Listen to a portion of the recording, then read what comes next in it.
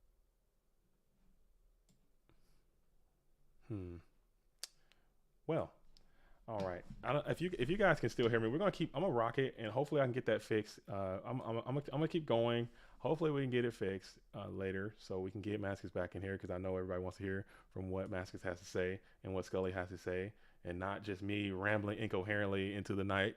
But I honestly do not know what is going on right now behind the scenes, and I'm having some technical issues, and it's super frustrating. And I'm not trying to be upset on this glorious occasion, and I do apologize. Mm, mm, mm, mm.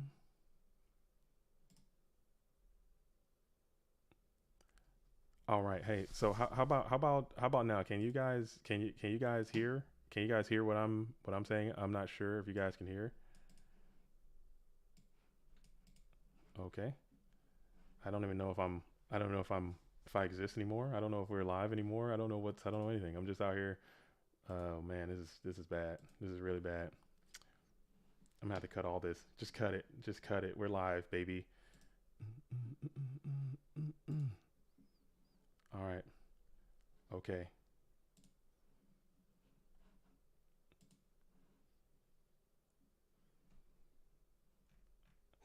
Okay. All right. All right. All right. Okay. Okay. You got okay. So you guys can hear me, but it's I don't know what's going on. I can't get my Discord sound to work. We're having some extreme technical issues. I do apologize, but we're going to keep it rocking for now, and hopefully if someone knows how to fix this, please DM me on Discord or on YouTube or something and knows any solution to this issue that I'm having, and we can get this bad boy going, and we can do it. All right, all right, all right. So again, I do apologize deeply from the bottom of my pits. But right now we have Ivan Rosito, who appears to be on the ropes, facing down this Chaos Turbo deck, forcing to use a card destruction early in a very in a less than likely position that they would want to do. Maybe some desperation there, but sometimes that card destruction is all it takes. You can get to some high value, high impact, go format Yu-Gi-Oh card and turn this game right on around. But he elects to go ahead and set one in the face of this menacing, terrifying Trogdor, set by one defensive position monster as he draws up to four on the opposite side. Okay. Oh, Daniel, the stress level is through the roof. This is stress level midnight, dude. I am not in a healthy way right now. As Nova Crosseye is going to go ahead and send this duel on to game two. I don't like it, man. I like being chill. I like when things are working adequately and accurately and things are just going well. Not when things are going bad, because I want to be out here. I want to be doing this. I don't want to embarrass myself. I don't want to, nobody wants to be on the spot and embarrassed. We got so many people out here. I've been hyping up the stream all day and how cool it was going to be. And I come out here and I just lay a fat egg, dude. That's really embarrassing, man. But you know what? It is what it is. You gotta take your lumps, learn from your mistakes, get fired, every now and then you can just, come back stronger and better next time. There are a lot of people who want to come on and try to talk. I had these grandiose ideas of getting people to come by and talk, but I'm having these technical issues, and it's just super, super, extremely unfortunate, and I do apologize. So if you're stuck with me, I, I, I, you know, it is what it is. Okay. Sorry, gang, but okay. Okay, well, side decking time. We are in the side decking period. Ivan Rosito is down one game against Ago. Didn't quite get the cards they need to activate that chaos engine like you would like to see. Ago thugged it out as much as I saw. I was over here in full panic attack trying to get the sound working, but it is what it is. All right, so going into game two, all these decks are available as their side deck, and let's go ahead and pull these things up real quick so we can have a glimpse for ourselves. We have Ivan Rosito again. He's got the Chaos Turbo stuff. He's probably going to bring that Minecon in. I probably want to see these Kiko the Ghost Destroyers come in. Maybe another discard trap could potentially come in. We have Ago down here. Ago is playing the Chaos Turbo Mirror as well. Like I said, probably Mind Controls are coming in. Maybe even I think that's probably it. That's probably all you want to do in this matchup. So we'll see how they do it. We're going into game two. Ivan's going to lead it off, going first, playing the upstart Goblin, trying to get another card to the deck, speeding this thing on through.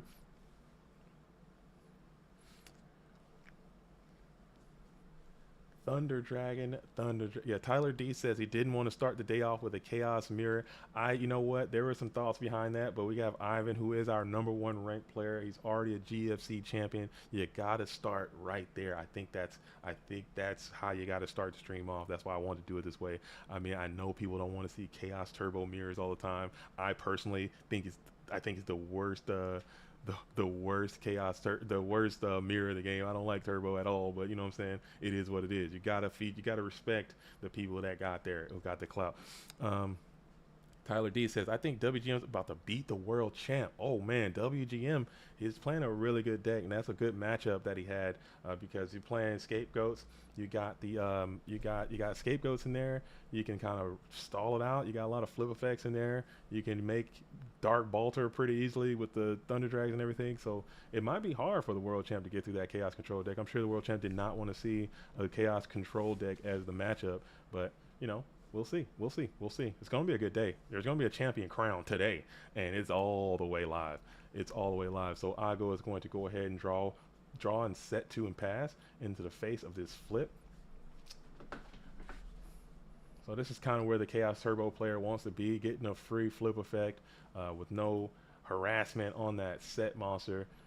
You didn't accost the set in any way, so that is that's an ideal scenario. You're going to get a plus in some form or fashion, unless that's a Serpent Sangin situation.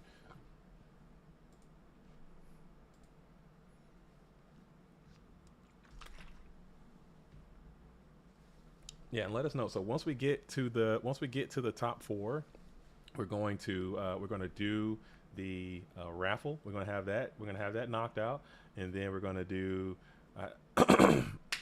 Yeah, we're gonna have both those raffles get solved today. So let us know who you guys want to see, and we might be able to switch the stream over to those duelists after this round is over. Um, oh, what am I doing? Pulling the bracket up. We don't need that. Get that out of there. Get that out of there. Get that on out of there.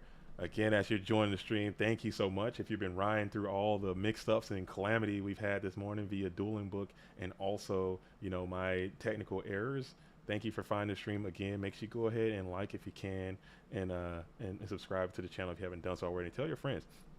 Nine says, what deck is Ago playing? Ago is playing a Chaos Turbo deck. This is a Chaos Turbo mirror. All the decks are open and available to all the duelists. Make sure you get onto the website, check those decks out, and see what these duelists have access to, and it'll make your viewing experience a little bit better, because now you kind of can get into the mindset of what these duelists are going through and some of the decisions they make based on the information that they have available to them.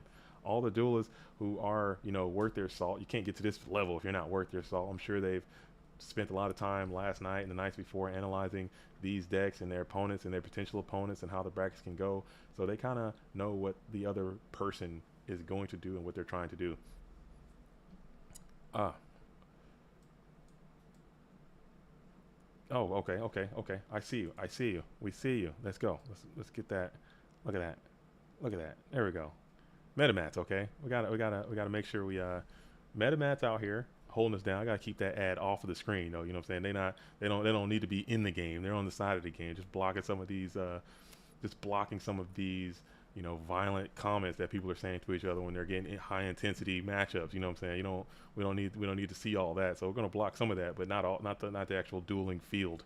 All right. Daniel says, I want to do one of these tournaments so bad. Well, yes, you should. There's no reason, except for you. I don't know what a good reason could be for you not to participate in these events. If this is something that you want to do, they're very often and they're all available to you as the duelist. So let me know offline if you want to get into there. There's a video shows all the different ways that you can play that we did. Oh, so Ivan's coming out, or Ago's coming out with a pot duo to start this duel off with a trap dust shoot situation. Hitting the MST.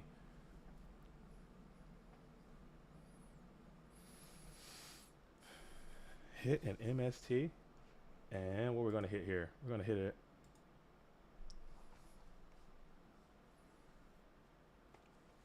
Thinking about it. Hitting the Thunder Dragon. Okay. So now checking the graveyard is Ago. You have light and dark already saturated in there. Graveyard is very nutrient rich. But we're gonna go ahead and play that Minecon now. Probably side it in this matchup. Good to have.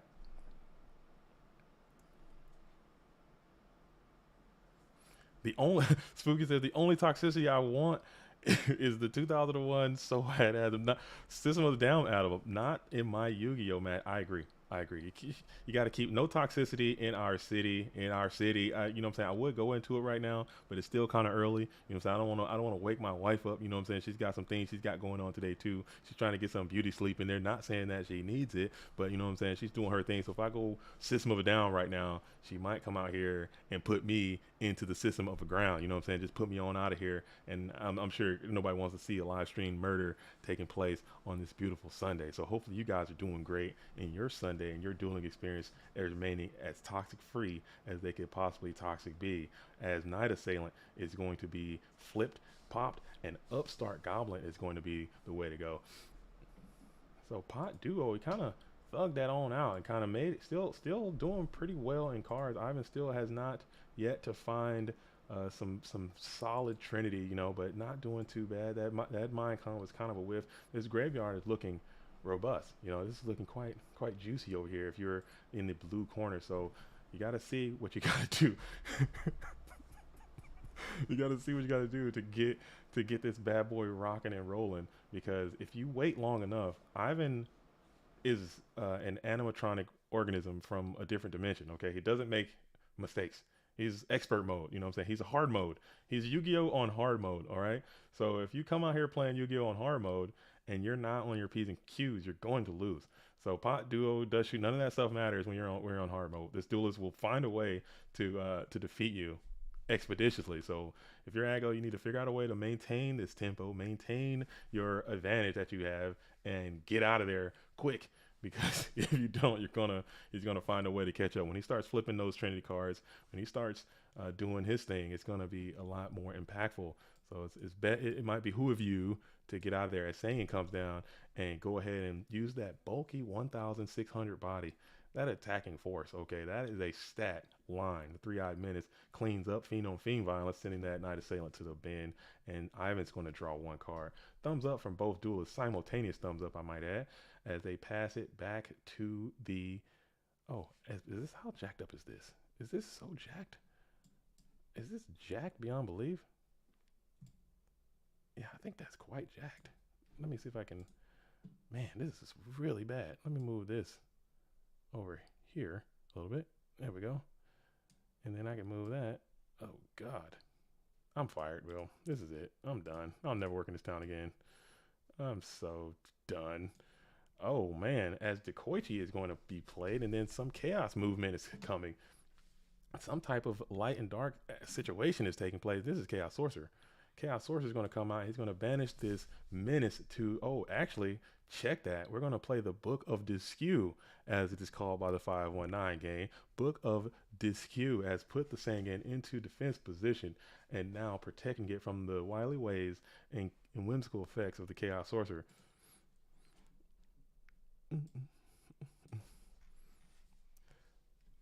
Oh, where did you get that T-shirt from? Looking slick. My wife actually bought this for me for a gift. I can't remember if it was a birthday or if it was a goof gift. You know what I'm saying? She knows I'm out here about my Yu-Gi-Oh. You know what I'm saying? She's trying to support the real one. You know what I'm saying? You know, she knows I'm a dweeb, but she out here buying me my Yu-Gi-Oh drip, and I just want to rock that on the stream real quick. She's like you know what I'm saying, she supports the cause. She helps me out a lot. Shout out to her. I couldn't do any of this without my love. All right, so we are still in main phase 1 as the Koichi is going to shift into defense position, and another monster is set in defense position as well, as Ivan is continuing to grind. Wait a minute, as Aggo says, as the Koichi cannot be switched to defense position at the same time it was flipped into attack position. Great call by Aggo. 1 sec then, as Ivan thinks. Sure. As they have conversations back and forth, Ivan says, I can rewind my set monster, correct? Ivan says with reclamation. Reclamation, what is that? Ivan says, Uh, Ago thinks. I don't know what the rules are. It makes sense. I don't know. We might want to get a judge into the building because I'm not sure if that is if that is I'm not sure what's happening here. We got Calcifer. Calcifer is in the building holding it down. Maybe we can get someone over to okay. I'm sure the duelists figured it out. The duelists have sorted it out. I'm not sure if that is protocol or how that's going to go. So we're still in main phase one. Think and Ago is agreeing, so I'm assuming everything is okay. I'm not too certain of how the ethics or not ethics or the you know the vibes. You know what I'm talking about. What do you guys think? Can you move the metal on top of the chat instead of the bottom? Okay, okay, I could do that. I could do that. I could do that. Let's do that. Let's do that. I'm sorry. Let's do that. Thank you. This is our stream. You know, we're not this is not my stream. I'm whatever you guys want to see. Whatever you guys want to do. All right. So we rewind, and now the Kiko is going to be summoned in attack position and attack with Deco HE. I don't know about this. I'm not feeling it. I don't know about this. And then we're going to banish the Sangan and then retrieve Sinister Serpent. Interesting.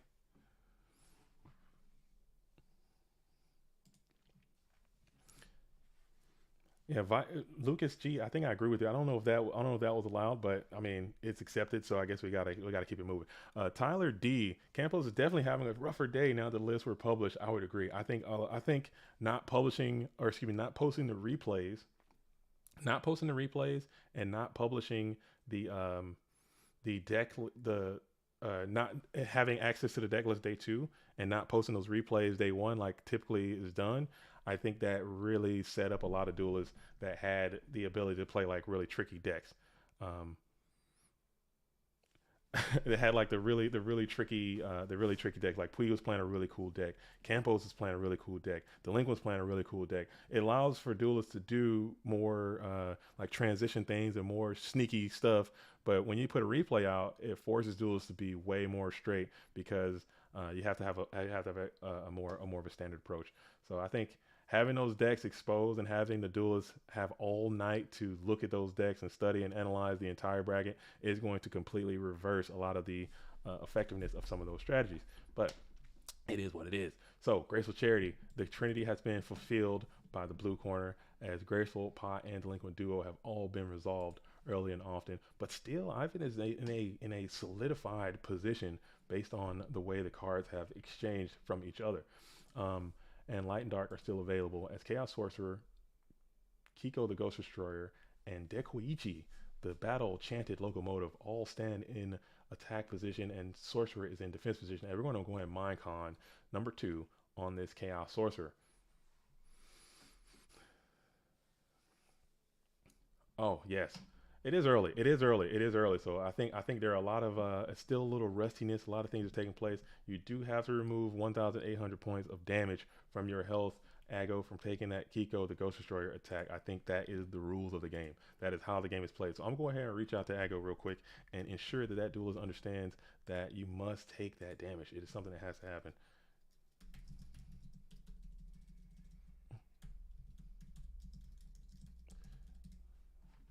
I'm surprised Ivan had let that go too. That seems very un-Ivan like. I think he would catch that almost immediately by or maybe it's some kind of glitch. Sometimes Dueling Book does that. Sometimes it'll lag out and not and not you know respond in time.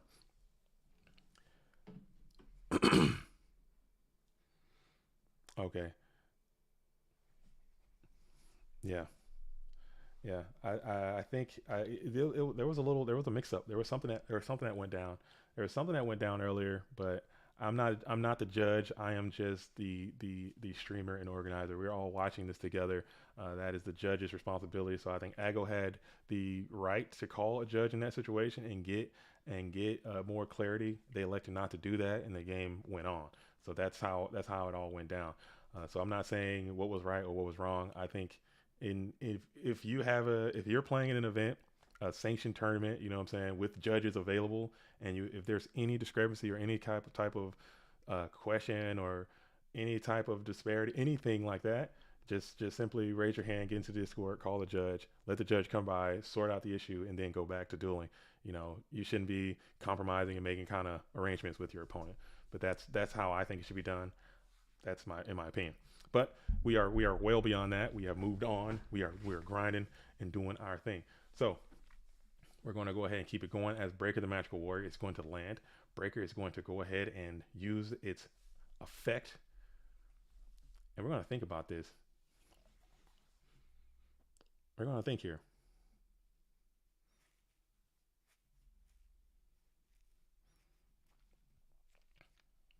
We're thinking.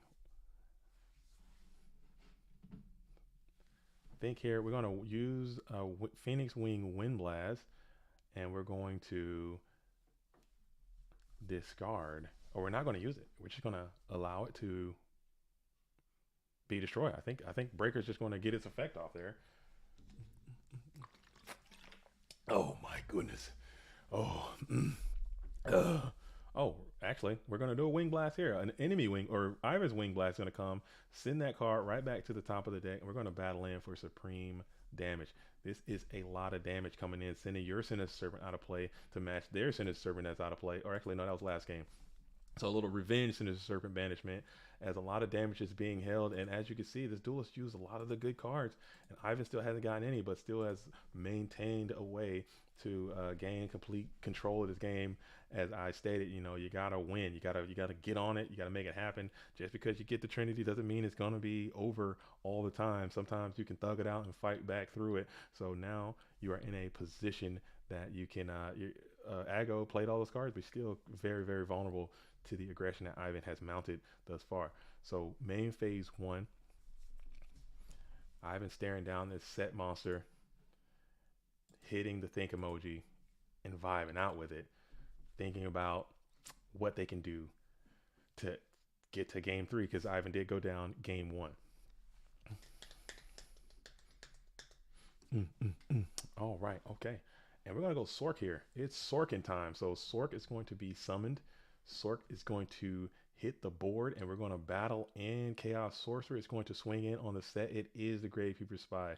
It is the Gravekeeper Spy. So that's a timely Gravekeeper Spy, allowing to not perish at this exact moment unless there's some type of wazoo card that can be played. But Chaos Sorcerer is down. Gravekeeper Spy is up, unafraid, bearing down. Ivan has a complete board. You need a card that I don't even think you have access to. Clearly, you don't have a Lightning Vortex. You need something juicy right now. You've already used a lot of your juicy cards that could pull you out of this scenario. So it's really not a whole bunch you got left that you can do to get out of this. As Ivan sets another monster in defense position along from the spy, it is going to be the Thunder Dragon. So now that might help you out a little bit, because guess what? You've just activated the Chaos play, but you can't make it because the Kaiko's on the field. But guess what? You get the Breaker as well. So Breaker's going to come down, clean up the Kiko to allow your Chaos maneuver if you have it. Let's see if it, and there it is. Oh my goodness. So here is a Chaos monster coming down from the blue corner. It is Chaos Sorcerer. We're going to go ahead and banish Chaos Sorcerer on Chaos Sorcerer Violence, as now Ago has a great turn top decking that Thunder Dragon and is now stabilized in this position. Ivan 2 cards in hand, 1 set on the field. Breaker the Magical Warrior and Koichi the Battle Chanted Locomotive standing straight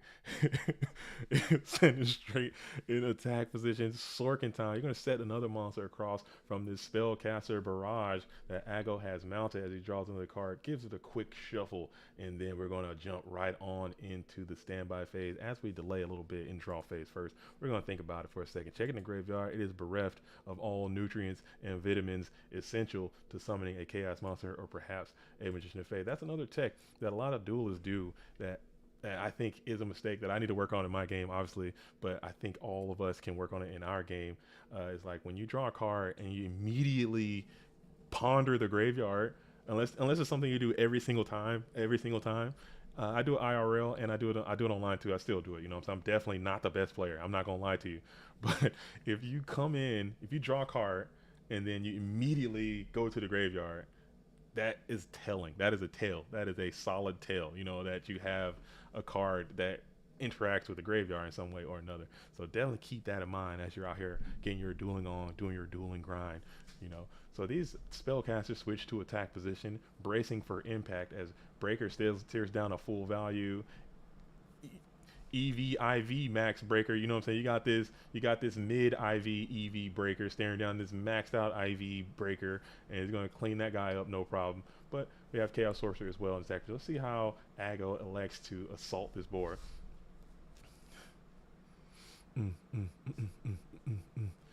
All right, so we're going to clean up breaker on breaker. It's going to clean breaker. And then we're going to go ahead and Chaos Sorcerer is going to take the train. Last train to Memphis is going to clean that guy on up. And if you have the GK Spy in attack position, look like he's bearing for attack. Look like he's preparing for battle.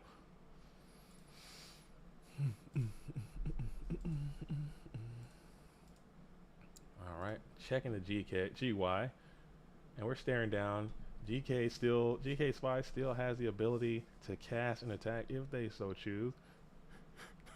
Adamant Max Breaker. Yeah, that's Adamant Max Breaker. That is oh man.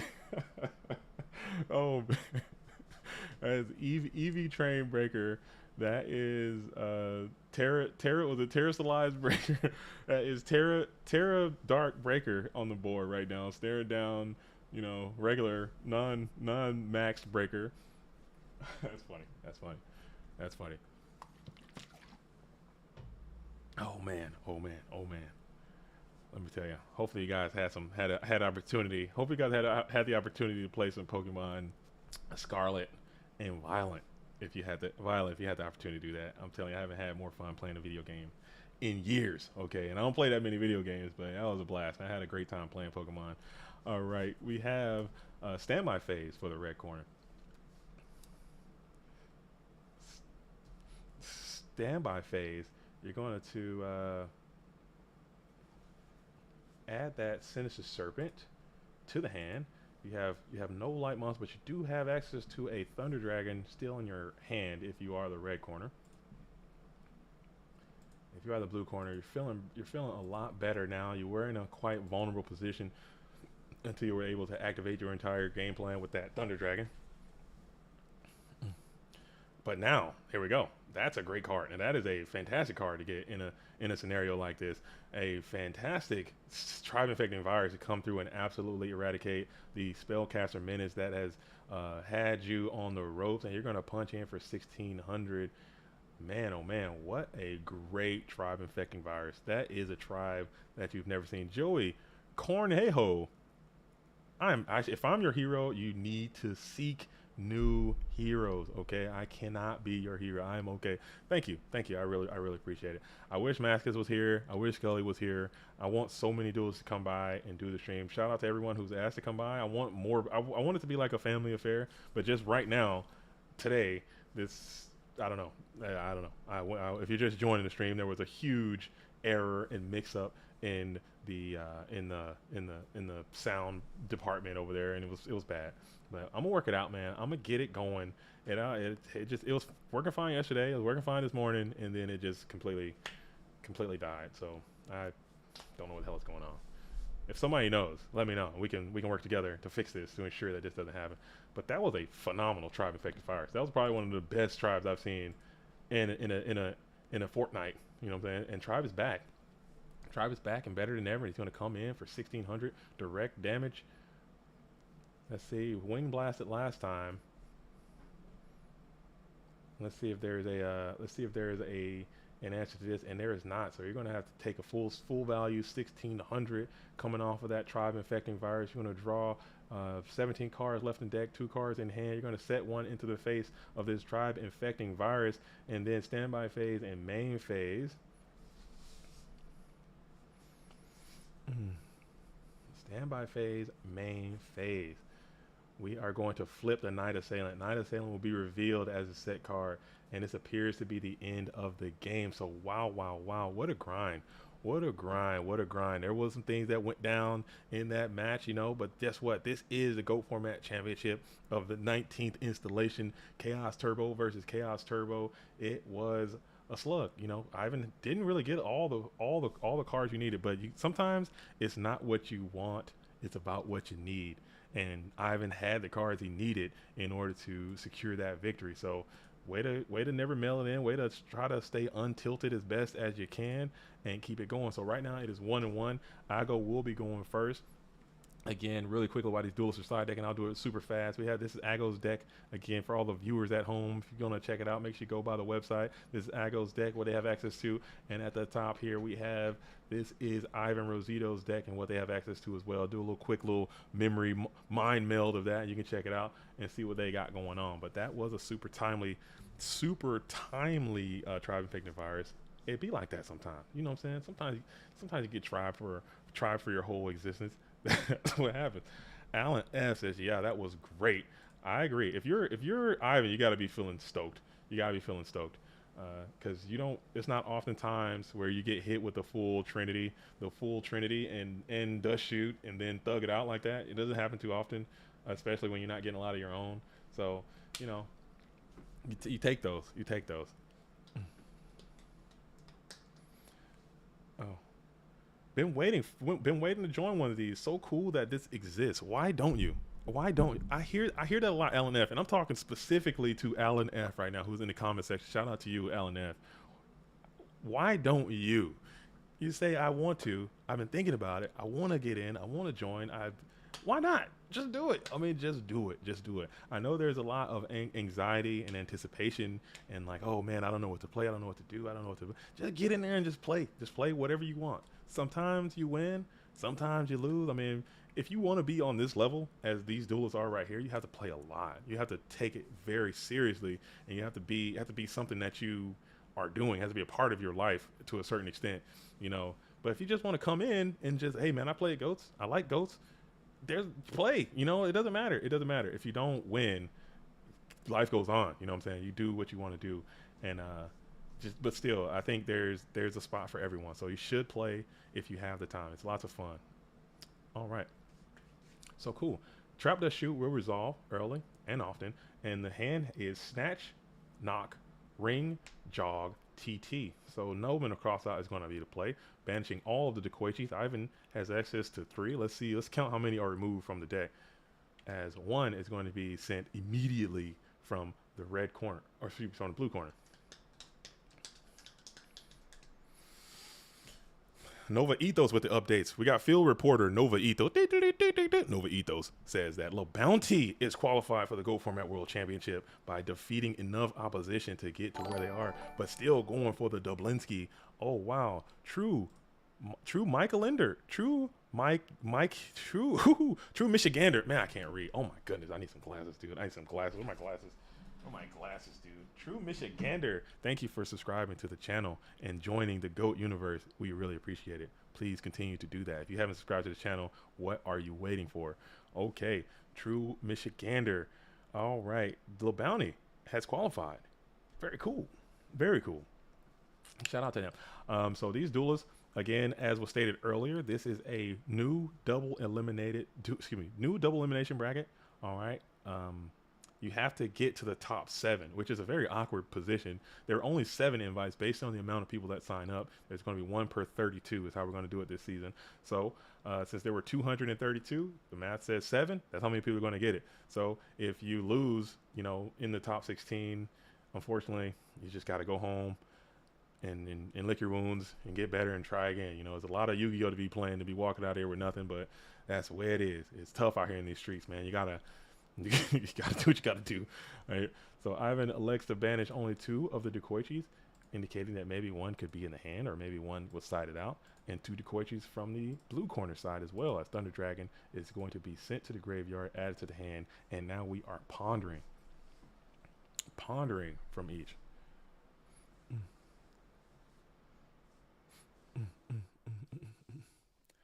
Alan says, I'm happy that the duels were able to settle it without getting upset. Yeah, that's true. That's true. And that's one good thing about playing in these tournaments and playing these events. Typically, the vast majority of the time, it's going to just be, you know, people are going to have good attitudes about it. It's not going to be a lot of, go do this. Your mom can go do that. Your sister can go do this. I think you should catch that. No, all that kind of really doesn't happen in these matches too often. Whereas if something like that were to happen on the ladder, you're going to be getting called all sorts of things. You're going to be told to go do all sorts of things. You're going to be told to go jam all sorts of things in all sorts of places and all kind of stuff like that. And we just want to play some Yu-Gi-Oh, man. We're not trying to, we're not trying to be all sad and everything. So yeah, it is what it is. So it's fortunate that it worked out the way that it did. Oh my God, water. All right, cool.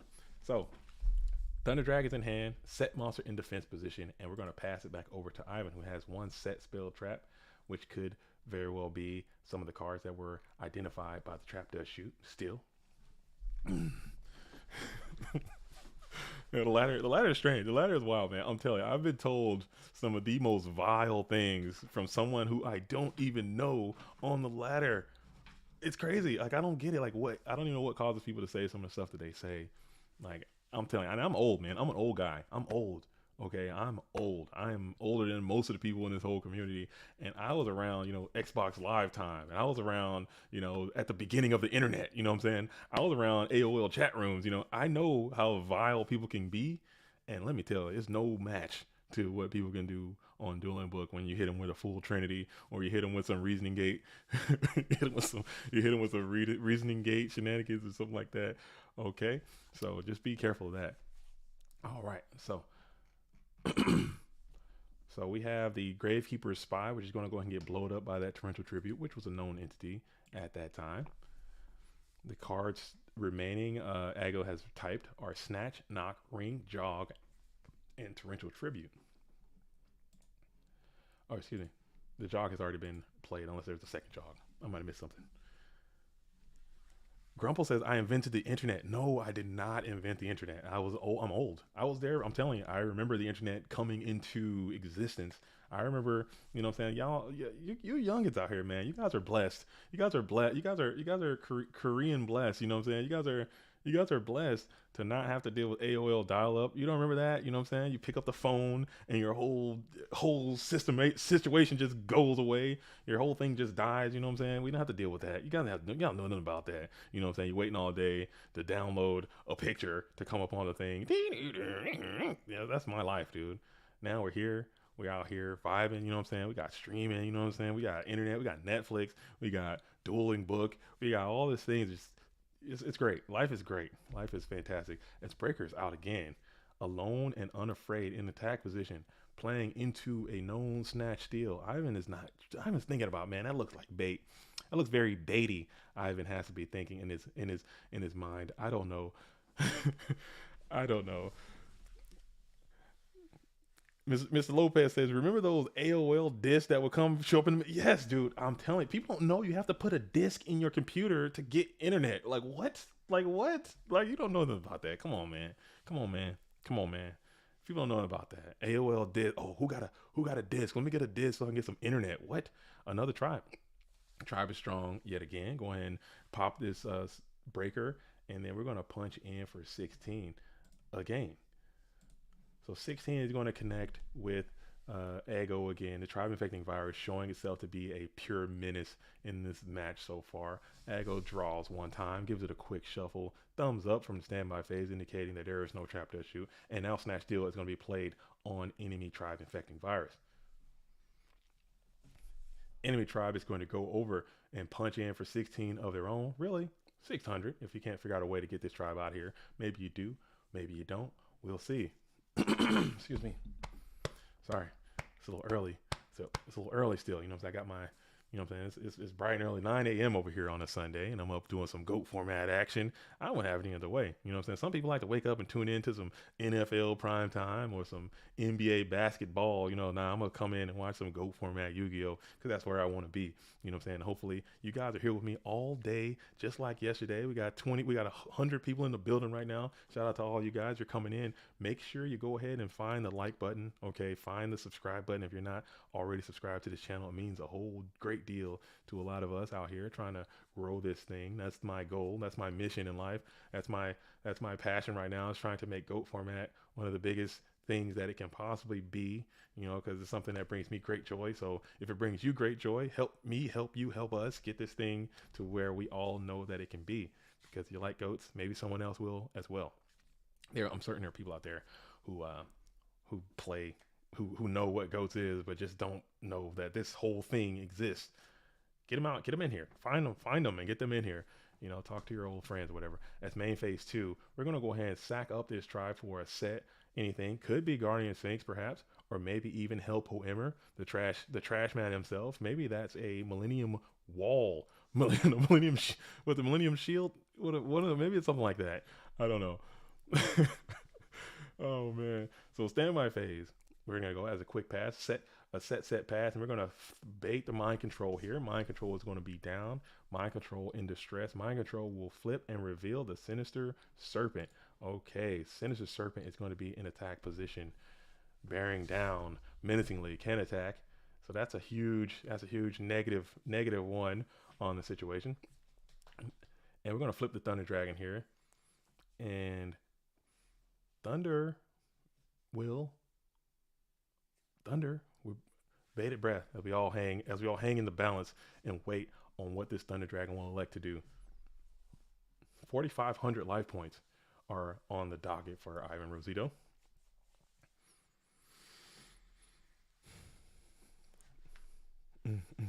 I just watched all of my Rydad games. No decrees. I don't think Rydad is playing decree. Thanks for whoever just wasted my time. I don't. They said Rydad's on decree. I don't think Rydad's playing decree. I think Leo pushing P was playing decree. Very similar, kind of, sort of, not even similar. They're kind of close deck. They play creature swap and things of that sort. But and goats and things. But I think Leo's on decree perhaps, and I think I don't think Rydad's playing decree. Maybe, I don't know. So we're gonna battle land. We have this Thunder Dragon, menacing Trogdor sitting in attack position along with the little brother, Sinister Serpent. They kind of look similar. Maybe there's some type of lore and history between Sinister Serpent and Thunder Dragon with their S-shaped bodies staring down the opposition. Ivan Rosito now plays the thinking beard and strokes, how you going to handle this? We know that you still have access to I think all the information is known to the cards you have available to yourself, being Ring of Destruction and Snatch Steal. So now we're trying to think of how you're going to break it down. Break it down.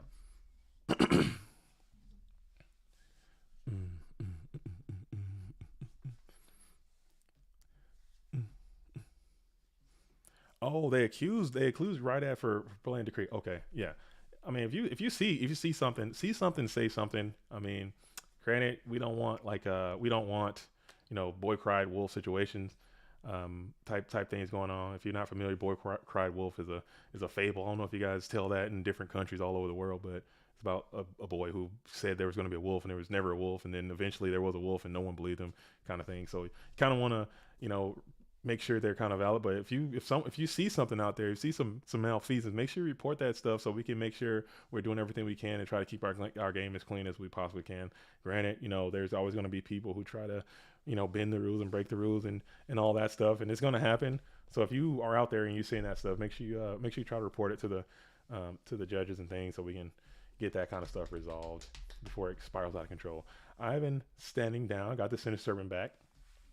Thunder Dragon still in attack position with a set monster beside it, which as a turbo player, you know what I'm saying, you don't want to see too many set cards. They're all good. When you're setting something, it's probably going to be a good card. Mind Control is going to be down. Mind Control is going to grab, what is it? It is Night Assailant, so that is a good card to have in a situation similar to this. We're going to think about it though. We're thinking here. And we're going to pop the Thunder. Pop the Thunder. Switch the Serpent to defense posture and then pass. Okay, so now you have this Night Assailant in attack position. You have 3 cards in hand. You know everything your opponent has access to currently right now. This is still round 1 of the match reset.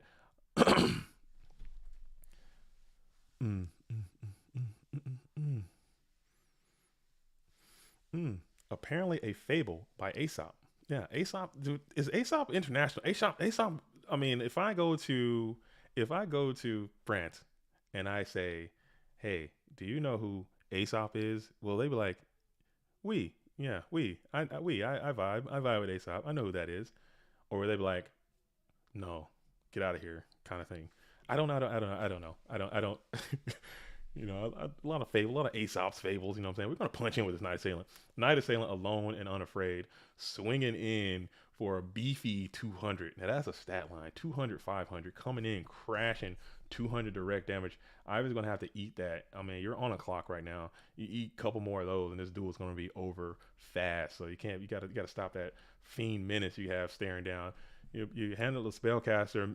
You handle the spellcaster menace pretty well game two, but maybe this fiend menace might be your undoing. So we'll see what Ivan's going to do to curtail this fiend assault. We're going to play delinquent duo, strong duo here, sending the chaos sorcerer, sending the thunder dragon out of the hand, bringing yourself down to 1,000 life points. Your graveyard is still bereft of adequate nutrients to summon the most powerful monsters in the game. So you're still hanging tough. I think still the full value information is still known from the dust shoot that was played. I know Ivan is anti-trap dust shoot, but that dust shoot is proving to be quite powerful in this exact scenario because your opponent still knows 100% of the information you have access to. Mm, mm, mm, mm, mm, mm, mm, mm, mm. Yeah, they're like, oh yeah, oh ASAP Rocky, yeah, yeah. I guarantee if I go downtown right now and I start talking, do you guys know who Aesop is? In my town, they won't know for sure. They won't. No one know. No one will know. I don't know for sure. Times are changing, you know. So we're gonna go ahead and set one, assuming to be anything, could be any monster at all that exists in GOAT format, and we're going to draw one to hand. One is going to be the play. What is it going to be? We're going to go ahead and battle in. Battle in with the Sangan. Sangan is going to do its duty, clean up the Sinister Serpent, and then we're going to punch in for 200 again. 200 damage. 200 big ones coming down for the. Let's see. There we go. Main phase two.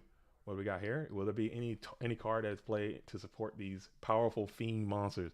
And there will be one set spell trap will be placed in the zone and passed over to Ivan. Ivan needs a good card to be played sooner than later, or this clock. My completely facetious joking clock is kind of slowly turning into an absolute real clock. This 200 is like it's a legitimate threat at this point as you're getting quite low. As you're getting quite low. 1,500 left to 64. All right, and we're going to set another monster in defense position, set another spell trap, and then we're going to pass it back over to Ago. Ago's going to draw yet another card, and we're going to think about it again for just a split second. Oh yeah, Frico Suave. That duo was crazy. That was an insane duo because if you didn't, you know what I'm saying, you kind of just walk away with the win right there. So we're gonna play the Book of Moon, see if we can get an activation of the Night Assailant effect again, or maybe we can activate the Ring of Destruction here. Let's see how Ivan elects to do this. Ago has to be running these algorithms through his mind as he's making these plays, but Book of Moon is going to be played on Night Assailant, and Ivan has the opportunity to respond. Let's see what that response shall be. And yes, he will go ahead and elect to use the effects of the Ring of Destruction, send the Night Assailant to the graveyard, and both players will reduce their health by 200 again. And then we're going to go ahead and punch in with the Sangan and hit the Sinister Serpent yet again. And we're going to set a monster in defense position and pass.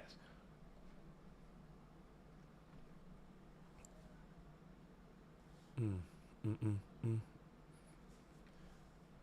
Okay, okay, okay. All right, all right. Okay, sweet. And Nobleman Crossout was a set card. sending another Night Assailant to the graveyard. Both players are required to remove all Night Assailant. This is intense. This is getting intense. 200, 200.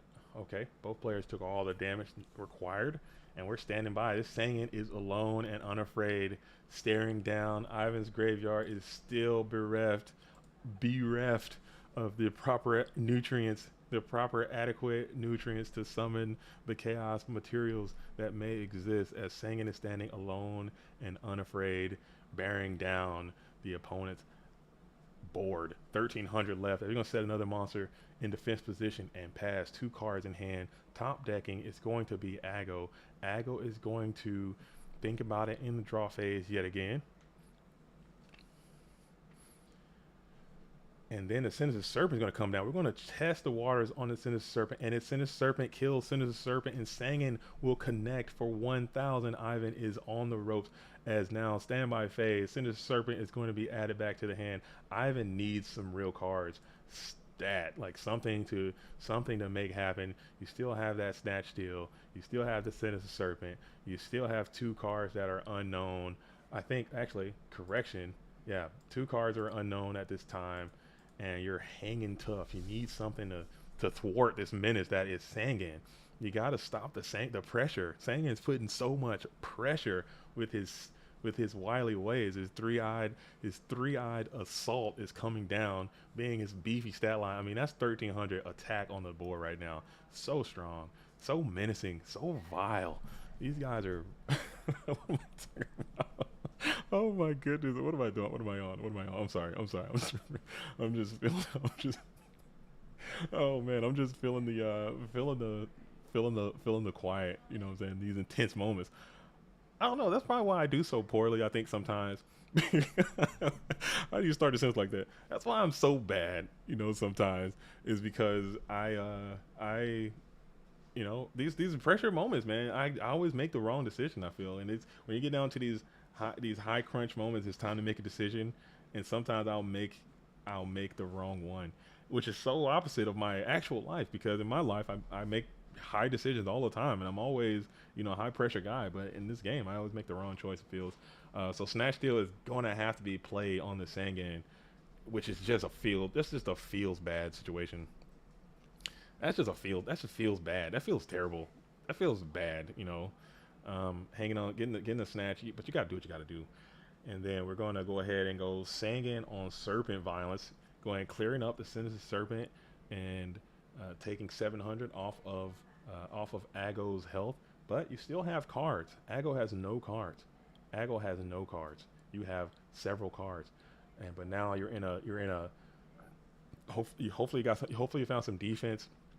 Aggo's going to be gaining that 1,000 back, going up some more health. Get your Sinister Serpent back. You need something to accost the Sangin to trigger that effect in order to get another monster from your deck, or do something like that. Or maybe if you can even summon a monster that can attack over this Sangin and just end the duel here, if that's possible. Your graveyard is plentiful, filled with the adequate nutrients to do anything you want to do, whereas Ivan's graveyard is still bereft, lacking the vital vitamins required to continue to play the game at the highest level. So you're set for action. You're feeling great. You're looking good. Oh man, and we're thinking about it. So Breaker is already in the bin. Breaker will be great if you can find I'll even take like a Nobin across out is actually okay. We're gonna hit the Sinister Serpent, and we're gonna set any old card. Could be any old thing. I'm not sure what it is. I even need some Trinity stat. I even need some good cards here. Staring down this Sinister Serpent.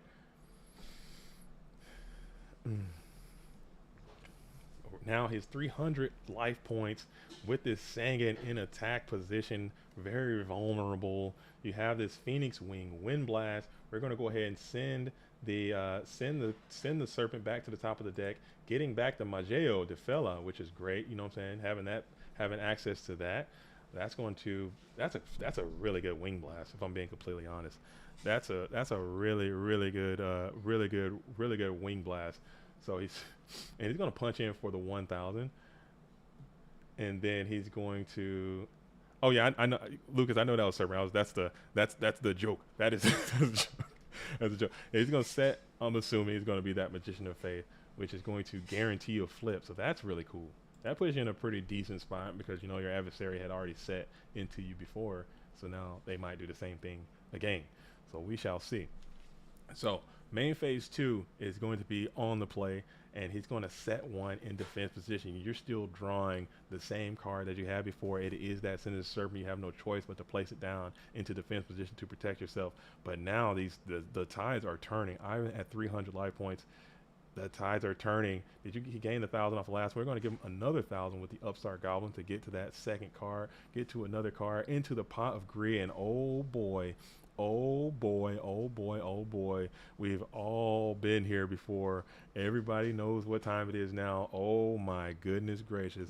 This is about to just get absolutely physical. If Ago can't get out of this duel quick enough, you cannot get out of here fast enough. This is not where you want to be. Oh man, Magician of Faith is up. Magician of Faith is going to get back to Pot of Greed again. Oh my goodness. Oh my goodness. Oh my goodness. But now you have some threats. You have, oh, and we got the light monster as well. Oh no, oh no. If you're Ago, you gotta be trembling in your boots. You gotta be trembling in your boots. If you're Ago, you gotta be trembling in your boots. Oh man, we're gonna set the blockade. We're gonna summon the Kiko, the Ghost Destroyer. We're going to excuse me. We're going to go ahead and clean up the Sinister Serpent, and then we're going to come in with the Sanguine Beats. We're going to come in with the Kiko Beats, and we're going to banish some Sinister Serpent and trying to cut you off some of those vital nutrients. Oh my goodness, and Ivan has turned the tides. The tables have been turned. You need Heavy Storm right now would be phenomenal. But you know, Solemn Judgment is a card that exists. And whoa, he played it. He played Heavy Storm. There it is. But Solemn Judgment did negate that. Oh my goodness. Oh my goodness. Oh my goodness gracious. Solemn Judgment will say no to that as we continue on. Draw phase. Oh my goodness. He got to the Heavy Storm, but it did not quite get through. That would have been amazing if you are Ago. That is the card that you needed. But now you are down Omega, and that's how the game goes sometimes. That is how the game goes sometimes. Oh my goodness. Oh, battle phase. We're going to punch in for 18. That's going to connect. Kaiku doing his thing, feeling great. Now you got a lot of dead draws you can make. You're going to need, what card can you get? Snatch Steal is gone. Break of the Magical Warrior is gone. Heavy Storm is gone. Your Gravekeeper Spies appear to be gone. You are in a crisis mode because your Chaos Monsters will not even protect you from the situation due to the whimsical effects of the Kiko, the Ghost Destroyer. What are you going to do? We're going to Regeki break that in the end phase. And oh my goodness gracious. Oh man, hang on to your seats. Did he gain 1,000? And another one. That is going to be the ball game, folks. What a wow. Ivan Rosito has managed to climb back from the jaws of certain defeat and somehow snatch victory. And that's what it takes to be a champion, folks. That's what it takes to be a champion, I suppose. That is what it takes to be a champion, folks. And Ivan Rosito is going to continue on the winner's side. This duel is not over for Ago. I think Ago played very well. Just could not quite get over the hump. Ivan figured out a way to keep it going and made it in and came back. Okay, so that's going to stay on the winner's side. We're going to keep it going. So where are we going to next, folks? Who do we want to see? Let me pull the bracket up. I don't have access to my bracket right now. I don't know who's playing. We have on the winner's side. I'm trying to stay on the winner's side. Let's pull my bracket up real quick. All right, let's see if I can get my bracket. Anybody? Oh, crud. Oh, we're missing out on some serious Go format action. I'm sorry, I am just ill prepared. I had some serious technological indifferences this morning, and it caused me to a lot of strife, and my whole setup is now had to be reset. Where are we going to go? Somebody let me know who we want to go see, and I will go there immediately. If someone lets me know in the comment section, first person, say the first game. Hey, that's kind of what we want. We have okay. We got Shifty. We got to go. So let's go see Shifty. Shifty's still playing on the winner's side. Shifty versus Arcoco. Let's see what Shifty is doing. Shifty has not been on the stream yet. So we got to see what Shifty is doing. FLC champion. You know what I'm saying? Oh, and it is a 1-1 situation. So I don't even have to update my chart. Love to see that. Love to not have to access the chart. You know what I'm saying? Access the slide here. So we're looking good. Campos and Varg. Okay, see, you guys waited just a little too long. Campos and Varg. Okay, we're gonna go Campos and Varg after this. This one seems like it is in the end game of a game three situation. We're going to, or mid game at least. As soon as this one's over, we're gonna go see Campos and Varg. You guys got in a little too late. I think the lag. It's my fault. There was a lag spot. We got Shifty in the building. We have Raikoko 7 in the building, and we are hanging tight. Okay, here we go. We have the Golem Sentry on the board. Love to see that. Shifty is getting busy with the Golem Sentry. He's played that card a few times.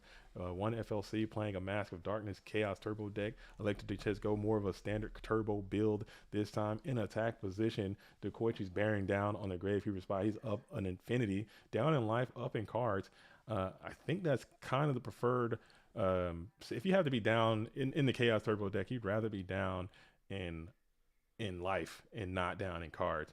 I think, in my opinion, as demonstrated from the previous game we just watched, 300 life points come all the way back and secure victory like that. Sometimes that's all it takes. As Golem Sentry is going to punch in for another 800. That is a great Yu-Gi-Oh card. A lot of people don't believe in the Sentry. A lot of people don't feel the Sentry. I'm a Sentry believer.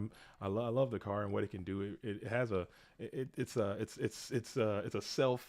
self-containing good card by itself. It does a lot of good things by itself. So you want to kind of use those kind of cards too. Granted, it's not like plussing or it's not like adding cards from your deck. It's not speeding you along or anything like that. But it is a self-contained, solid Yu-Gi-Oh card that can do a lot for you, especially excuse me, especially in this mirror match style situation. Because Chaos Turbo, they're going to want to set. They're going to want to set. They're going to want to set. And if you can just keep them from setting by locking them out of the game with this Golem Sentry, what can they do? You just flip the bouncer card back to hand and just keep chipping away at their health and it sets them back a lot. So I like to see that card being used. Oh man! Oh my goodness! Oh my goodness! All right, cool.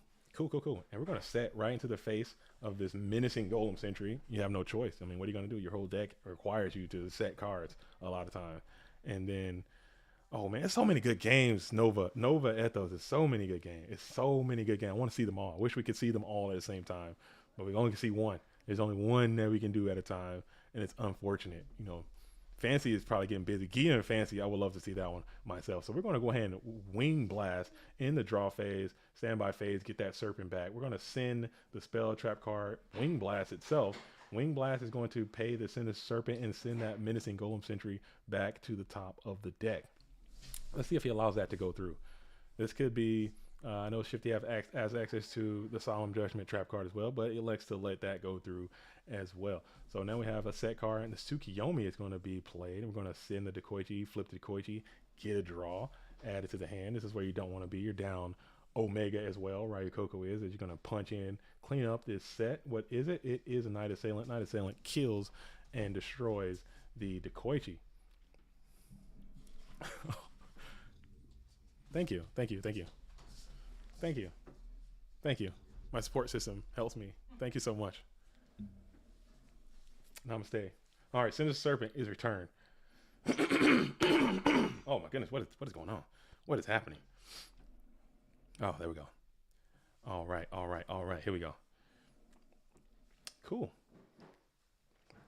Tyler D, field reporter Tyler D reports, Varg sided in walk versus Campo. What's the point of that when the damage loop is infinite? That is a great question. That is a fantastic question. I think maybe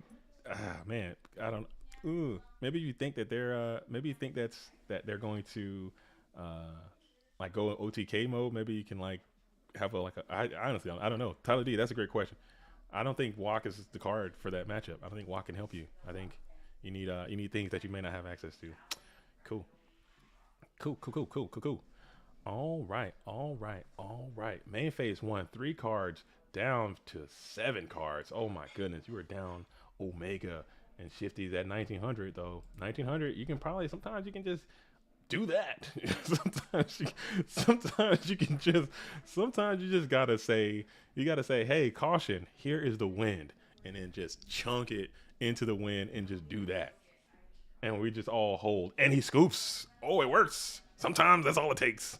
Sometimes you just, oh my, oh I'm not. And shout out to Shifty, great performance. You're still, it's not over. You got a long way to go. This is just game one, but sometimes you just gotta say, you just gotta send it. You gotta risk it for the biscuit, and the biscuit worked out that time. You man, he slapped that thing right on down and said, "BLS, guide me," and it, it worked, and it worked. Oh my goodness! Oh my goodness! Oh my goodness! Oh, I'm sick. I'm sick. I am sick. I would be absolutely leveled, devastated. Oh, I'm floored. Oh man, that's any top two. If you top a car like that, don't tell me, man. Don't tell me. Just like, yeah, man, I had it the whole time. I had it since turn one. I had it. I had it since turn one. Yeah, I didn't top it, man. I was just thinking about the reads and just lie to me, man. Just lie to me, dude. Oh, that's violent. That's so violent. Love to see it. Oh man, that's so sick. That is so sick. Sometimes you just gotta send it, man. I was just saying that too, man. When you're down horrendous like that, you just gotta just throw it right on in there and hope for the best. And the best comes up every now and then. Okay, so we are into the campo. Is this the right camp? This is Campos. One, two, three, four, five, six, seven. You gotta count. You know what I'm saying? There are a lot of imitators and duplicators out there. This is Campos with seven S's. You know what I'm saying? If it's not seven, it's somebody else. You know, sitting at the 406 and a 1551 on the ladder and a 681 1233 on the ladder with Kalut. Okay, okay, okay. Rhoda is going to be played. All right. Getting the Amazonas Archers out of the deck being added to the hand. Interesting. Interesting as well. Let's see. Cool. This is game 1-1 again. I don't have to update the chart. We're going to bring out the D Warrior Lady. The D Warrior Lady will be slammed and pound right in for 15. Getting this deck below, I guess it doesn't even matter if you're playing spell economics. It does not matter how low you get them, you know, usually unless they sided that stuff out of the game and brought in the shadow package. But all right, cool.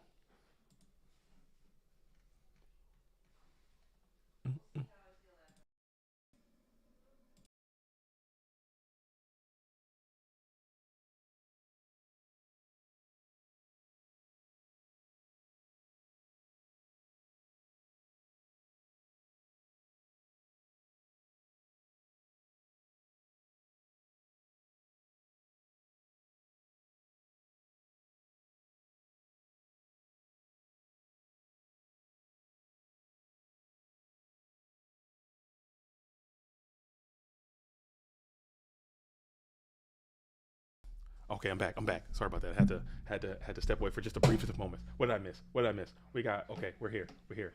We're back. I'm sorry. We're here. All right. All right. All right. All right. We're back. Here we go. Here we go. Yeah. So um we got he's got the portion of okay. So we're gonna go Soul Exchange. Soul Exchange is going to use the effect of Cannon Soldier, which you can do. I think that's very interesting. I think that's a cool tech that he added to this deck. That Soul Exchange aspect with the Toon Cannon Soldier, just to clear threats off the board. Use Toon Cannon Soldier, Soul Exchange, Tribute, pop, get 500 damage. You don't plan on attacking anyway. I guess it doesn't matter. So that's cool because Toon Cannon Soldier can attack because of its effect. So that's really neat. Really neat. Campo's getting busy, man. I'm telling you, something about some Italian Yu-Gi-Oh. Something about it. It's something about it. They are in a different universe, man, and we're just trying to catch up. We're trying to we're trying to catch up. So Cannon Soldier now on the field, getting the beat downs in 1400, trying to come in, trying to connect 1400. Let's see if that goes through, and it does. 1400 connects.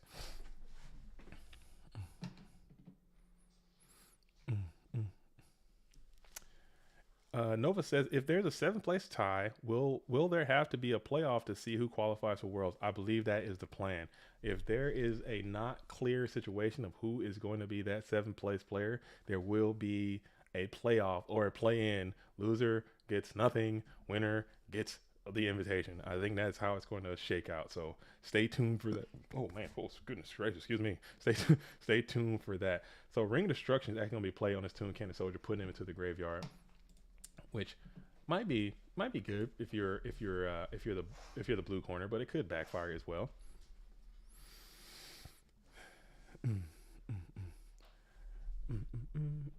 Main phase 2, uh, Campos is going to think for just a brief moment. Out of there as soon as you possibly can. You don't want to be sitting around waiting for them to gain resources and gain cards, and then they can come on and get their shenanigans off on you. You want to come on and just hit them in the mouth fast and furious and be done with it. So that's probably what Kalu's trying to do here, but still not quite getting the aggression up. Probably not getting the right cards they need. 4 set spell traps, 3 cards in hand. Main phase 1 is going to be activated by the red corner. We're thinking here. And you got 1, 2, 3, 4, 5, 6, 7 cards in hand. So it's a 7-on-7 situation. Let's see how much Trinity has been resolved. Not much from the blue corner, or not much from the red corner either. Both players sitting there. We're just going to discard for hand size, sending the Dark Magician of Chaos to the graveyard. So that right there is an indicator that some shenanigans are afoot. So if I'm the blue corner here, I'm getting tight. I'm in a little panic. I'm in a little mini panic because I do not want to deal with that DMOC being sent out of play via Soul Release and Dimension Fusion and all the shenanigans that come along with that. So we have Amazon as Archer in attack position, staring down nothing, punching in direct for 1400 and Heavy Storm. This is a thick, robust, hardy, beefy Heavy Storm, as Scapegoats is going to be chained. Scapegoats has been played. The board is completely filled. Book of Moon is also played, and Torrential Tribute is also played as well. So, or sent to the graveyard. So now I'm feeling afraid. I'm feeling afraid as Kalut's typing. Ho perso. Non. Ah, ha ha ha ha. As Campos, ha ha ha ha, as Campos says, as Kalut says, Io chide. Io chied. I can't. I Io chied. So they're saying those things. Hopefully those aren't vulgar swears. I'm pretty sure they're not. They seem like they're very, very chill right now. It's probably asking, hey man, is this over? Am I dead? Do you have game? Type thing. Type beats. What's going on? But we're still thinking in main phase 1. 6 cards in hand. Maybe we can get a Soul Release, Dimension Fusion, looping scenario could happen. I don't know. Gruffle says, "Why's your Italian accent French?" I can't do an Italian accent. I don't think I can do an Italian accent. Okay, I just it's not it doesn't come off as good.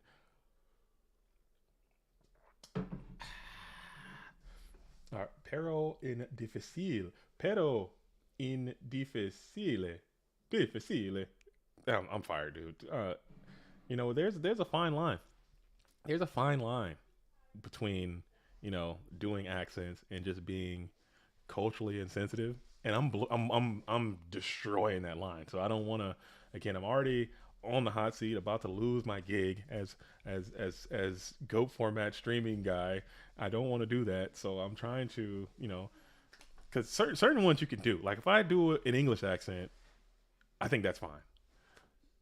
But I think there's a line. You know what I'm talking about. There's a line. If I start trying to do an Italian accent, it just becomes so bad that it's insulting kind of thing, and I don't want to insult nobody. All right, so we got premature for the DMOC. For the DMOC, the DMOC is being added. What are we grabbing here? What's the grab? Maybe it's the. Oh my goodness, he's got a bounty of options that you can choose from, of presents and prizes of all shapes and sizes. But let's see what Campos elects to grab here. And it is, he grabs the Gigante Trunade. Okay, I missed that already. Did grab the Gigante Trunade, plays the Premature Burial again. Green's back to, oh man. You are so close. You cannot bring that back in defense position, unfortunately, by the whimsical effects of the Premature Burial. So we're going to go ahead and pop. We're popping the DMOC here. Pop the mock. And then what we're doing next. So we're taking 800 from the Premature Burial, 500 coming off of the DMOC pop, and then we're going to Dimfuse. Dimfuse is going to grab back the Mock. Mock's going to grab up. What are we grabbing here? Mock's grabbing Upstart. That feels horrendous. I don't know about that. Upstart is going to grab. So we're rolling it. We're risking it for the biscuit here. You need one card. 24. Maybe run the numbers. 24. You got 100 left. Oh man, that couldn't. Spell Repro. We're going to send Soul X. We're going to send Mass D. And we're going to grab. Not Upstart again. Oh man, that feels bad. Let's see it. You got to be so close. You got to be one card away. Upstart for Upstart. It's got to be one card away. What do you got? Hold Travata.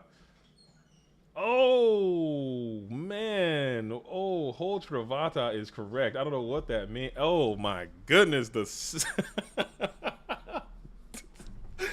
so stupid. Oh man, I'm so mad. I'm so mad. Oh man. Si un tumore. Oh, Heart says Campos. Man, Upstart. Oh, it worked. It worked. It worked. Oh, I'm sick. I'm absolutely devastated. That is two sickening wins. Oh my god. Oh my goodness gracious. Oh my great goodness. What is happening right now? What is going on? Oh, what is this world? All right, all right. What is this universe? Okay, okay, okay, okay, okay. Stay calm. Stay calm. All right, we're gonna stick on to this top. So I think we're in the top. We're gonna stay in this top 16. We're gonna jump down to Raikoko 7 and World Gone Mad. We got World Gone Mad coming onto the stream. World Gone Mad is about to be featured onto the GOAT stream. Everyone, tune in, tune in. We're about to tune in. Get those cameras ready. Get your popcorn ready. We're coming into the World Gone Mad world, and we are rocking 0-0 as these duelists are getting down. Right now, we are in turn. I can't tell. We got 5 cards in the bin over here. We got 10 cards in the bin over there. It appears to be a Chaos Turbo versus Chaos Control. World Gone Mad is playing the control strategy. I love me some goats. You know me. I love me some goats in goat format. Here we go. Here we go. Here we go now. All right. All right. All right. All right. Okay. So this is, and I love these sleeves that World Gone Mad uses over here, representing the GOAT format War League. He is one of the founders of that organization, along with myself and others. Putting that thing on is really cool. A lot of War League players are in participation in this event right now. I actually put a bounty on this. If a War League player were to win, I sweeten the deal with an additional $50. So we'll see if a War League player can secure victory of this entire championship. World Gone Mad is trying to do that himself and prove that he is a prolific duelist in his own right. This duelist is very, I'll say, what's the word I'm looking for? What's the word I'm looking for? Polarizing. We'll say polarizing. We'll say polarizing to say the least. But you know what I'm saying. I like me some WGM, so we'll keep it PG. You know what I'm saying. We'll keep it PG. All right. So it is Raikoko 7 is staring down this face-up attack position. The Koichi, the battle-chanted Lodomova, as throws into standby phase. Oh, La Bounty might win the bounty. Hey, that sounds like a good show that would come on. You know, FX or something. La Bounty wins the bounty. Hi, I'm La Bounty. If you want to beat me, you got to be the best duelist. Come on to the bounty. 8 duelists from all over the world join forces to train to beat La Bounty in Yu-Gi-Oh! The Bounty coming on FX. Something like that, you know what I'm talking about, like I don't know, whatever, dude. The pilot never got made. It got canceled. Something like that. Well, it's a work in progress. Don't worry, we're working on it. The bounty, the bounty. All right. So main phase 1 for the red corner, as he stares down this defense position monster, 5 cards in hand. Nobleman of Cross-Eye is going to be played from the right side, sending that monster out of play. Checking the graveyard first prior to allowing that to go through. Nobleman of Cross-Eye still is in its resolving phase, so Dekoichi is going to be banished from the game, sending all Dekoichis from each player's deck to the out of play zone. Who won the deco? We're going to do the deco raffle at top 4. When we get to the top 4, we're going to do the Dekoichi raffle. It has not been issued yet. We're going to do it live on the stream. Hopefully there is not an issue with that, but it has not been given out just yet. All right. Oh, we got Nevid Dabila. Yeah, every time I see you comment, I'm gonna call you Nev. We're calling Nev. We're gonna be Nev from now on because I cannot pronounce your YouTube handle. But there will definitely be a spice report for this. WGM appears to be in a commanding position of this game right now with this Dekoichi doing work of climbing through the rest of this, trying to prove a lot of doubters. A lot of people have a lot of things to say about World Gone Mad, positive and negative. You know what I'm saying, about his dueling prowess and all that kind of stuff. But he's trying to put a lot of those detractors to bed and end up winning a major event. Trying to do that. All right, but we have Raikoko who's also trying to make a name for themselves and keep try to get the title themselves. So we'll see how this thing works out. It's Pot of Greed is going to be played early and often. You want to get that card as soon as you possibly can and get it down and resolve, adding 2 cards to your hand. One set, staring down a menacing Dekoichi.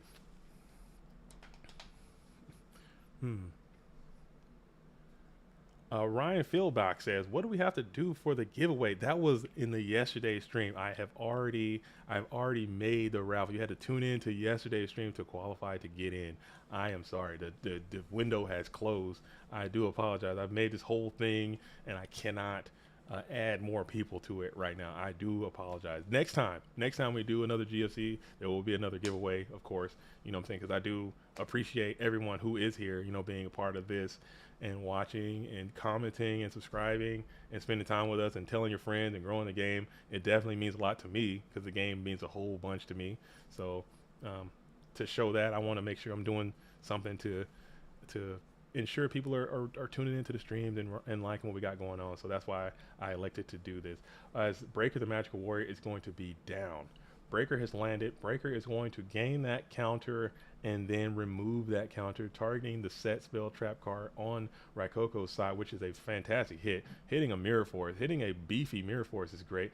And you're going to swing in with the Dekoichi, cleaning up that Sinister Serpent, and then Breaker the Magical Warrior can connect for an additional 1,600 points of direct damage. Sam says, I love communities like this, built from the ground up, inspired to start playing GOAT format for real. Thanks. Come on. We would love to see it. We would love to see it, Sam. Come on in, and the water is fine. Like I said, it doesn't. You can play as much or as little as you like. It's much better than playing on the ladder by yourself. It's a really cool thing. I think it's time for JDZ to be a tournament champion. I think not. Okay, I think not. I'll try. I'm gonna keep trying. I will play. I play periodically. You know what I'm saying? I play when I can. I plan on playing the FLC event next month. Shout out to you. You guys should all do that as well. FLC is happening, I believe, February the 18th is going to be another major event. I plan on playing in that one. But it's hard, man. It's really difficult to do. Especially if you don't, dedicate the hours required to get better. I think I'm a decent player. I'm pretty good. If you've played me before, I'm sure I've played everyone in the comment section at some point or another. If you look in your dueling book, I'm JDZ on dueling book the same, and I play a lot of people. And sometimes I win. Sometimes I lose. It's nothing. But if you want to be on this level of play, you have to play a lot. You have to play all the time, and you have to constantly be studying ratios and scenarios and formulas and all that kind of stuff. And that's just the time that it requires. So I think it's like if you like watching golf, I like watching golf. I'm a boring guy. I'll check out some golf. I like watching chess. I like watching other people play chess. Grandmasters play chess. Not saying I'm just going to be a grandmaster. I'll play chess because I like playing chess, but I might not ever be a grandmaster at chess. It's very similar. I might not ever be a Tiger Woods at golf. I like to go play golf because I like golf. So if you like golf and you like Yu-Gi-Oh, play Yu-Gi-Oh. You may not ever be, the best Yu-Gi-Oh player ever because it takes a lot of time that you may not have to do, but it'll definitely allow you to do something with yourself and keeps my mind sharp. You know what I'm saying? My brain is bad. Bad brain. A lot of traumatic injuries happen to this thing. So when I play Yu-Gi-Oh, it gets me thinking, gets the brain juices flowing, helps me out a little bit in that regard, gives me something to do. Like the community, I like meeting all of you, meeting people and traveling and talking about my passions and hobbies with people that enjoy the same things I like. So for those reasons, it's why I play. So it's cool. It's cool. We should play chess sometime. You will destroy me in chess. Chess, I'm believe it or not, I am a worse chess player than I am a Yu-Gi-Oh player. If that's that, and that's a stretch. Okay, that's saying something. No, I'm kidding. I'm a decent chess player. I am a, I would say above. I would say above decent Yu-Gi-Oh player. I would say I'm okay. I'm all right. I'm not the best. You know, I make a lot of mistakes. My deductive reasoning skills are lacking thereof. But anyway, we have main phase one for the red corner. Still, this Koichi's being on the field, being a menace, holding it down. You got two sets in support, four cards in hand, and we are thinking. We're going to go ahead and try to activate the Snatch Steel equipped spell card on the Chaos Sorcerer. Let's see if there's an answer for this. Let's see if there is an answer for this. Snatch Steel. Look at that. I wonder what these guys, we need some Snatch Steel lore, what these guys got going on. Where are they? What's happening? What's going on? Why is he wearing sandals? I need more lore. I don't think these guys are featured on any other cards. Perhaps they are. I'm not sure. I would like to see what's going on with Snatch Steel. I think that card could have looked a little bit cooler. They left a lot on the table. Anyway, we have the Chaos Sorcerer that is now on the red corner side. Battle phase is going to be launched as the Koichi is going to pound on the set yet again. No fear of Mirror Force because Mirror Force has already been removed to the graveyard. As soon as Serpent falls to the graveyard yet again, and 2,300 points of damage will be connecting. Let's see if that connects.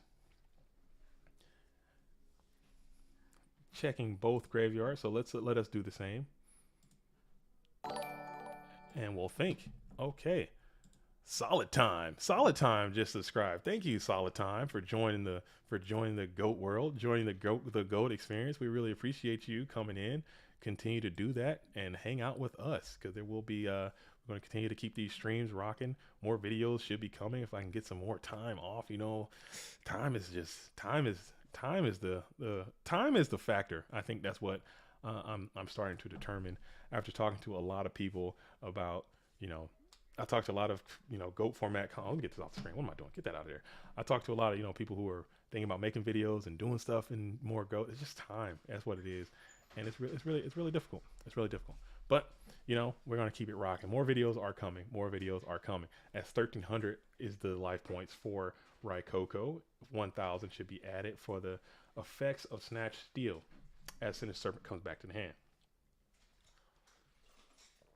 Mayberry. These games have been intense. We've seen two absolute smokers so far.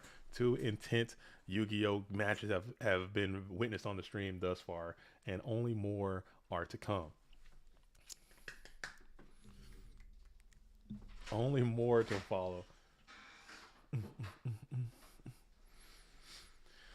Cool. So now Snatch on Snatch violence as a Snatch Steel is being played in response to the Snatch Steel. So we're going to snatch the same item. Love to see that. I think that's always cool when that can happen. By now, WGM is going to think about it before allowing that to take place or not. Thinking about it. Talking about thinking about it. And the thought emoji is up. Let's see what WGM's thinking about. Let's see what's happening here.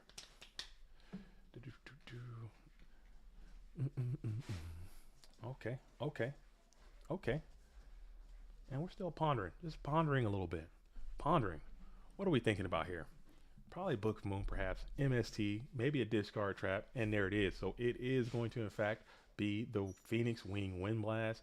This is a scenario where I say Regeki Break is better. One in the scorecard for Regeki Break in this particular scenario. I hate Wing Blast and Snatch Deals because you just know it's going to come back again. You got another one that you got to deal with. Especially discarding a actual real cool looking card like Mirror Force.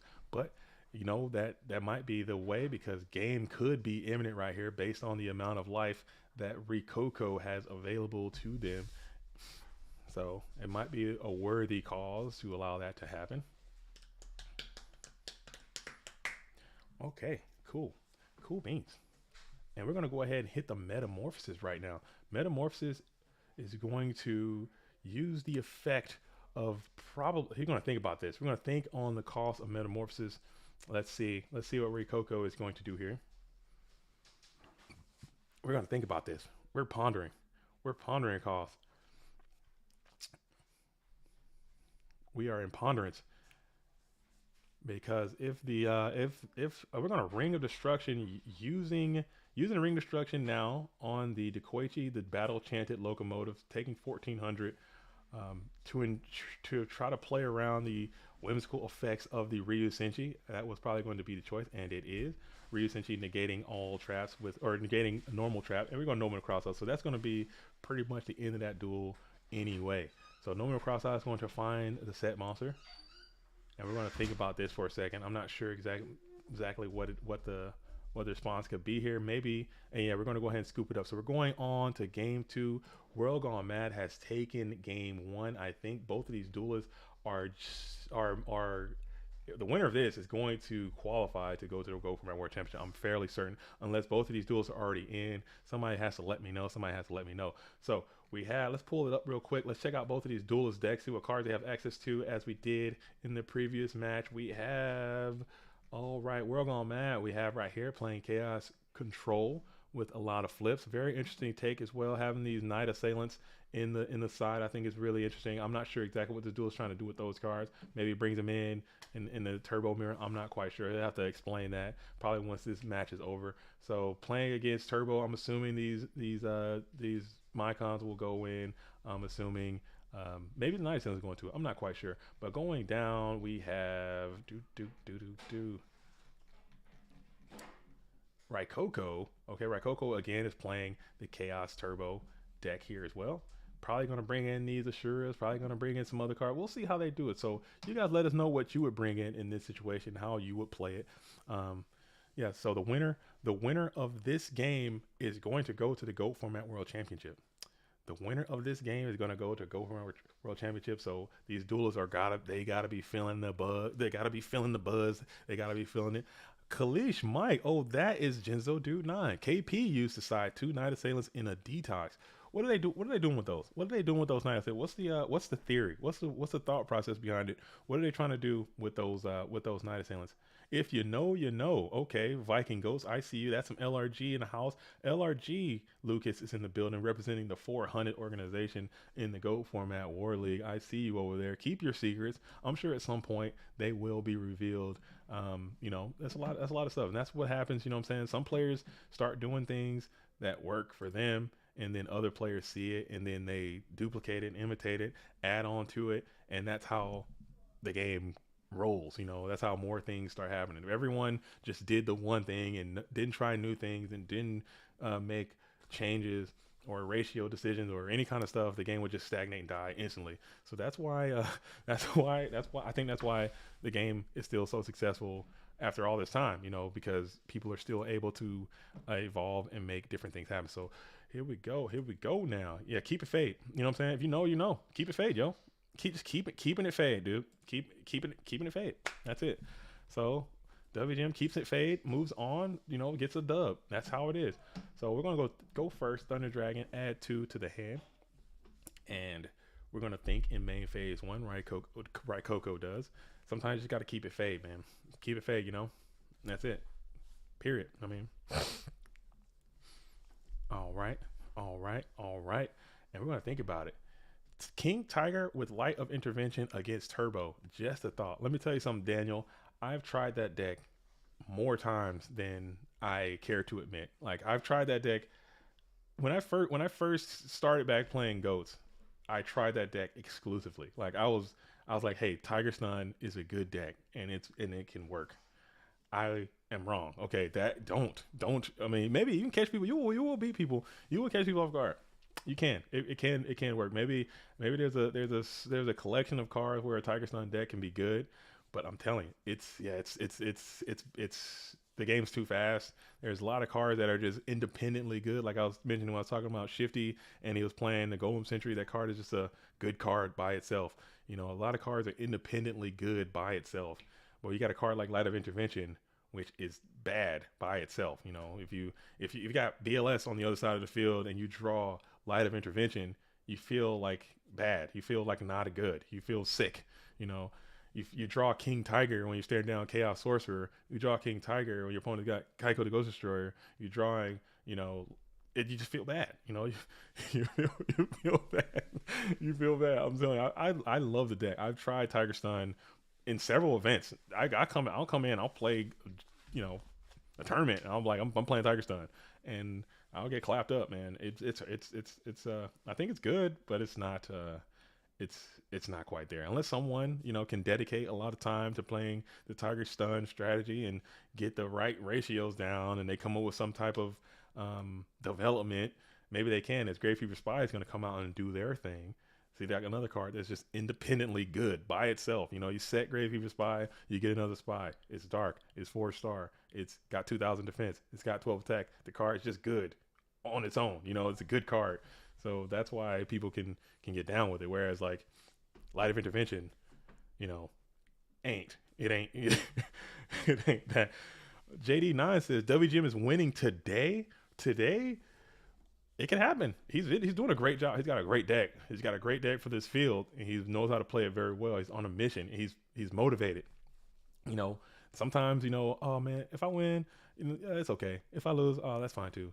Nah, he's like, I want to win. I need to win. I'm not coming here and I'm winning and I'm going home with something, and people are going to recognize what it is. It's the mindset that this duelist is holding right now. So I know. I've been around this duelist quite a bit. Like I said, we got the War League thing going on together. So I've had a lot of conversations with this duelist, and I know how a lot of people feel about this duelist. I'm not going to sit here and pretend like we're in some kind of sugar universe. You know what I'm saying? But it is what it is, and you got to recognize the skill. I don't try to keep it personal. I try to, game recognize game, skill recognize skill. But this trap does shoot is showing the hand of the red corn. It's not looking. The vittles aren't looking great. the vittles aren't looking too good. But we're gonna go and play that Nobleman cross out, hitting the Dekoichi, banishing the rest of the Dekoichis. 400. I see you, Lucas G. I would love to have Lucas G come into the building right now. I wish this freaking Discord thing.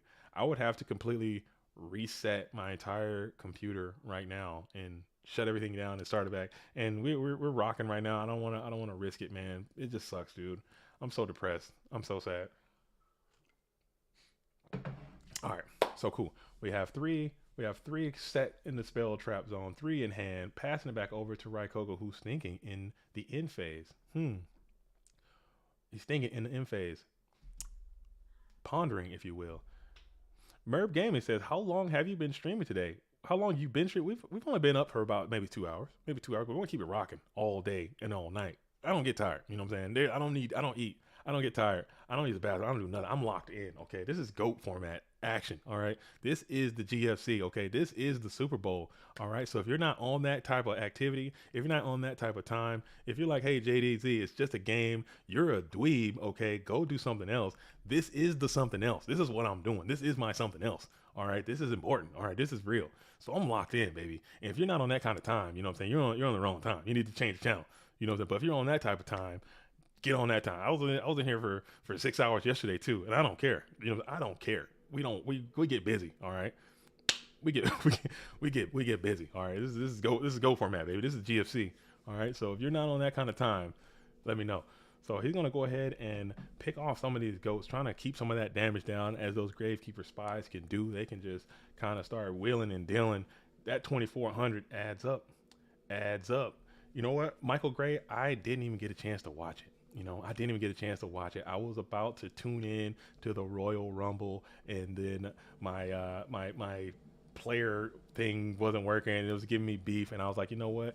I'm gonna go ahead and just pass it off, and then not even try to do it. I didn't even get a chance to watch it. Hopefully it was good. Because I haven't really been I haven't been a fan of WWE in several years now, and I haven't been following all the stories and all that kind of stuff. So I was just gonna watch it if it was on, but it was too hard to get to, so I gave up. I'm not even gonna lie. I'm not even gonna hold you. I just gave up, man. I gave up. Ended up watching a different movie or something. We ended up watching The Last of Us. The Last of Us on Netflix. That's where we started. We started watching that. And that was pretty good. That's a good show. Like that. Never played the game.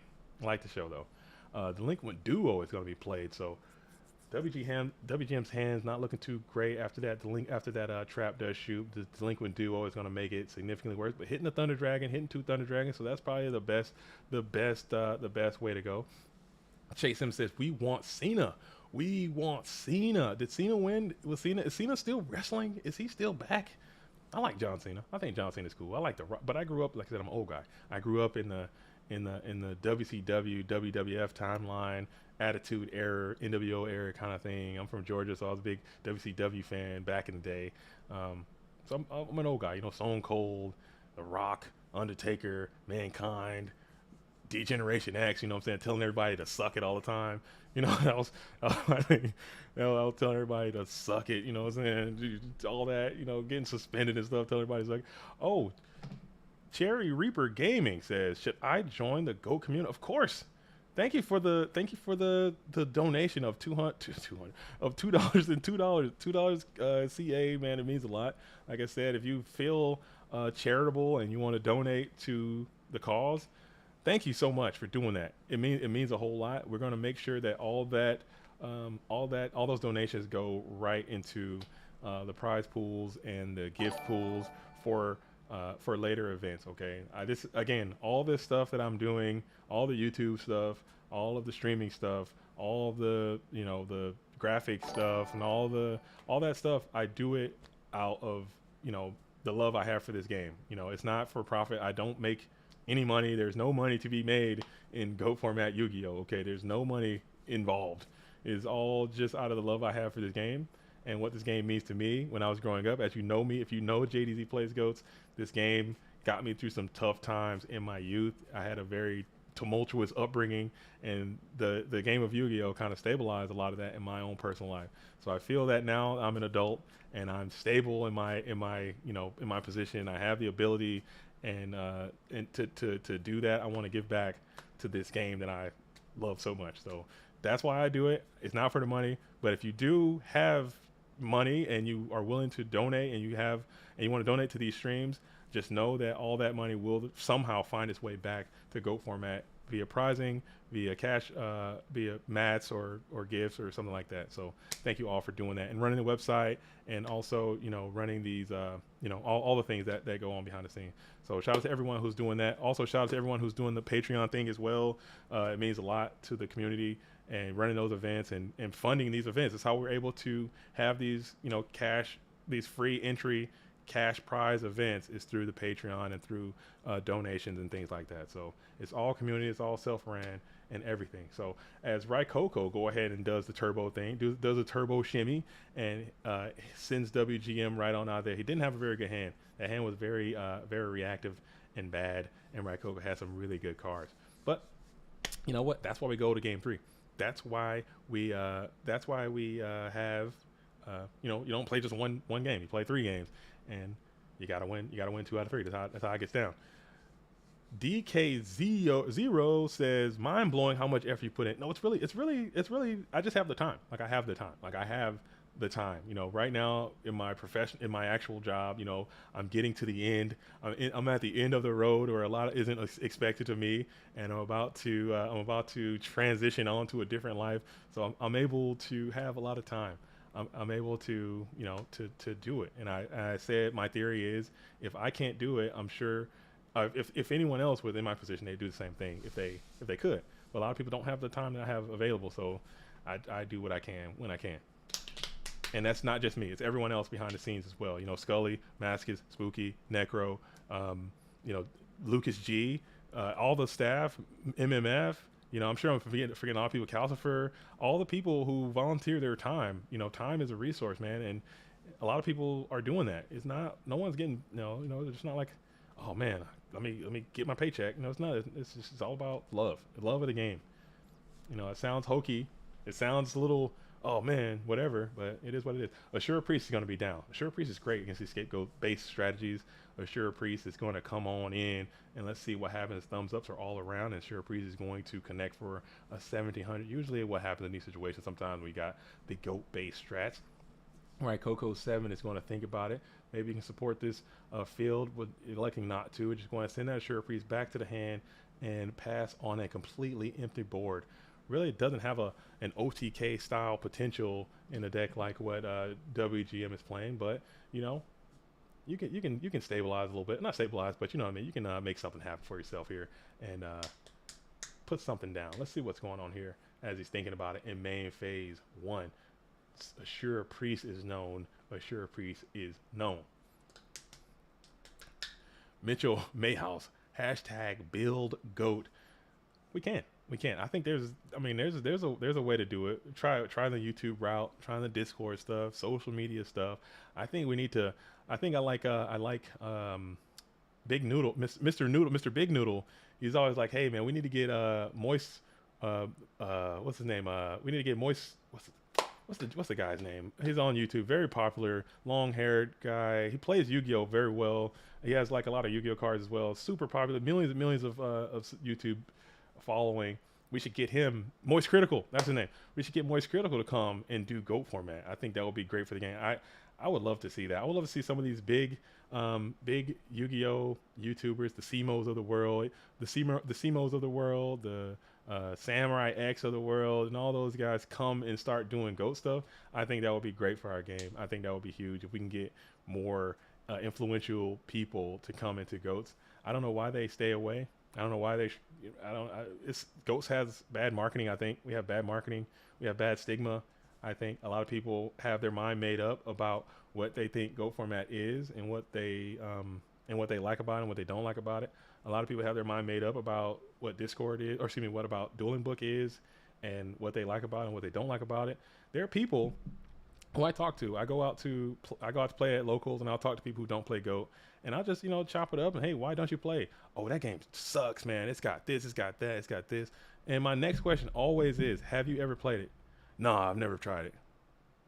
So you base your entire personality on hating a format that you've never tried and you've never played it one time, all about what you've heard from other people who probably never played it, which is crazy. It's crazy to think about, man. So I think if we could just kind of start changing the narrative about it a little bit. Yeah, it has issues. I'm not saying it's perfect in any way, but it's definitely better than what people make it out to be. And if I don't know. Yeah, but yeah. Oh, Scully says, I blame it on people who use all caps for GOAT. I do that sometimes too. I do that also sometimes too, because I think the name GOAT format, okay, people think it's like greatest of all time, and that's like, oh, you think you're the greatest of all time, automatically I'm just not gonna like. That's very pretentious and rude to call yourself the greatest. You got to be humble. Even if you think it's the best, you shouldn't say that. But it's not, that's not what we do. But okay, so we got 2 Thunder Dragons being added to the hand as a Liquid Duo was played here, and we're going to Thunder Dragon Graceful Charity. Is there a better combination? Do cards exist that perform better together than those 2 cards of Graceful Charity, adding 2 more Thunder Dragons, and then being able to have the immediate free plussing value of sending 2 Thunder Dragons to the grave? Mitchell in the house. What's good, man? You remember? Oh, okay. You got to chop it up. I like that. I like to see that. Jinzo Dude 9. He goes way back, man. JD9. He knows a lot of people. Shifty out. Shifty is out. It's a sad world. Shifty has faced defeat. Did Shifty make it far enough to get an invite to the GOAT Format World Championship? Oh, Nova with the 5. Thank you so much, Nova Ethos with the $5, man. That means a lot. That means a lot, man. We're doing it. Nova Ethos, we really appreciate it over here, and we're going to make sure that goes to where it needs to be. As always, like I said, we're going to have maybe the next GFC, like we stated yesterday, it's going to be, I believe, in the April-May timeframe. And hopefully we can get that prize pool jacked up, do another big one, you know what I'm saying? Because we had 1,000 on the table last time, and that brought everybody out here. All the people of all shapes and sizes and all sorts of surprises. Duelists came around for that 1K. Maybe we could do something like that again, get that thing rocking. I don't know. We'll see. We will see. We will see.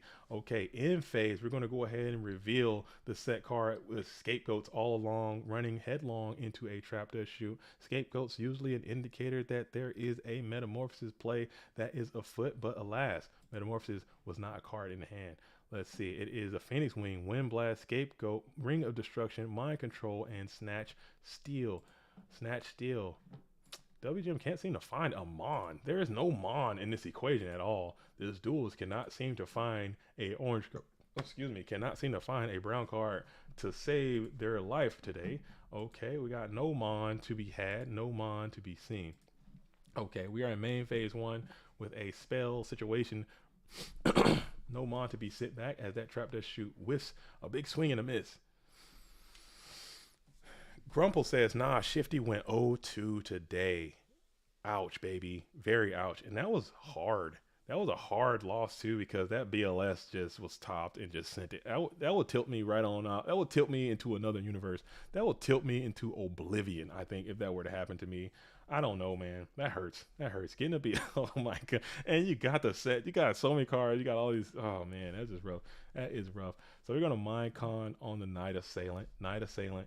That is going to equate to a -1 in the situation, but you do have that information, and you do get to negate that effect by taking it away from your opponent. We're going to flip the Night Assailant. Mm, We're going to flip the Night Assailant just to fizzle that effect before passing it back over to the opponent, indicating the end of your turn, I suppose. Or are we still main phase 1? We're thinking about it. Okay, we're just gonna go ahead and end it there. Yu-Gi-Oh sucks. Yu-Gi-Oh sucks. Gatorade is better. I don't know. You know what I'm talking about. I can't be alone on this. I can't be alone on this. There's a lot of duelists who just, they just don't get down with it. They don't like it, man. It's not, and I get it. It's not for everyone. I'd be lying if I said that nostalgia wasn't a big part of it for me too. You know what I'm saying? Just seeing the cards that I grew up with, seeing the cards that were from the show, seeing the cards that mean a lot to me and the emotions I had then, trying to recapture those emotions I have now. I'd be lying if I said nostalgia wasn't a huge selling factor. And as generations get older, nostalgia gets older as well. So maybe the kids that are old enough now didn't play this format. They played, different formats. So that's more nostalgic for them. So that's why they want to do that. So perhaps that could be it. I'm not sure, but it's still I think it's still a good game. All right, so we're going to go ahead and summon the Tsukiyomi. The Tsukiyomi is going to be resetting the Night Assailant. We're going to think about this. We're going to ponder ever so slightly. We're going to think. We're going to think about that. Use this indicator that there is a discard trap pondering to be activated. We know that information does exist from the trap dust shoot that was resolved. All right. The GFWL. The GFWL is the GOAT Format War League. Okay, that is the GOAT Format War League. It is a competitive based team Yu-Gi-Oh situation. Okay, that's what I can think of. It is a place where teams gather to play team duels against each other in a competitive sense. Like I'm talking hyper competitive. Okay, this is hyper competitive GO format Yu-Gi-Oh. The most competitive players participate in the GO format War League. It's you know what? That's you already know what I'm gonna say. If you know what I'm gonna say, you know what I'm gonna say. So I'm not. I try not to say anything bad. It's all good stuff. A lot of dope players play in that league, and it is pretty cool. All right. Okay. All right. We have main phase 1. We got Manny Lopez with the 499. Hey, thank you, Manny. Manny, that means a lot. We really appreciate that, Manny. We keep it rocking, Manny Lopez. Shout out to you and what you're doing. Hopefully, did you play in this event, Manny? Did you get out here and get your duel on in this event? Let us know if you did that, and how did it go for you? You know what I'm saying? Bobby Buckets.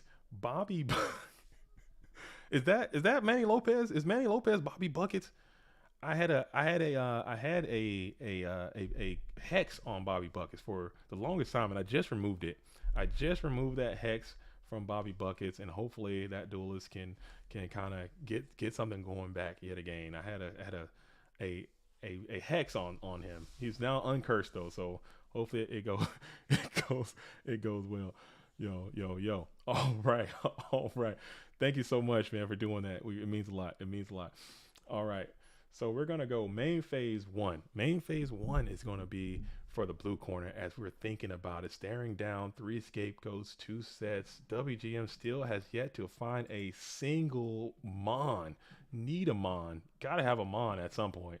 I mean, these spell and trap cards are good. Okay, there's no mana cost. You can play as many magic cards as you want, spell cards you want. You can set as many spell traps as you want. They're good cards. They're all the best cards.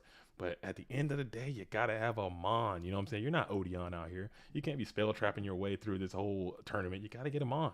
You got to get them on. You got to put one on the board, and you got to start swinging with that thing. And we're going to see what's going to happen. So we're still in main phase one for Raikoko 7 as he's pondering how to break down this board, trying to process the information they have available. Both players kind of playing real tight, trying to get this invitation to the GOAT Format World Championship. They are very difficult to get this season. They're getting harder and harder and harder to get.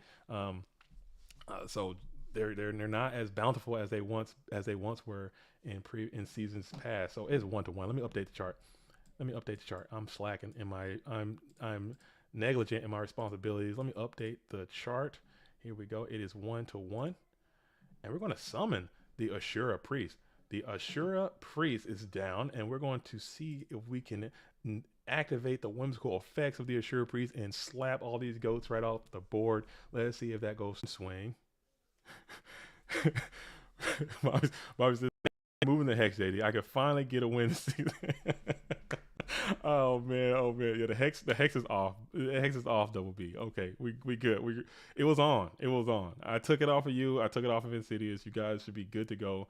You know what I'm saying? And we're gonna do it just like that. So get your dubs now. All right. As draw phase is going to be had from the red corner. Standby phase, we're going to think about it before giving it a quick double shove, and then we're going to slam it right on into main phase one.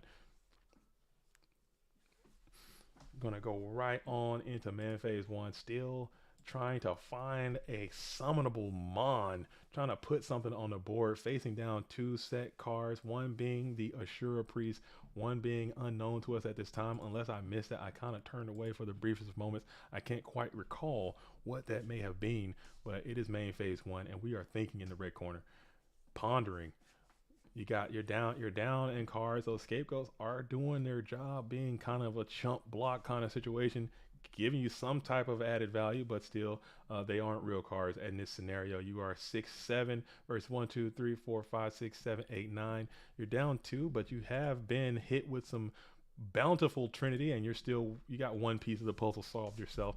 So we're still kind of waiting, wishing Jack Johnson in the building. It's Night Assailant. Oh, is it Night? Is that a known Night Assailant, or is that a called Night Assailant? Heavy Storm Pro set from the coming down, targeting the set spell trap. We're going to go ahead and use the Ring of Destruction. Ring of Destruction targeting one of the scapegoats and hitting a plentiful, powerful, bountiful Mirror Force. And just like that, you've managed to even the score on the card advantage scenario. Card advantage being very important in these matchups. The theory of card advantage, some people like it, some people don't. I think it's very important if you're playing the control deck or the turbo deck. Turbo deck still is technically a control deck, and you want to kind of make sure you're managing your cards adequately and accurately, and you have more cards than your opponent. I think that is typically, and it's not always true, as demonstrated in that shifty match that we watched. Typically, if you have the most cards, you're typically going to be in a better overall position. But so now the game kind of evened up. Still no Mon. This duelist has not put a monster on the board just yet. Did he side all the Mons out of the game? That is very interesting technique if that is what was done, because there is no Mon being added to the dueling board just yet, as we are still waiting for a normal summon. Here we go. We got Ashura Priest is going to be flipped and ready to dip. Main phase one coming in. We're going to thumbs up all around. So that summon has been verified. And now we are looking, staring, thinking about placing another summonable monster beside the set card. It is Night Assailant. I do remember now. It was Tsukiyomi. Tsukiyomi was setting the Night Assailant. So that is set. Okay. I do remember that. See, that's why I'm bad. Okay. That's why, because my memory, you know what I'm saying? Memories are fading me from time to time. Okay, the Ashura Priest is going to come in. We're going to actually activate the Ring of Destruction on the 4-star fairy type, 1700 attack, 1200 defense monster is light in the graveyard. Still, the graveyard is bereft of nutrients. There is no dark monster to be had in the graveyard thus far. Okay. That's another strategy that a lot of newer duelists kind of miss out on. A lot of newer duelists kind of make that mistake, is when you are playing these games, it's also important to manage the field. You want to manage the cards in your hand.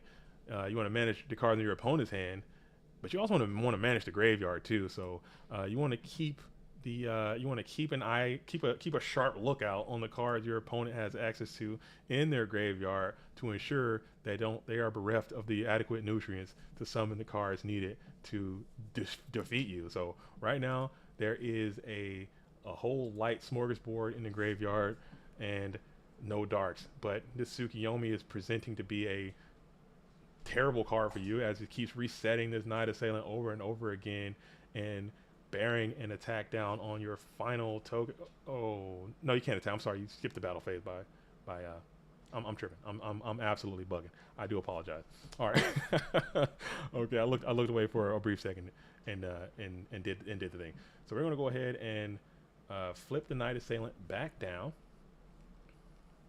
Set 2 cards in behind that Night Assailant, and then Tsukiyomi is going to be returned to the hand. All right. Okay. Cool beans. And we're looking great. We are looking good. We're looking good in the neighborhood. Okay. So we have 2,900 life points left, and the Nobleman of Crossout is going to be played. Nobleman of Crossout comes down.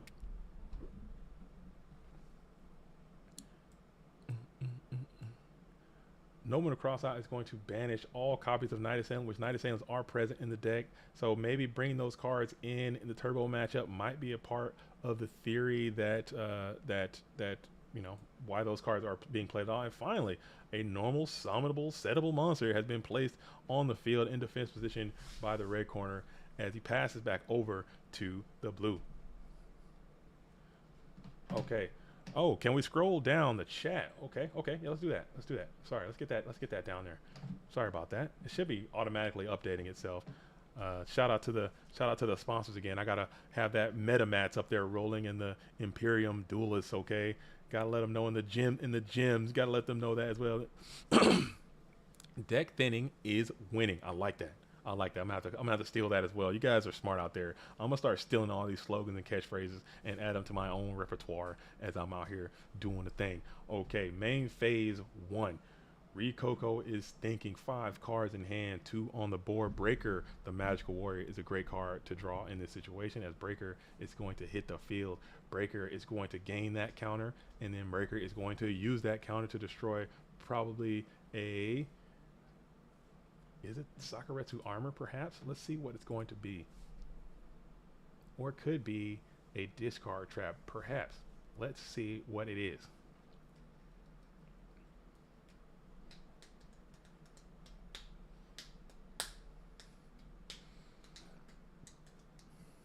It is the Phoenix Wing Wind Blast. It will not be used in this scenario, not allowed to send that breaker back to the top of the deck. Let's see what we're going to do now. Staying in main phase 1, giving a quick shuffle and think. Let's see what the options are available. We'll check out the graveyards one more time. A lot of juice in that bin already. WGM still bereft of any vital nutrients as well. So we're just kind of hanging out tight here in this spot. And we're going to activate Phoenix Wing Wind Blast, setting up the graveyard with the Dark Monster. So now if you're in the red corner, you're kind of in a panic mode here because you just Wing Blast and you sent a token off the board. So that's scary. Minecon is going to come down on the one monster that you have had this entire duel. If it's Magician of Fate, you're absolutely sick. You don't want that to be Magician of Fate. Let's see what it is. It is, in fact, Mageo Defella. That is the last card you want to see, but it didn't matter because we have the Chaos Sorcerer coming down in main phase 1, and then that is going to be a game over situation. So WGM falls. That's got to kind of feel bad because you want to do well. You want to at least get the chance to play. Your deck kind of did not do you any favors by not delivering the units that you needed in time. But shout out to WGM. It's not over. It's not over. Raikoko is moving on, and congratulations to Raikoko for punching your ticket to the Go Format World Championship and not and qualifying. You have now made it. We're going to continue the bracket. We're going to continue sticking onto the winner's side and going on that way. But right now, if someone could just tell me when we make it to the final 4, I can do that as well. Do that thing. I'll do that in a minute. But right now, we're missing some high-profile GOAT format action. It appears as Ivan Rosito has defeated Pui, sending Pui down to the loser's side. And now we have Ivan Rosito versus LaBounty. So we're going to jump on into that. We're going to stick with the winner's side until the winner's side concludes, and then we're going to go to the bring the loser side in after that. So let me know when we get to the final four and we can stop this thing. We're going to do our raffle and then we're going to keep it moving. Okay, so let's hop on in, see what La Bounty is doing. If I can find it. Is that duel over? Did I miss that game? Is that finished? Did I miss it? Is it over? La Bounty versus Ivan, please. I agree with you. I want to see this. I want to get in there. I want to jump in, but I can't seem to find it. Have they started? Have those duelists started? Are they hosting up right now? Okay, they're hosting up right now. So as they're hosting, I need to take a quick break. Don't leave. Don't touch that dial. Tell your friends and family to continue to join. Okay. Oh, they just started too. I won't. I was about to take a break, but you know what I'm saying? I won't. I'm gonna stay. I'm gonna stay. Oh, never mind. They're hosting still. So I gotta take a quick break. Do not touch that dial. Don't leave. Okay. We're gonna play this. Okay. So listen. I'll be right back in like 1 minute. Don't leave. With the same old designs? Well, here at MetaMats.com, everything is made by us and designed by you. But what does that mean? Made by us means that only the finest and most durable materials are used to create every playmat. We work with the best microfiber available to make sure that cards never catch and designs never fade, even after washing. Designed by you means that any idea that you can dream up can become a reality. With your imagination combined with our expertise, we can create the perfect custom playmat that is all your own. We also commission artists from within the gaming community to produce immaculate designs for us, like our current Zen Edition product line or our new Pokemon mats. Here at MetaMats.com, we have one goal and one goal only, and that is to prepare you to win and win with style. So what are you waiting for? Visit MetaMats.com and buy a mat, not a mousepad. Are you tired of playing on the same old mousepad mats with the same old designs? Well, here at MetaMats.com, everything is made by us and designed by you. But what does that mean? Made by us means that only the finest and most durable materials are used to create every playmat. We work with the best microfiber available to make sure that cards never catch and designs never fade, even after washing. Designed by you means that any idea that you can dream up can become a reality. With your imagination combined with our expertise, we can create the perfect custom playmat that is all your own. We also commission artists from within the gaming community to produce immaculate designs for us, like our current Zen Edition product line or our new Pokemon mats. Here at MetaMats.com, we have one goal and one goal only, and that is to prepare you to win and win with style. So what are you waiting for? Visit MetaMats.com and buy a mat, not a mousepad. Are you tired of playing on the same old mousepad mats with the same old designs? Well, here at MetaMats.com, everything is made by us and designed by you. But what does that mean? Made by us means that only the finest and most durable materials are used to create every playmat. We work with the best microfiber available to make sure that cards never catch and designs never fade, even after washing. Designed by you means that any idea that you can dream up can become a reality. With your imagination combined with our expertise, we can. Oh yeah, I'm back. Sorry about that. I do apologize. Oh man. Oh man. Oh man. Had to get some vittles, you know what I'm saying? Had to get some vittles in my life, but we are back, baby. Back to some high intensity go for it. Oh, all right. Whew. All right, we're back. We're back. We're back. We're back. We're back. We're back. All right, good to go. We're good to go. We're good to go. We're good to go. We're good to go. All right, so La Bounty looks like he's going first. He's going to go ahead and slam the Delinquent Duo. And he's going to summon the Kiko and pass. Okay, that's a power play. That's a buff guy activity. You know, that was yesterday. I found out La Bounty is actually significantly younger than I am, and it broke my heart. You know what I'm saying? I don't know how I'm able to recover from that fact. You know, I get so many old jokes off when I'm talking to La Bounty, and now I cannot because he is definitely younger than I am, and that just sucks. It is what it is. So we have the Delinquent Duo. We have the Kiko. We have La Bounty trying to get that GFC. Ivan trying to get the 2-time GFC. These duels know each other very well. They're same teammates. They've obviously know each other's dueling capability and dueling experience. So it's going to be a good match. I think, and this is a Warrior versus Turbo match that you should probably pay attention to if you are learning GOATs, if you're learning Yu-Gi-Oh! and you're trying to become better, this is definitely one I would tune in for, of how to play both of these strategies to their most capable effectiveness, because these duelists know exactly what is going on, and they've been in a lot of situations and scenarios. So if you're from the future, shout out to you. Tell me how those flying cars are. Tell me how it's all going down. You know what I'm saying? Who is going, who, you know, what's happening out there in the future world. You know what I'm saying? If you're tuning into this VOD later on. But don't fast forward to this one and check this duel out. Skip over JDZ malfeasance when I was trying to get the stream set up today. As Snatch Steel is going to find this Kiko to Ghost Destroyer and pound in for a whopping 1,800 points. You do get 1,000 of those back. This Snatch Steel is very strong, so then you have to clear up your own Kiko. You have to stop this assault, because that's a bunch of pressure after paying a hefty total of that Solemn Judgment, killing that breaker. But in that position, I guess you would kind of have to, because if Ivan gets a good read on you of that situation, attacks over your Kiko, and then breaks Solemn Judgment, you're feeling horrendous. So you don't want that to happen. So you got to do what you got to do.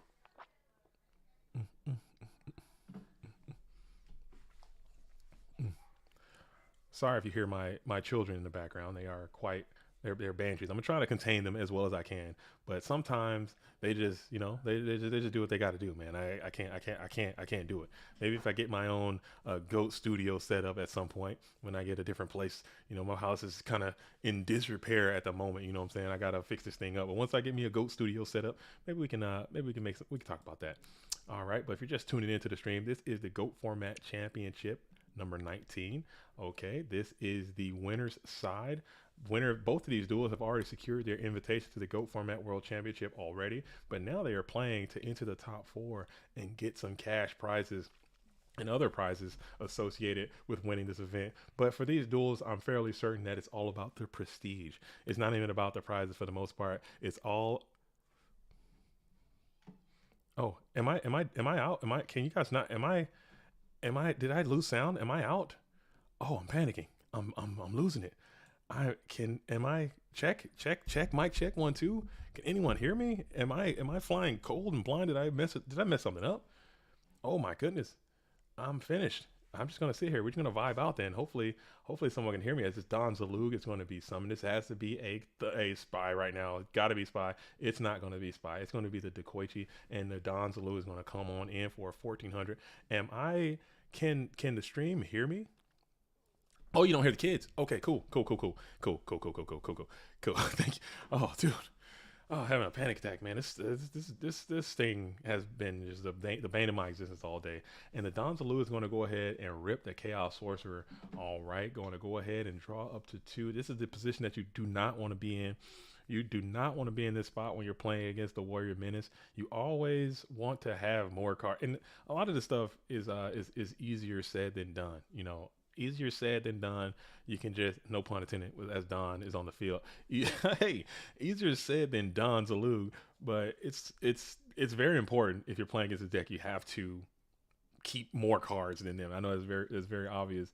You want to have something established, but when they start with the Delinquent Duo, it's already hard. And you got a card like Don Zalug is ripping your stuff, it's even harder. And you got, you know what I'm saying, it's just a down bad situation.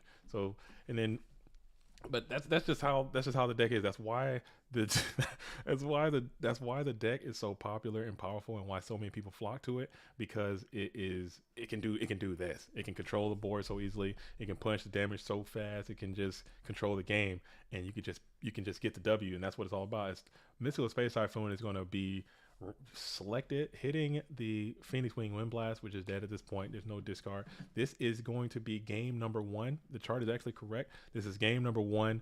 Winner of this moves on to the I believe the finals, I want to say, and they're both already invited to the GOAT Format World Championship, but now they're trying to get the win. Okay. All right. Cool. Chill beans and cool. All right, cool. All right, so we're going to go on to main phase 2. Main phase 2, we got to draw Ivan's in a top decking situation, checking the graveyard. The graveyard is still bereft of nutrients. You need some good cards here. That's a great one. Jar of Greed to Pot of Greed is a great way to get back into this thing. We can see it. He got the heart of the cards is with him. Yugi is with him at this moment. 2 cards on the field, 1 card in hand. Tri-Infected Virus, Don Zalug staring down. We're going to go ahead and hit him with a humble T-set and pass back over into the face of this tribe and Don, as the bounty draws up to 2 and thinks about it. This is game number 1. we are in the winners finals. This is the top 16. So I believe this is now top. This is going into the top 4. I'll pull it up. I'll pull the bracket back up after we go to a game 2. So we're going right on into the battle phase. Tribe Infected Virus is going to go ahead and continue the assault, slamming into the set. And we're checking both graveyards before the Night Assailant will remove Don's Allude to the graveyard. Probably checking, ensuring that there is no light monster that is as a follow-up, and there was not. As Tribe will be supported by 1 set spell trap, drawing up to 3. Both duelists at 3 cards in hand. 2,000 life points versus 2,700 life points. So now you're keeping your eye out. Sharp lookout for a light monster, chaos monster. Sharp lookout for a Ring of Destruction. Could be a game-breaking card in this type of situation as well. So it's a lot of cards to go around. And the Gravekeeper Spy is great. You want to see that, but again, at the same time, you're staring down this Tribe Infecting Virus who is, ready to activate their whimsical effect as well, calling spellcasters, sending both of those Gravekeeper Spies to defense to the graveyard. Let's see if LeBounty elects to do that. Maybe these cards that he's hanging on to are filled with juice, and he's trying to get more value out of them instead of using them for Tribe's effect. Let's see what happens here. Ivan says thumbs up to main phase 2. LeBounty ponders and thinks. Ivan checks the graveyard while pondering and thinking. Both players in a tight spot. LeBounty elects to set 1 and pass, electing not to use the enchanting effect, the enchanting ability of the Tribe Infecting Virus, electing to just pass and send it back to Ivan, who has these 2 spies in defense position. That's kind of where you want to be. Take the Tribe out of the scenario, of course. You want to be in a spot where you have 2 spies set up against the warrior menace, and you're allowing yourself to draw more cards, see more cards, and then you can kind of execute your game that way. The bounty is probably waiting on the right circumstances to get that last 2,000 points of damage and end this duel. End phase is going to be called after setting another monster in defense position and passing it back over to LeBounty. LeBounty is thinking about it. Main phase 1, 2 cards in hand. Tribe still alive and well, doing his thing in attack position, viewing the opponent's graveyard again. Let's also do that. Let's check the same. Ivan has still no light monsters in the bin, waiting ever so patiently for a light monster to arrive to ensure the graveyard is rich with quality cards as needed. LeBounty has BLS in hand. Tyler D is making the call. Tyler D is making the call that BLS is a part of this equation, which is why LeBounty did not want to discard it. That will be something that is interesting. Perhaps that is the case. I'm not sure. Ivan probably is going through these same computations in his own computer algorithmic style brain as he's thinking of why LeBounty didn't declare the effect of Tribe Infecting Virus, but perhaps there is a really good card he didn't want to use, so he's just hanging on to it. That could be a reason why. Or I don't know. Like I said, LeBounty and I, both of these duelists are much better Yu-Gi-Oh players than I think I could ever be in multiple lifetimes. I think just the way their approach to the game is, the knowledge they have about the game, the knowledge they have about ratios and different situations and potential outcomes and mathematics. Like it's just a different game that they're playing than I'm playing.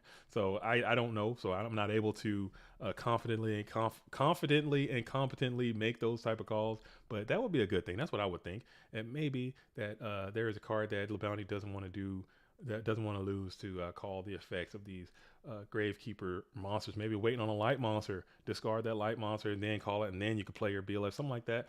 That could have also been a part of it as well. All right. Oh my OMG, is that Kiko the Ghost Destroyer's music? Kiko the Ghost Destroyer's music? What is Kiko? What is Kiko's music? What does it sound like? I want to hear some Kiko music. Am I playing music? Is there music coming in? As Magician of Faith is going to be sent to the graveyard. So that's now I'm afraid. Now I'm afraid when you got Magician of Faith in the bin, now the graveyard has been enriched. You have a lot of nutrients are present for the correct for the power monsters to start entering the equation, and you're going to secure another Trinity activation. So now, if you're the red corner, you're starting to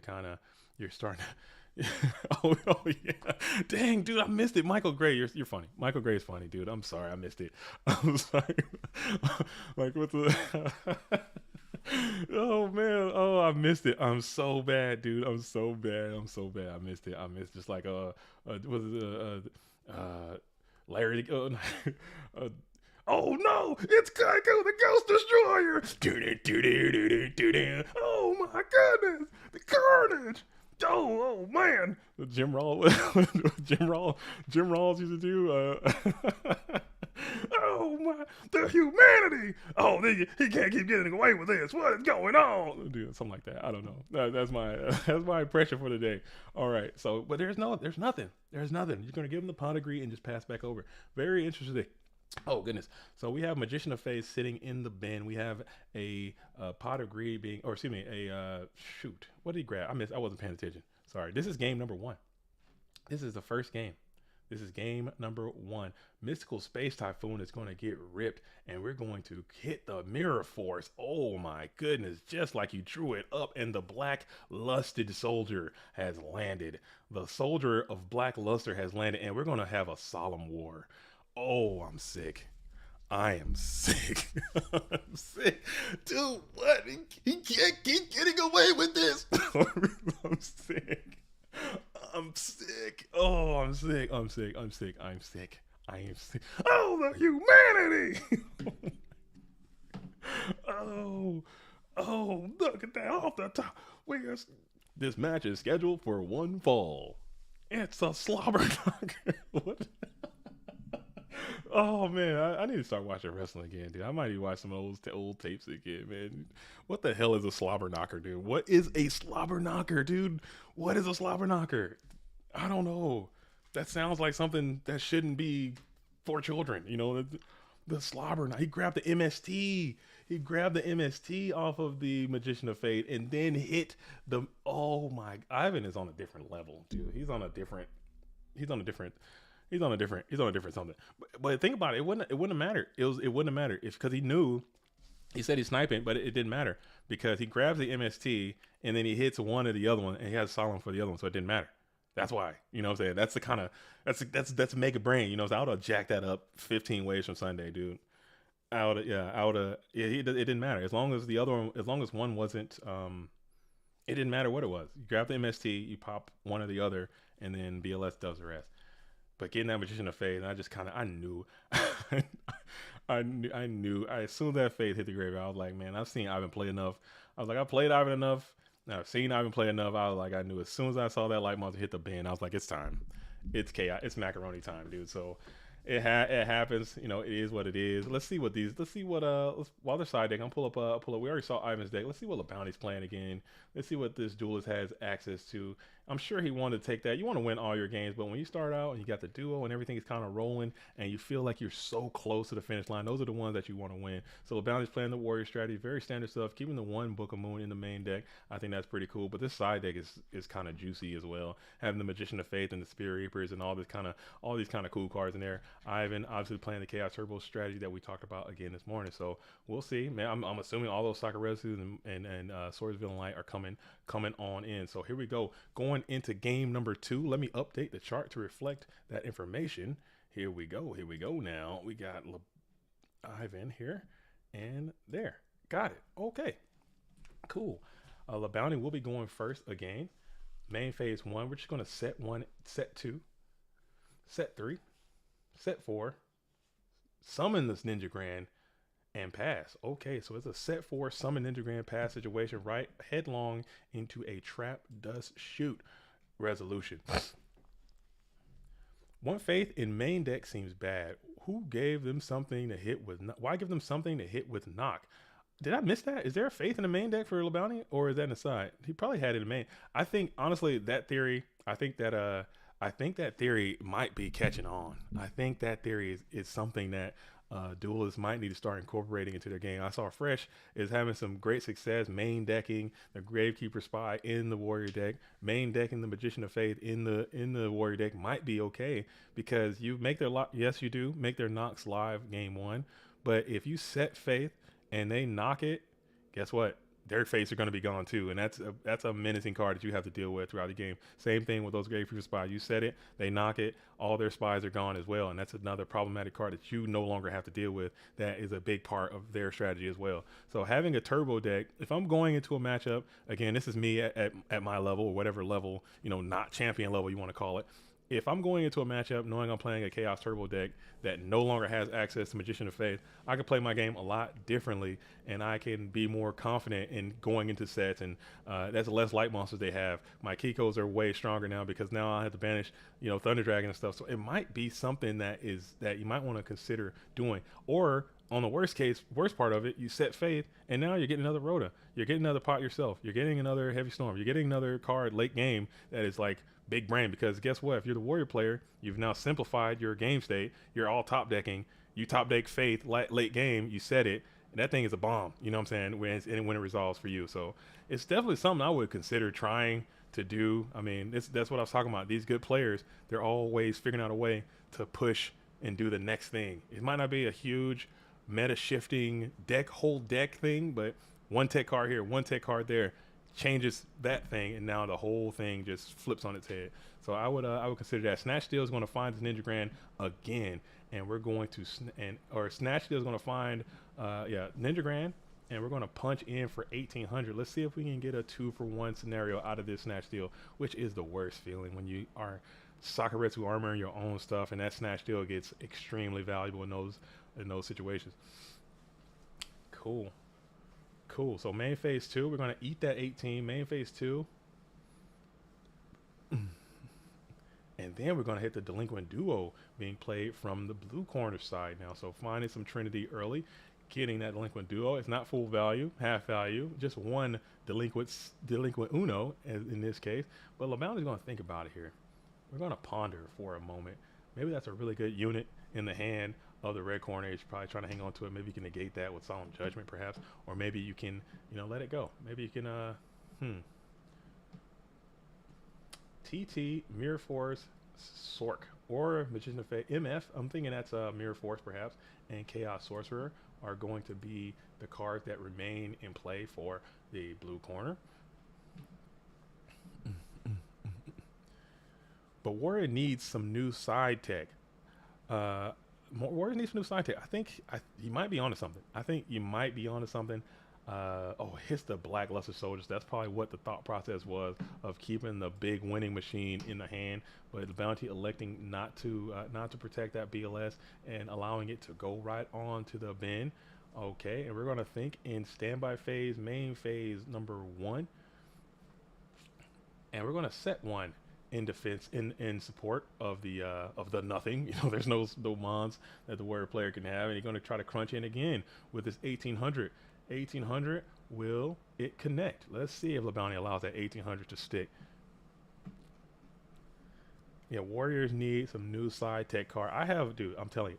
And he finally reluctantly has to play the Sakuretsu armor to reduce the Ninja Grand to the bin. Probably didn't want to do that. That is so unfortunate when you go to 2-for-1. So you did get 2 plussed up on by the effects of the Sakuretsu armor.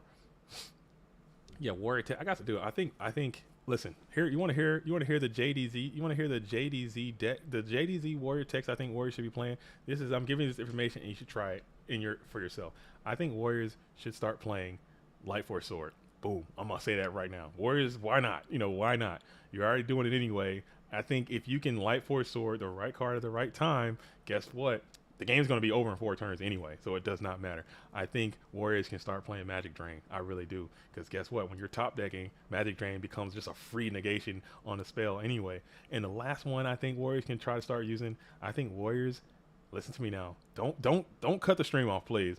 I think Warriors can start playing what's that? I can't even think. The card's so bad I can't even think. I can't even think of it. It is the I think it should be Trap Jammer. Why not? Somebody tell me why you can't play Trap Jammer in this metagame. I don't know. I think Trap Jammer can be dope in this metagame. And I think the aggro players are because thank you for the subscription. Thank you for coming on in, Manuel Che. It means a lot. Dope. Welcome to the GOAT world, Manuel.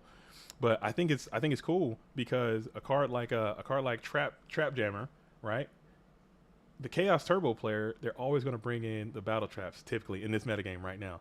They're going to bring in the Sakuretsu armors. They're going to bring in the widespread runes. They're going to bring in, yada, yada, yada, yada, yada. You got a card like Trap Jammer. Boom. You're going to, and it's free. You know what I'm saying? So you have Solemns, you have Trap Jammers, all that kind of stuff. I think it's interesting, man. Yeah, there you go. There you go, JD9. I'm trying to tell you. How sick would you be if I come in and I got a guy, I'm in battle phase. You go, attack, and I go, Sakuretsu or whatever. I go Solemn, and then you go Solemn, and I go Trap Jammer. You're feeling bad, dude. You're feeling down horrendous, bro. You're feeling, and it's free. It's free. Why not? Why not? Give it a shot. That's a bad card. Maybe you shouldn't because you're gonna get blasted. But you know what I'm saying? It could catch your op off guard from time to time. Trap Jammer. Think about it. All right. If it takes off, you know what I'm saying? Y'all gotta let me know. Yeah, if in the same situation, you know what I'm saying? So obviously Trap Jammer would be bad right here as he's going to Solemn Judgment. It's going to hit the Torrential Tribute, paying, the 4,100. Pretty hefty cost. Pretty hefty payment. I tried a card like My Body as a Shield, Gia, put us onto that. A lot of people have been taking the My Body as a Shield trap card, or spell card. That card is pretty good for warriors to be using. Just run 7 tools. 7 tools cost a thousand life points. It costs 1,000. You have to pay for that. That's not free. Trap Jammer is free. All right. you play 7. Yeah, 7 tools is pretty good. 7 tools might be good, like Solemns and 7 tools. But if you start playing Solemns and 7 tools, the costs add up. Ring of Destruction. Everyone's always talking about Blacklisted Soldier. Everyone's talking about Chaos Sorcerer. Everyone's talking about all these other cards that are threats. Ring of Destruction is a legitimate threat to life.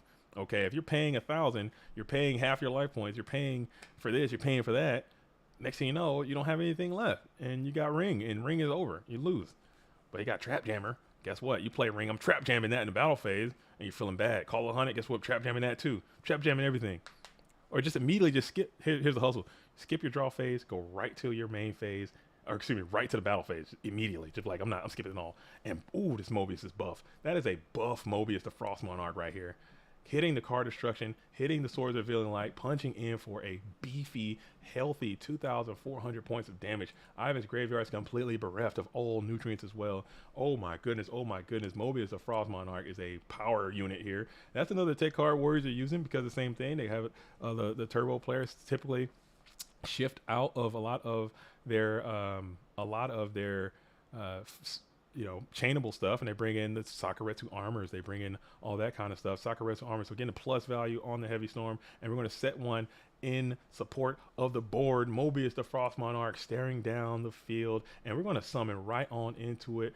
There's no mirror. There's no TT. Why not? And Mobius is going to punch in for 2,400 points of damage. Will it connect? And we're scooping it up. So that is going to be that. And we're going to go on to a game 3 scenario. LaBounty was able to secure victory on Ivan Rosito. Mobius the Frost Monarch doing its duty. We're going to game 3. Wow. Nice. Very nice. Okay, I love a little game 3 situation. Both of these duelists doing their best, doing their thing. Yeah, Match TCG is saying like, okay, I think Magic Drain. Why not? In an aggro thing, your resources are already super low anyway. People say, oh, Magic Drain just sucks. It sucks. I'll just discard my Nobleman. Well, I mean, that does suck. I'm not gonna lie. But game 2, well, their Nobles are already gone anyway. The Nobles are already out of the equation anyway. You've already executed your game plan. The resources have already been dwindled down to a low amount. They top deck that pot. They're feeling great. They top deck that Charity. They're feeling great. They slam it on the board, and you drain them. You drain them of everything they got, and they're feeling sick. The high goes from so high to so low, and you just see it. It's just like, man, that sucks. I just got drained. I'm drained. I'm giga drained. Run widespread and side extermination. Okay, that could be the way to go. Side some extermination. I think that could be cool.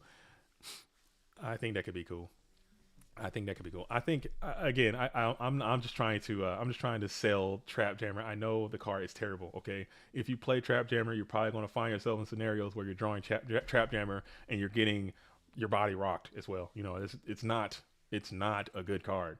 But why not? I mean, why not? I'm saying in this specific meta as it is right now, if you look at all those turbo decks, everyone's doing the same moves. Everyone's doing the same thing. So when everyone is doing the same thing, there's got to be a room where someone can like weasel in and figure out a way to counter what everyone is doing. Maybe Trap Jammer is not that, but it could be. I don't know. Maybe not. Why not? You're bringing in battle traps. I'm bringing in a card that can negate battle traps. Sounds fine. I don't know. Yeah. Noble Extermination. I've tried that card as well, and I'm telling you, that card ain't it, man. That card ain't it. Because what that card forces you to do is set yourself up for those. I call them hidden negs. Hidden negs. I call those.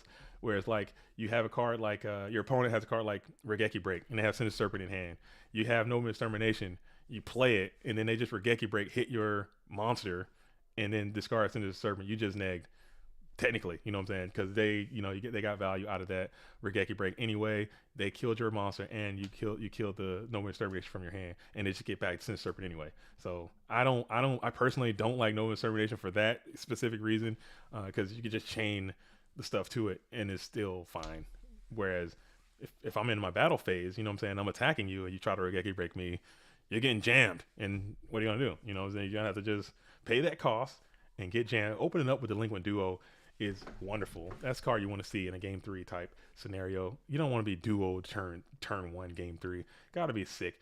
Hitting the Mobius is a great hit though, because you know you don't want to have that guy right now anyway. Yeah, make the correct read or don't exterminate. Don't, yeah. I've been, if you've been exterminated, you know what I'm saying, you'll know the pain associated with exterminating inappropriately. All right, all right. Especially when you're wearing less, you're like, oh, yeah, you know, you gotta be careful when you're rocking the Nobleman Extermination. But I've also seen it go great. You know what I'm saying? Again, they bring in all the Sakuretsu armors. If you hit a Sakuretsu armor, and like Michael Gray was saying, you're not playing Sakuretsu armor yourself because you've exchanged the Sakuretsus for widespreads. Maybe it's great in that situation. You hit a Mirror Force, your Mirror Force is gone. You hit, you know, certain cards. It could be great in certain scenarios, just like my Trap Jammer can as well. You know what I'm saying? No, Extermination would have been fine right there. If you're Lebownia, level 2 is going to come down and go and slice. And Dice, we're going to send the Sangan. Have to be hate to see that.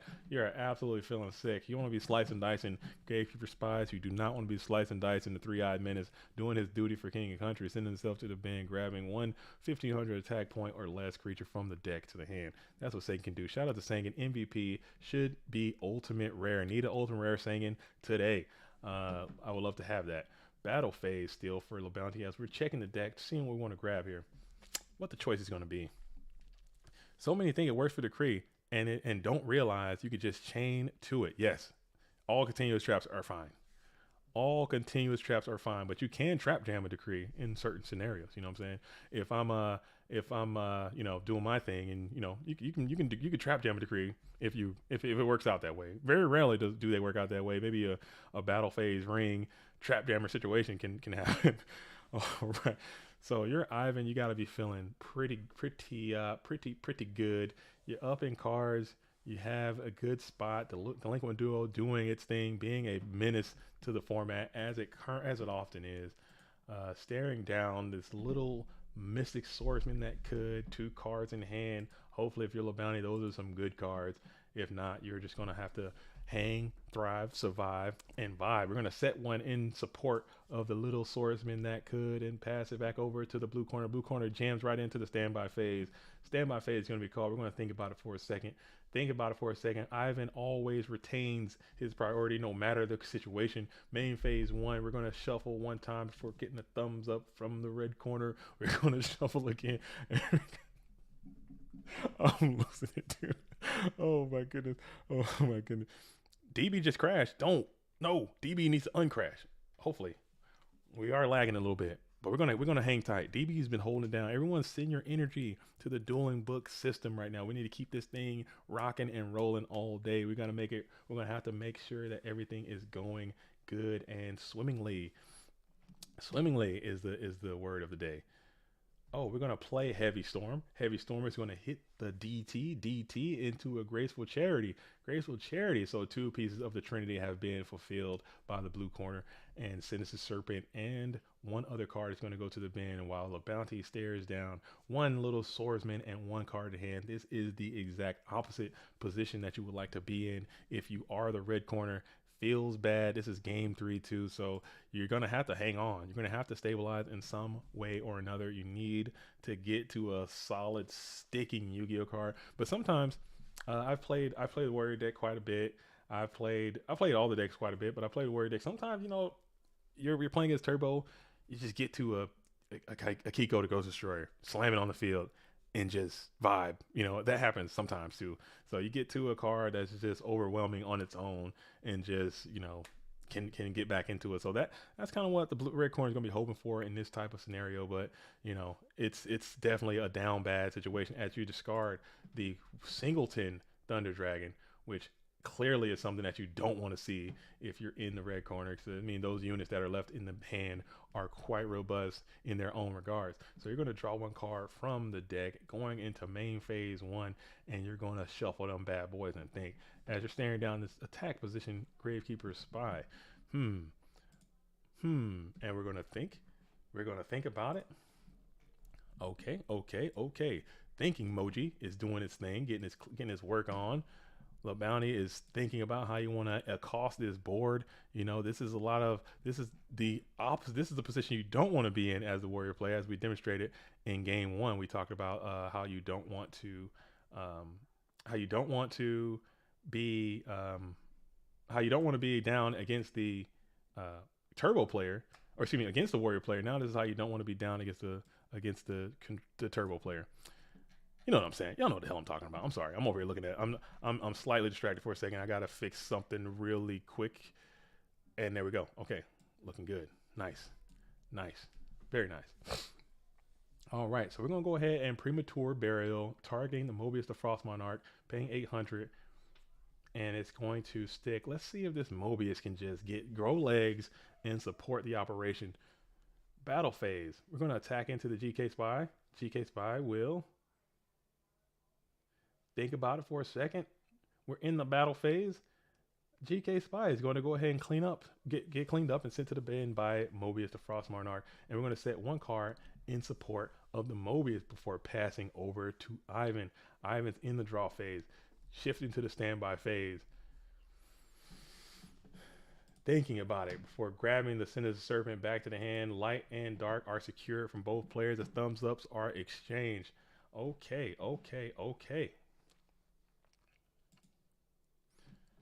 Cool.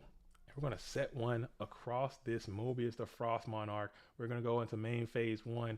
Main phase 1, will there be a normal summon to support this, or will we continue onward and upward? Let's see what happens. Let's see it.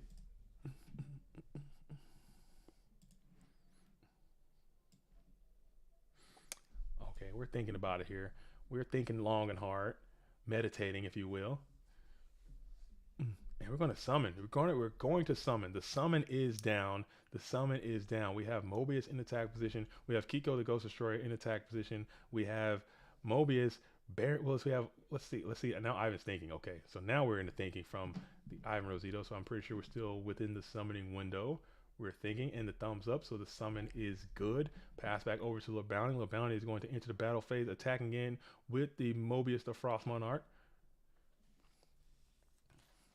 Tagging in with the Mobius. Mobius is going to hit the Magician of Faith. Magician of Faith here. Oh my goodness gracious. This is a powerful and potent, capable Magician of Faith. It's going to elect to grab the Graceful Charity. Graceful Charity is going to be added to the hand before Kiko the Ghost Destroyer is going to attack in directly, banishing the nutrients from the graveyard. Let's see what the banishment choices are going to be here.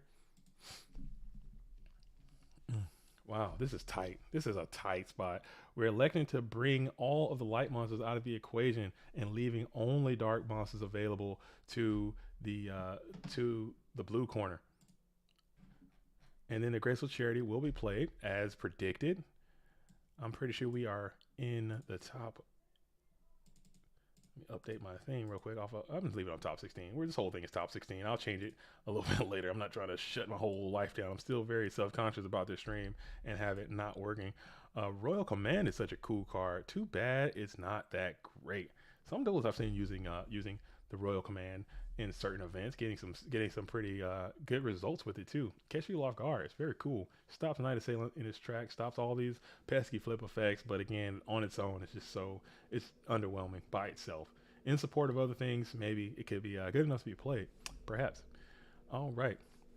So we're thinking here. We're thinking long. We're thinking hard. We have this Kiko the Ghost Destroyer just pillaging nutrients from the bin. We have this Mobius the Frost Monarch being able to clear all of those active threats that the blue corner is able to produce. We're hanging tight. Ivan Rosito has resolved Graceful Charity, sending out the Sinister Serpent. And let's see if there is an additional light monster that he can put down to support the chaos maneuvers. And there is not. There is a dark monster. There's a Dekoichi that is going to be placed into the ban before revealing the Swords of Revealing Light, just like Yugi Moto used to do it. One more time. Swords of Revealing Light. All right. All right. He's got main phase 1. Let's see it. What breaker will be pretty neat to have, but you got to also think about the set card as well. So many things you have to think about in this game. It's so much analysis that you have to go through. Analysis paralysis, I call it. Sometimes you might just be pondering too much, overthink yourself right on up out of the game, and he's going to reinforcements of the army, summon the exile force with priority. We're going to pop the set monster being. Let's see if this is going to go through. Okay, so we're on the summon here. You can negate that summon if you elect to use the Solemn Judgment counter trap card. If Ivan elects to do that, thumbs up is fine. So we're going to go ahead and use the whimsical effect of the exile force, or the actual effect. You know, it's no whimsical there. It's not a spellcaster involved in that scenario. The Magician of Faith finds itself into the graveyard. So you are back adequately stowed for light and dark materials, able to make chaos. If you can remove this ghost busting level 4 menace from the opposite side of the field, you can now summon your chaos monsters. If that is something you want to do. You have a lot of cards in your hand, and I don't think LeBounty has any access to that type of information. I think he knows that the Sinister Serpent is a part of the scenario, but that is all that LeBounty knows at this time. Cool, man. What a cool game. What a cool game. LeBounty's still in a very vulnerable position, but like I said, sometimes you just get those floodgates up. You're feeling not too shabby about the whole thing. Swords of Villain Light is showing its worth. Why the cards in the deck? Why people play Swords of Villain Light? Everyone's like, oh, swords, you shouldn't play cards. It's a neg, it's a this, it's a that. You don't play negs. Oh, you're a noob if you're playing negs. Let me tell you, man, Swords of Villain Light is a fantastic card for scenarios just like this. So many times I've seen duelists use the Swords of Revealing Light, and it absolutely just stalls the game and saves them. Those 3 turns are all you need. And just like that, you get the Tsukiyomi is down. Oh man, oh man, oh man. Tsukiyomi can clear this whole entire board with the greatest of ease off of the flying trapeze. Tsukiyomi is out, and it's going to clear up this Kiko the Ghost Destroyer with his measly, feeble defense. 700 is a pathetic stat line. It can be cleared by a Sangan, so it is just not great. We're going to see if LeBounty has the response to the attack of the Tsukiyomi.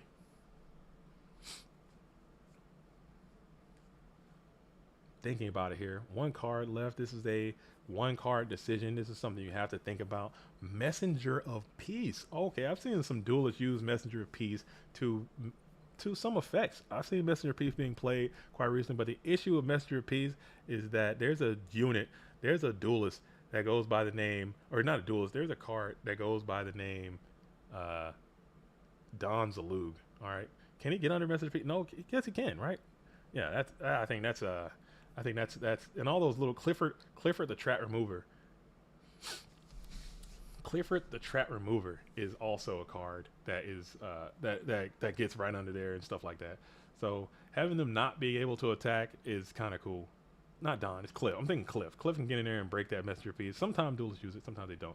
So we're going to set 1 in support of this Mobius the Frost Monarch, and BLS is on the field staring down an enemy Mobius. Thumbs up all around as second turn on the swords has transpired. The bounty is in a down bad situation with this BLS. Bearing down on you is not a good spot. As soon as that light monster hit the graveyard, you already knew. As soon as that Kiko went face down, you already knew that the BLS was going to be a part of this scenario. So it is absolutely how it goes sometimes. That is how it is. 22 cards left in the deck. I'm sure LeBounty ran those scenarios through his head multiple times. Upstart Goblin is going to give 1,000 life points to the red corner, adding another card to the hand, probably trying to find a card that can interact with this set card before pushing for Supremo damage. Let's see if that can be found.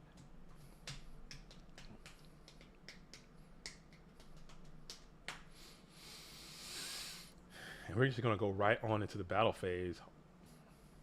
And we're playing the Mirror Force. Mirror Force will be followed up by, let's see if the Mirror Force connects. And we're thinking Mirror Force goes through. Mirror Force makes it happen, but guess what? Chaos Sorcerer will be the follow-up, and Chaos Sorcerer will then elect to banish the Frost Monarch from the game, replacing the Black Luster Soldier. A little bit more manageable, but top decking. Warriors can top deck pretty hard, but in this scenario, you are down several cards, so top decking it's going to be really hard to get out of there. We are well within the top 16. I just never updated the thing. I'll update it after this match. I think after this match, we will. I'm gonna take another quick break and we'll set up the raffle and we'll do that as well. So that could be cool. That's gonna be cool after this match. I'm gonna do it. We're gonna do it after this match. We're gonna find out who wins the free Patreon, and we're gonna find out who also wins the ultimate rare Dekoichi. We're doing it after this match. So stay tuned. Keep it locked. And don't go anywhere after this match. This is a good match. This is a hypo match. But this is unfortunate, you know what I'm saying? Because sometimes, you know, these matches do go this way. This is a game 3 situation, and the cards, you know, they fall how they fall sometimes. But it is what it is. The game is not over. The game is not over. The game is not over. We got battle phase. Dekoichi is going to attack into the defense position. Blade Knight as Chaos Sorcerer is going to come bearing down with 2,300 points of direct damage. And we're going to set another monster into support. All right, main phase 1. Main phase 1, we have Nobleman of Crossout coming off the top of the deck is going to hit the set monster. We're going to just go ahead and Solemn Judgment that, and I believe that might just be the end of the duel, folks. So shout out to both of these duelists. It is not over for LeBounty. That is his first loss of the new age. Of the new bracket reset. So it is totally fine. So before we go on, like I said, I'm gonna take a quick break. I'm gonna set up the raffle thing, and then we're gonna come back. Don't leave. See if you won. Keep it locked. Shout out to both of these duels. Ivan has already secured, like I stated, Ivan has already secured the invite to the GOAT format world championship already, and it will be Ivan versus Raikoko. The losers bracket is kind of finding their way on through. Okay, so we should be getting on through this thing at some point. So we'll keep it locked. Let me take a quick break to set this thing up, and I shall return very, very soon. Please don't go anywhere. I will be right back.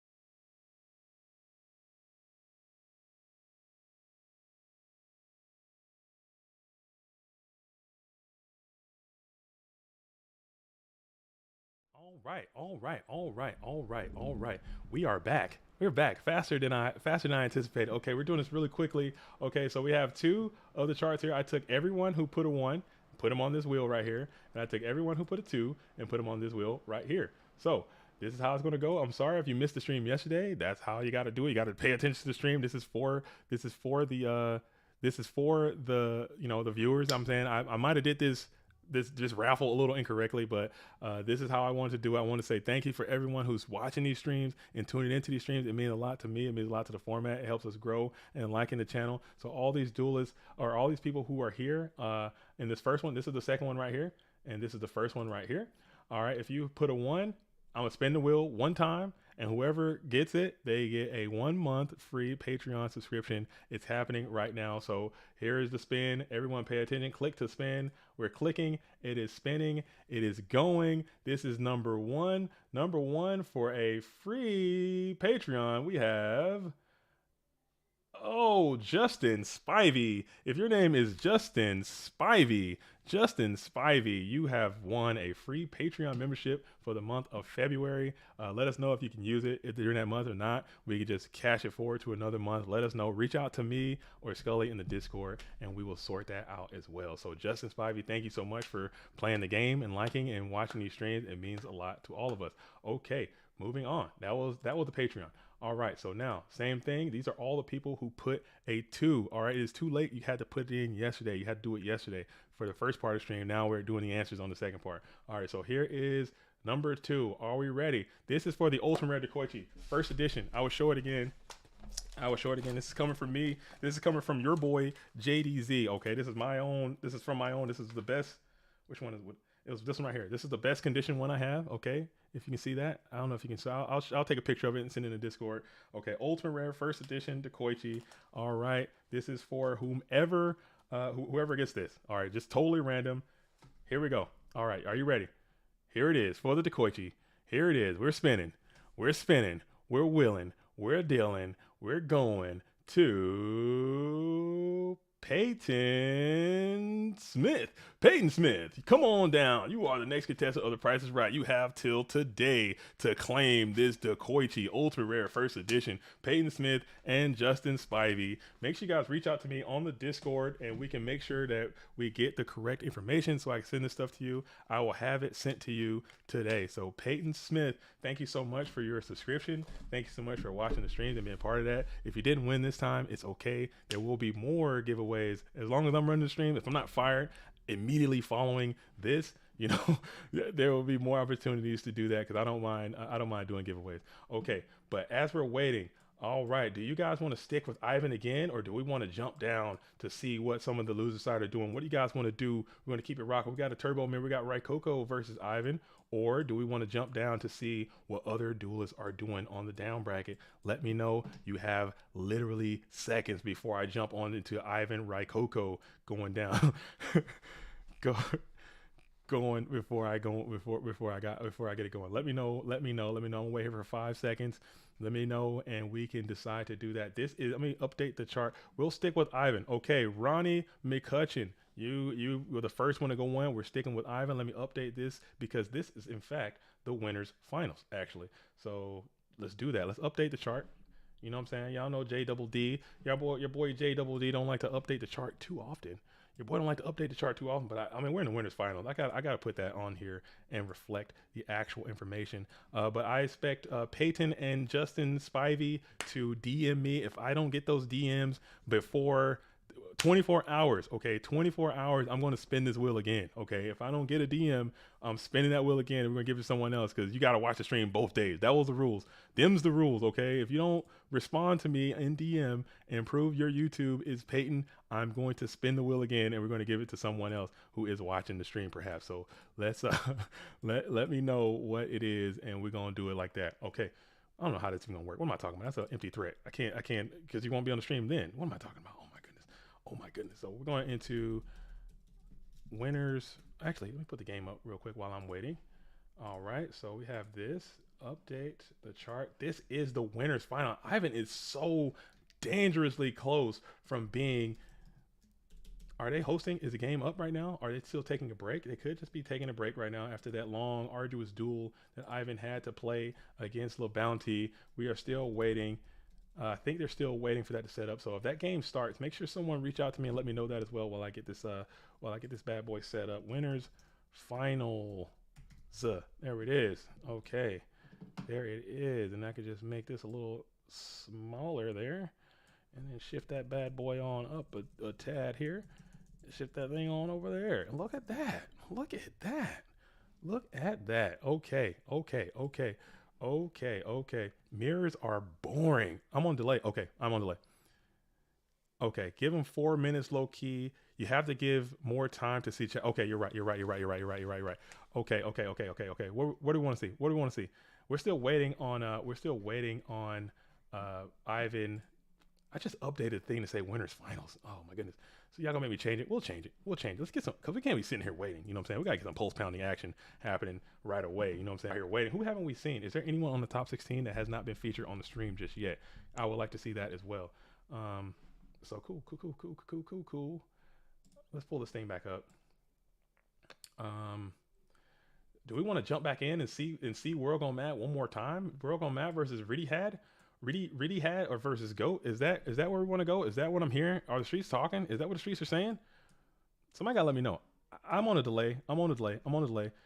Okay, we got Campos. Are we still? Campos is waiting. Campos doesn't have a game right now. He's waiting on the World Gone Mad Riddy Had situation. So I guess have to stream winners finals. All right. So we're still waiting on the Ivan match to start anyway. So while we're waiting, we can give them some time and jump down to the down bracket and watch some duels that are currently underway. So yeah, we'll jump in and see what the control deck is doing versus the turbo deck. We'll see World Gone Mad versus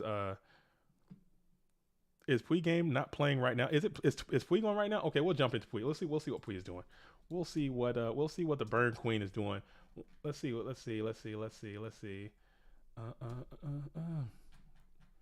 All right, this is, maybe my stuff is jacked. Am I jacked? Is my system messed up? Because I'm not seeing any of the games that I should be seeing. No. I'm sorry, fellas. We're trying to get this bad boy underway. Please hang tight. I'm trying my very best to get this thing going. We have Pui versus Gia. That game should be underway as well. We can hop in there and see what's going on. If it allows me to find these duelists, maybe the games are not started. Maybe they haven't played. I'm not sure. Maybe I need to reset my. I'm gonna give a quick refresh of my dueling book, because dueling book has been having issues all morning. Again, shout out to the dueling book network. It's having some. It's doing what it's got to do. It's hanging in tough. The game is over. Gia has won. Okay, so thank you for sharing that, Nick M. Field reporter Nick M. reporting that Gia has defeated Pui and clinched an invitation to the GOAT Format World Championship. Shout out to Gia. Oh my goodness, that is such a strong duelist that really does not get the credit that she deserves. She plays a lot of different decks. Pui and Gia are good friends, so that must have been a really good match to watch. I probably should have tuned into that if I'm being completely honest, and I'm locked out. I'm connecting. Come on, dueling book, fight it. Fight.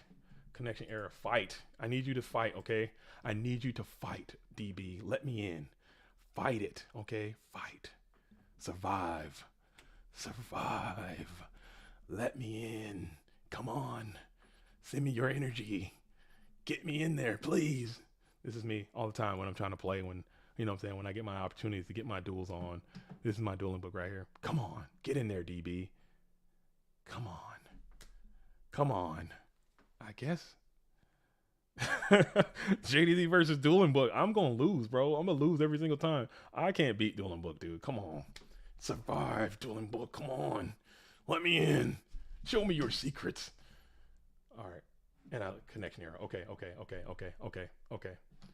Let's try this one. Let's try this one. Maybe this Dueling Book is going to work. Maybe this one will work. I got 2 Dueling Books. Joke's on you. Come on. Is anyone else out there having dueling book issues? Is there other reports of DB beginning to show some fails? Because this is unfortunate. We are in the finals, man. We can't be doing this dueling book. You can't be doing me like this, DB. Come on, man. And is it just me? It can't just be me. Yo, Bluff Knock in the building, man. We're having some dueling book issues. Is this you, Bluff Knock? Are you destroying dueling book? Are you the issue that we're having? Come on, man. Let me in. Are the duelists able to get in and play? Is that something that's happening? We're gonna hang tight. And make it happen. We're gonna keep going. I'm assuming that it's gonna work out. I think we just gotta be positive in these situations. Takes too many attempts to log in for me. Yeah, I'm trying my best. Maybe I'll just do a little quick refreshal. See if that. Okay, we got this happening. We're gonna go ahead and let the intro just do its thing this time. Maybe that might give it some extra motivation to let me in. The website is bricked. All right, okay. The website is bricked. Who's launching hacks against Dueling Book right now? Why is everybody hacking the mainframe of Dueling Book? Okay, if you're on Dueling Book and you're not playing in the GO Format Championship, I need you to get off. You know what I'm saying? I need you to get off and allow us to finish this event. Okay, let's see what's going on. Let me open up the Discord and see what the staff is saying. Maybe they're all having some issues, but I can't seem to understand what's going on. I don't know what's happening. Is everyone else just on? Is it just me? Is it me? Is it me?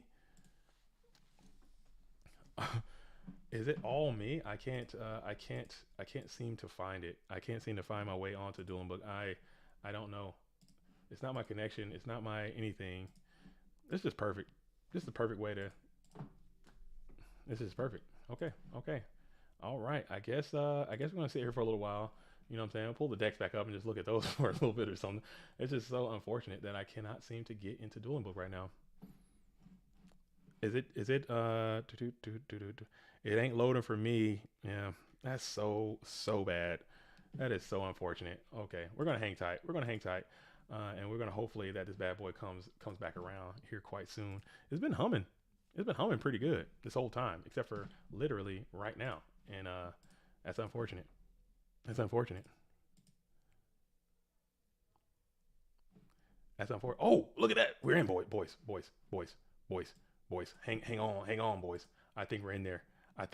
We're in there like swimwear, and let's see who is playing. What game we're going to. We're going to see. We're gonna go. Let's see if we can see if these duelists got kicked. We're gonna hop on into this WGM versus GOAT match and see what's happening here. Dueling Book is back. Okay, Dueling Book is back and in full effect. We have we're in a game 3 scenario. We're in a game 3 scenario. It is 1-1 for both duelists. We have Tsuhiyomi in play. We have World Gone Matt who's up. He actually has monster cards in his deck. Go figure. And he's gonna go ahead and clean up this Night Assailant, sending that on to the bin. Okay, we are looking pretty good. We're looking pretty good. We're feeling pretty good. We're back on Dueling Book. I don't know if other duelists have been having issues with connectivity, etc., and the like, but guess what? You know what I'm saying? You weather the storm, and then it's going to work out from time to time. Thank you for sending me your positive healing energy in that regard. Okay. Cool. So if you left the stream, sorry about the delay, but we are back. Continue to come back if you have time. Dueling Book has returned. This is not the winners finals. I had to update my chart. And I'm just going to go ahead and re-update the chart to reflect what this is. Okay, and I will do that now.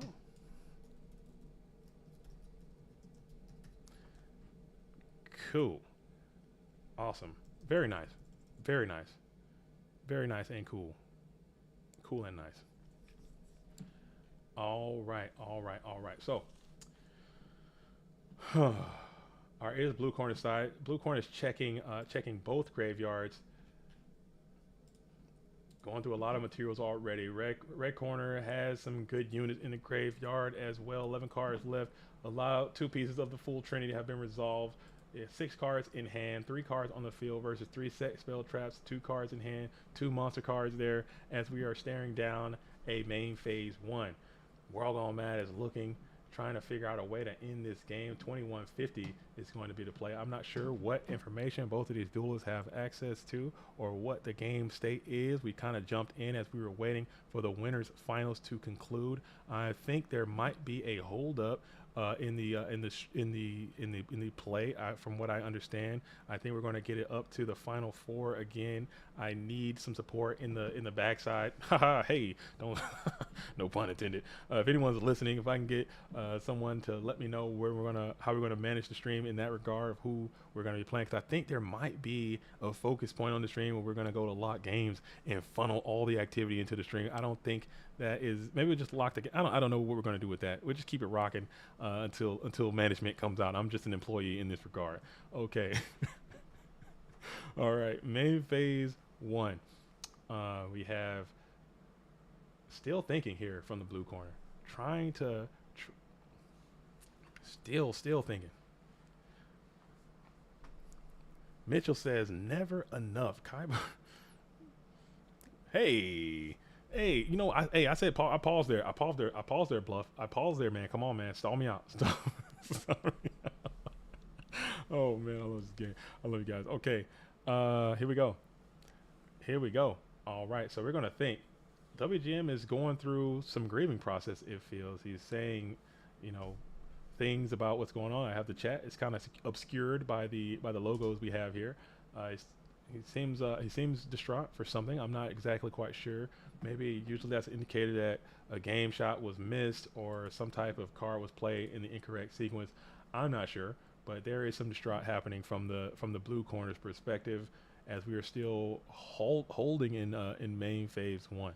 One of the sets is Max C. One of the set monsters is a Dekoichi. Oh, thanks for sharing. One of the set monsters, Maxi Mitchell. I don't believe you, Hunter. I think I'm more likely to believe what Hunter is saying, not so much what Mitchell is saying, because Maxi is not a GOAT format legal card to be played. And if it was, it would not be very cool, very good in GOAT format. I don't think at all. I don't think Maxi will be played in GOAT format. I actually know what that card is, and I heard it was pretty good. So we have Sinister Serpent is going to be summoned. Sinister Serpent is going to attack. Sinister Serpent is going to hit the set. What is that set that Sinister Serpent is attacking so boldly? It is the Dekoichi. Dekoichi, the battle chanted locomotive, is being attacked by Sinister Serpent. Interesting technique. I'm confused. Ring of Destruction is the play. Wow. Wow, Duelist. Wow, Duelist. Will this survive? Will this go? As we're thinking, and that is going to secure the victory. That is probably why World Gone Mad was bereft and was distressed, because he had to have seen that was writing on the wall, and that is something that happened. Oh man, oh man, oh man. Unfortunate. But I believe I'm not sure. I'm not sure if those duels both made it, or was that the game that allowed both of the duels to make it to the championship? Someone will have to let me know on what the standards were, on who made it to what. But I believe both his duels actually made it in. I'm not quite sure of how that whole thing shakes down with the losers bracket and being 7th place and etc. Moreover, but WGM falls. He is eliminated. Great performance though. Shout out to him. He kind of proved a lot about his dueling prowess and skills for making it this far in this event. But Goatee, representing the Solitaire organization, is going to move on to okay.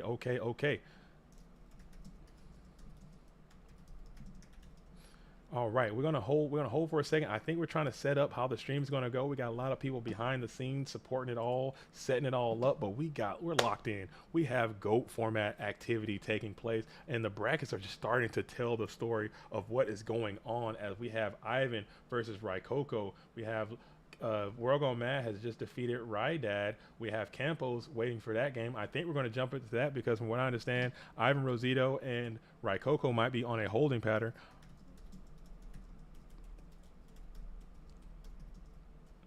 Oh, sorry. Give me 1 second. Communicating, texting, and whatnot. So we have Campos versus Rydad. I believe that is going to be another game that we're going to play. I think we have this one. I'm trying to figure out what's going on. I can't understand the bracket. I'm too my brain's not bad. But I think we're gonna play Rydad and Campos, and then we're gonna make a change after that. So I think all the other duels are gonna be halted until Rydad and Campos can play, if I'm not mistaken. I'm not sure. I think maybe Gia is playing as well. Gia and ShamWow might also be playing as well, and then we'll hold on the bounty, or hold on the winner of that match. So I think Campos and Rydad should be locking up right now, and then that's the game that we'll jump into. See if Campos can keep that gun alive, man. That gun deck is just terrifying. Shout out to everyone who's on the ladder who's about to be playing gun later on. I'm not looking forward to that. Okay. Let's see. Okay, but as we're standing by, we're just going to kind of hang out here for a little bit, make sure that we're in the right spot at the right time. I'm not exactly sure who's playing what and where. Let's see now. Let's see this bad boy. What we gonna do? Okay. Okay. I guess we're debating on what we should do with this dueling book situation. If it's going to be stable enough to continue on, or do we need to is there a cause for concern to stop playing? I'm not quite sure.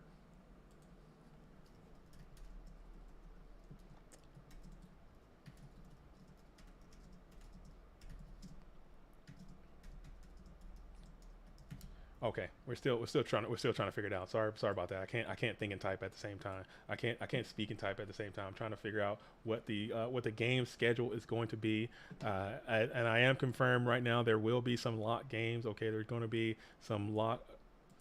Are they playing? Are they going to play now? Let's see, because we are trying to. I mean, the stream is a part of it, helping growing the thing. All right, so we're gonna finish the losers run, and then we're going to then execute that. So, all right. And I can't talk. I can't talk to anybody. I'm like I have to type because my communication stuff. This is such a bootleg production. I'm sorry, folks. This is not what I wanted. I had this idea in my head of all these cool things that I was going to try to do and make it happen, and this is just the opposite of what I want to do. But it is what it is. I think we're still waiting. There still should be gun. Gun should be going. I think Dueling Book is on its last legs. I think Dueling Book is dying. Like Dueling Book is dying. Like that's another part of it too. Dueling Book is dying. My comms are dying. I'm feeling bad. Our pets' heads are falling off. Like I don't know what the hell is going on. So what? All right, let me see. Cause yeah, Dueling Book is just look at that. Look, what am I gonna do? If I refresh, it's gonna boot me. I'm gonna refresh anyway.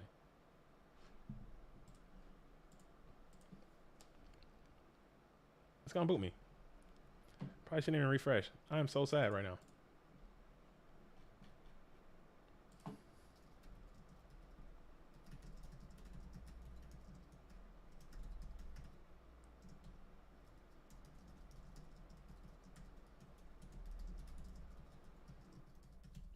All right, we're gonna keep rocking. We're gonna keep rocking the loser side. If Dueling Book, this is so frustrating. Oh my goodness.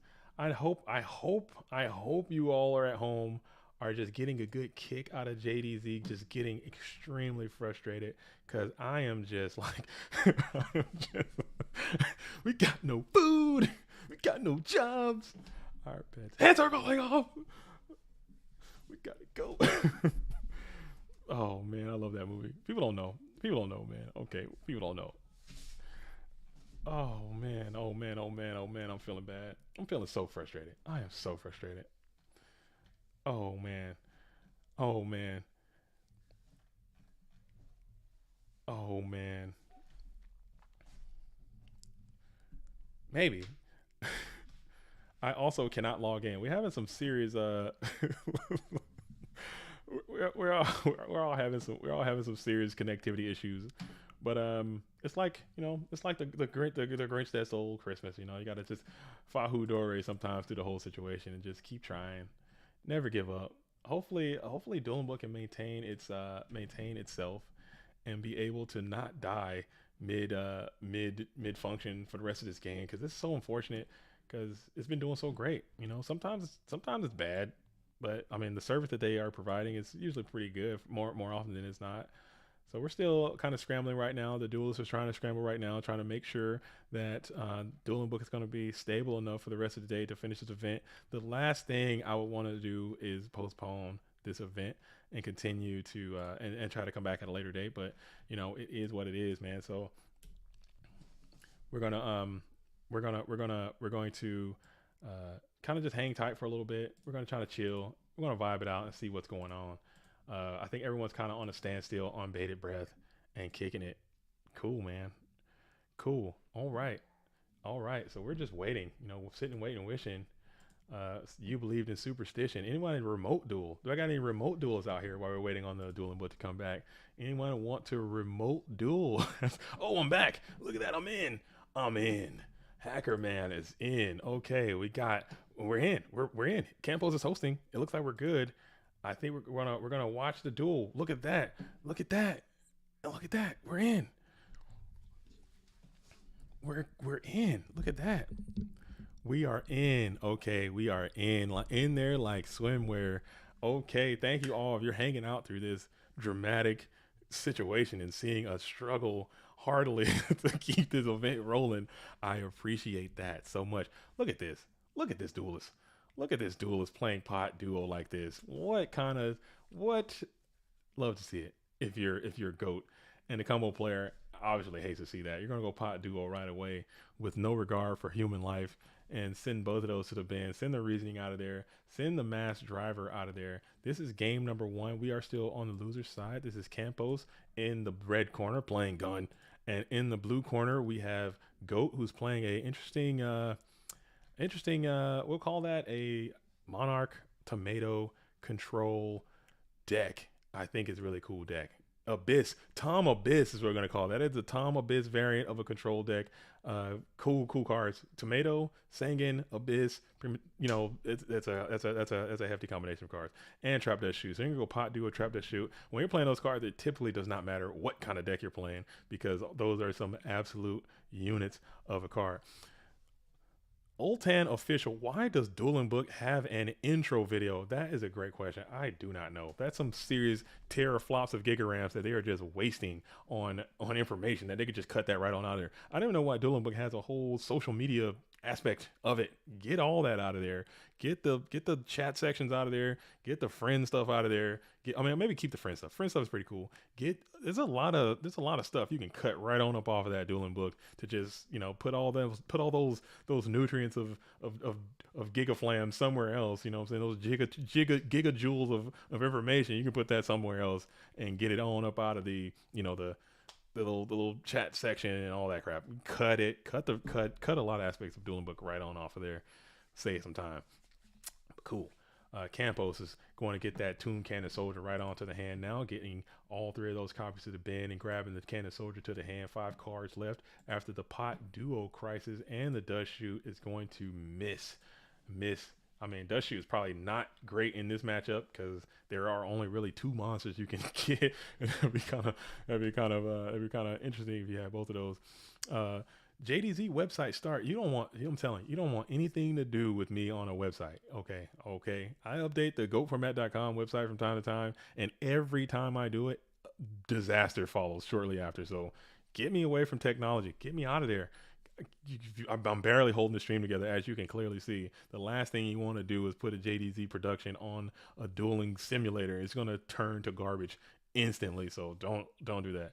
All right, we got main phase 1 for the red corner. 5 cards in hand, still staring down a 1 set, trying to figure out the best scenario to gun through this whole entire crisis right now. Oh man, I am so not looking forward to playing the ladder all next week. I really am not. I'm truly not looking forward to it. I might just take a week off, if I'm being completely honest, because I am not trying to play this deck more than one time, more times than I have to, because Campo played another really cool deck and topped a PWCQ with it, and I saw that deck 15 billion times on the ladder, and I was like, I don't want to play that deck, so now I got to play this one because everyone's going to see it and try to duplicate and do that, which is good for the game too. I'm being spiteful, I'm being vindictive, but it's still pretty great for the game as well. All right, so I just don't want to play it. All right, so we're milling here. Monster Gate automatically equals DMOC in this deck, which is pretty cool. You know you're going to get you a DMOC. You know you're going to get a spell back. You know you're going to get to execute your plan. You milled a ton of stuff, so maybe that can also help you facilitate what you're trying to do. You have 2 mass drivers in the grave. You have 1 spell Economics in the grave. So now if you got a way to spell Economics mass driver right now, you could just win. You know, they just the games or Dimension Fusion, spell Economics, mass driver.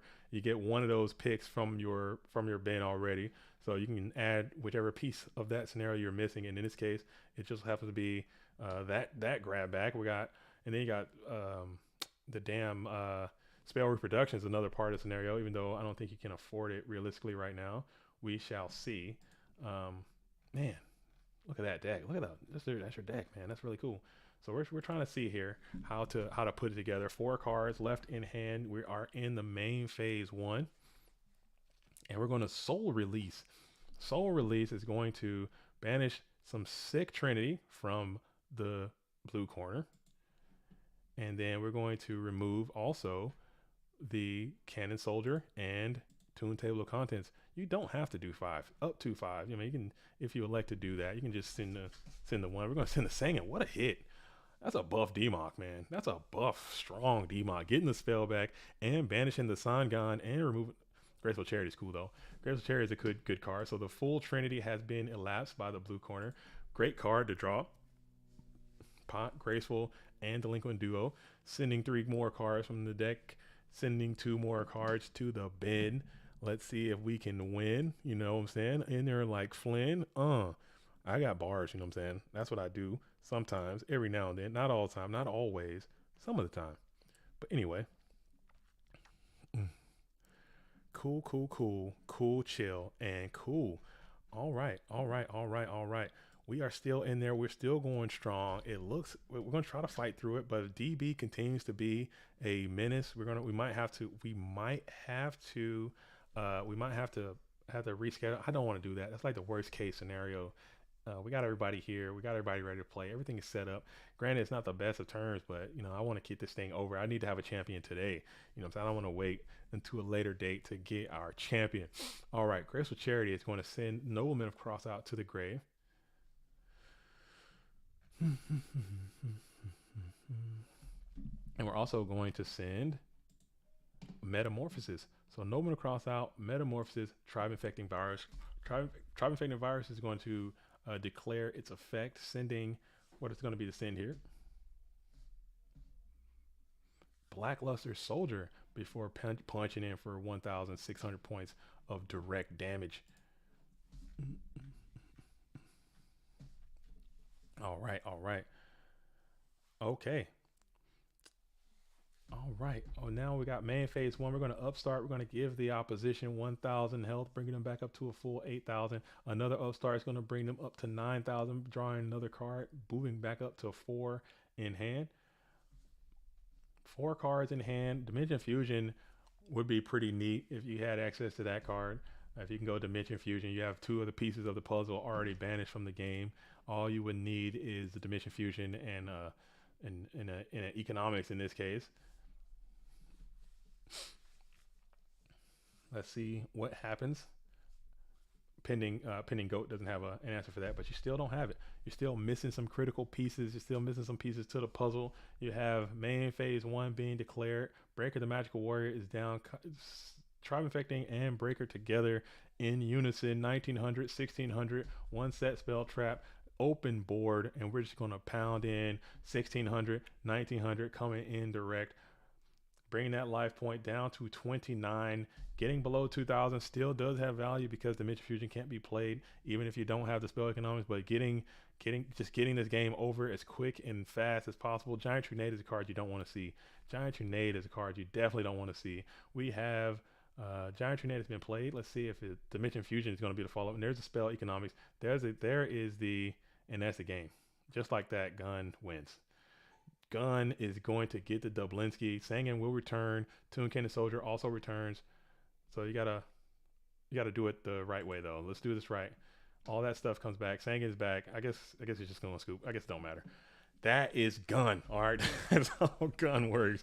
Oh man, oh man, oh man, oh man, oh man, oh man, oh man. This deck is ferocious. Yeah, he probably missed. I think he might have missed the Cannon Soldier out there already. I'm not sure. Kapow, you just been shot by the Gun, dude. Oh man, oh man. I have for me, and I know some people do agree with me. I have a if my co-host was here, if Mascus was here, he'll tell you he's a huge fan of Gun. He's an innovator of this deck. He plays this deck a lot, very well. He's a big believer in Gun, and I'm like, I don't like FTK kind of stuff. Like maybe even RGT, I like that to a certain extent. But decks that can just beat you before you even get a chance to play, like the libraries and the empty jars and the Gun and all that kind of stuff. It's not for me. It's not my preferred way to play the game.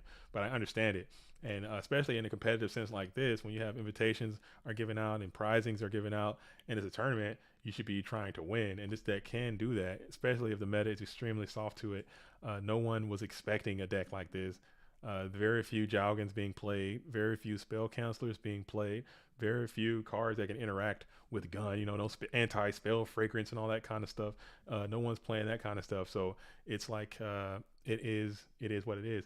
Cameron Gordon says, is this the final match? No, this is not the final match. This is the loser's side. I believe this is. I'll pull up the bracket real quick while we're looking. We are playing this game right here, whatever that is. So we have Campos is playing Rydad right now. Winner of that plays LeBounty. Gia and ShamWow are playing. I believe these matches right here are in a holding position. Dueling Book is having some significant issues right now, and we don't want to just start and have issue after issue. So we're going to hold, and then we're going to let the president, Mr. Vince McMahon, aka Scully himself, make the decision if we're going to continue to push on or if we're going to hold position where we are now and maybe come back at a later time today or a later date in general, because Dueling Book is being very uncooperative at the current moment. Yeah, so we don't want to do that. They're still siding right now. Duelists are reporting that they're getting kicked off of Dueling Book. It's having significant lag spikes. It's throwing people down. So we don't want to launch, the most important event of the season or our premier event, and then have it be riddled with Dueling Book disconnectivity issues and strife. People getting game losses for disconnecting when we want the game to be settled on the dueling pitch as it should be, and not via internet Dueling Book circumstances. So we'll see what's going on. All right, so yeah, Campo's coming. I'm telling you, I've said that a 1,000 times. GOAT format, people don't like it when I say that, but I think GOAT format does starts through Italy. I think Italy is the home front of GOAT format. A lot of good players are there. A lot of spice comes from Italy. Campos is an Italian player. He's always coming with the heat. Very, very talented player, representing Italy, and also the Funky Towners. So I don't know what this Italy-Ohio connection is, but Italy has found Ohio, and they've joined forces, and they've made a GOAT format dueling team. A lot of Italian players and a lot of players specifically from the state of Ohio are getting busy together. Campos is now on that team as well. The Funky Towners playing Gun. Oh my goodness. Graceful Charity is going to be play Upstart Goblin, Graceful Charity. You're seeing all these cards. You have 10 cards, or excuse me, you have had access to quite a significant 10 cards in your deck so far. Maybe you can find the way to put the gun down right now. Okay. Yeah, Italy and Ohio is the true way forward. And you're going Heavy Storm right now, so it just might be Gun right away. It might be Insta Gun. Oh man. It might be instantaneous Gun as we're going Toon Table for Toon Table. Toon Table grabs the Dark Monster. You have the Creator in the bin, so maybe he sides in to the actual Reasoning Gate type beat coming in. We'll see right now if Dark Magician of Chaos does not fly off the top of his deck like Macho Man Randy Savage. In fact, it is the Sacred Crane coming in, so we are playing a more standard Reasoning Gate build like that. What you're telling me is Italy has swag like Ohio. Possibly swag like Ohio. Oh man. That sounds like a rap song. It sounds like somebody. That sounds like a rap song. I'm not sure. It's let's see. So he's got the Sacred Crane in the building, but guess what? This thick bottom Gravekeeper Spy has an answer to that 1600 attack, and it's going to be in the form of 400 damage to your health. 4 cards in hand, 2 spies in defense position, and we are hanging on tight. Oh man, main phase 2 is going to be the call. As we check the bin again, we see that there is a Creator and a Tomb Cannon Soldier. The Creator sitting in there, coming in out of the side deck. I've seen both of those Reasoning Gate players signing the Creator one in their, siding in the Creator in their thing. It might be something to that. I don't play enough Reasoning Gate to understand, what cards are better, what cards are worse, what ratios, and et cetera, and whatnot.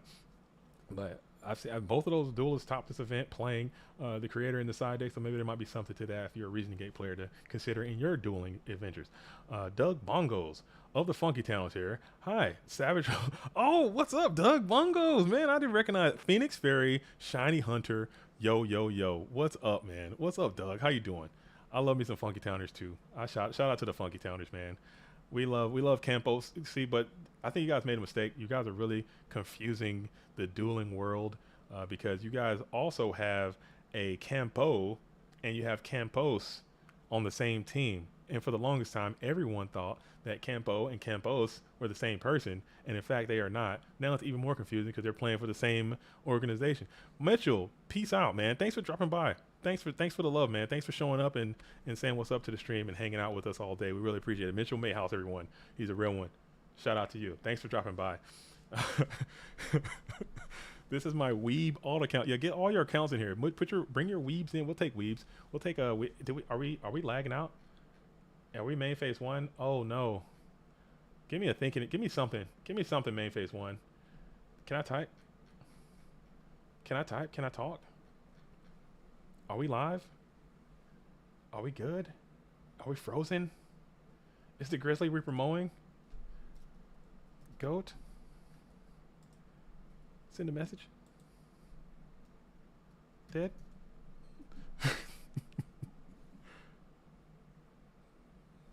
And then sad. Oh, please. Please don't be dead. Oh, boys. We need just somebody to start singing some Sarah McLachlan, dude. In the eyes of the angel. In the arms of an angel, dude. I think we might be dead in the water, boys. I think we might be dead in the water, boys. I think it might be fatality. I think are you alive? Are we alive? Are we good? Is it me? Is the Grizzly Reaper only mowing for me? Oh, I'm gonna keep refreshing. We're getting back in here. Jolenbo's gonna let me in. Let me in. I'm skipping the intro every time. Let me in. Let me in. Let me in there. Let me in. Come on. Come on. Fight. Come on. All right. Let's try this again. Let me in. Are you guys getting kicked? Did anyone else get kicked too? Are they still dueling right now? Let's do some reverse commentary. You guys tell me what's going on. If you can still see, if you're still in the game,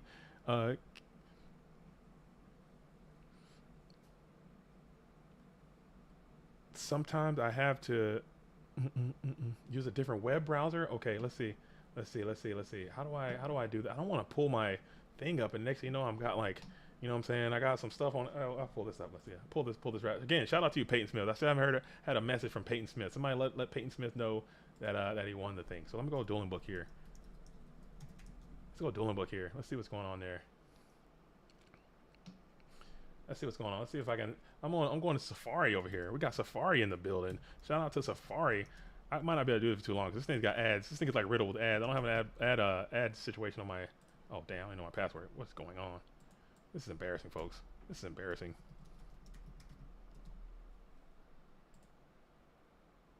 I'm out. Safari's out. Safari's bad. Alright. This sucks, man. This really bites, dude. This is so unfortunate. What a bummer of a day, man. What a bummer of a day, dude. What a bummer. I'm so sad, dude. I'm like, man, I'm distraught. I'm distraught. I'm upset. You know what I'm saying? I'm not happy.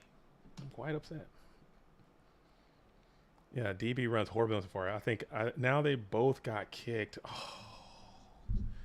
Yeah, we might have to pause. We might have to have a pause in the action, folks. We might have to pause in the network. Might have to pause in the. Yeah, that's so unfortunate, man. And that's one of the big downsides of playing online. I mean, this is the worst part. You know me. If you're seeing any stream or any presentation or any video I've made, you know that I am a huge anti-online Yu-Gi-Oh guy. Like I hate the online game. I think it's obviously it's good for what we got. It's good for what we got, but I hate it. I think because it just makes me so upset because of things like this. This is the worst of the worst right here. Because you're not doing anything. You're just trying to do your thing, and it's just shutting down on you, man. It's just shutting down on you, man. Oh man. Oh man.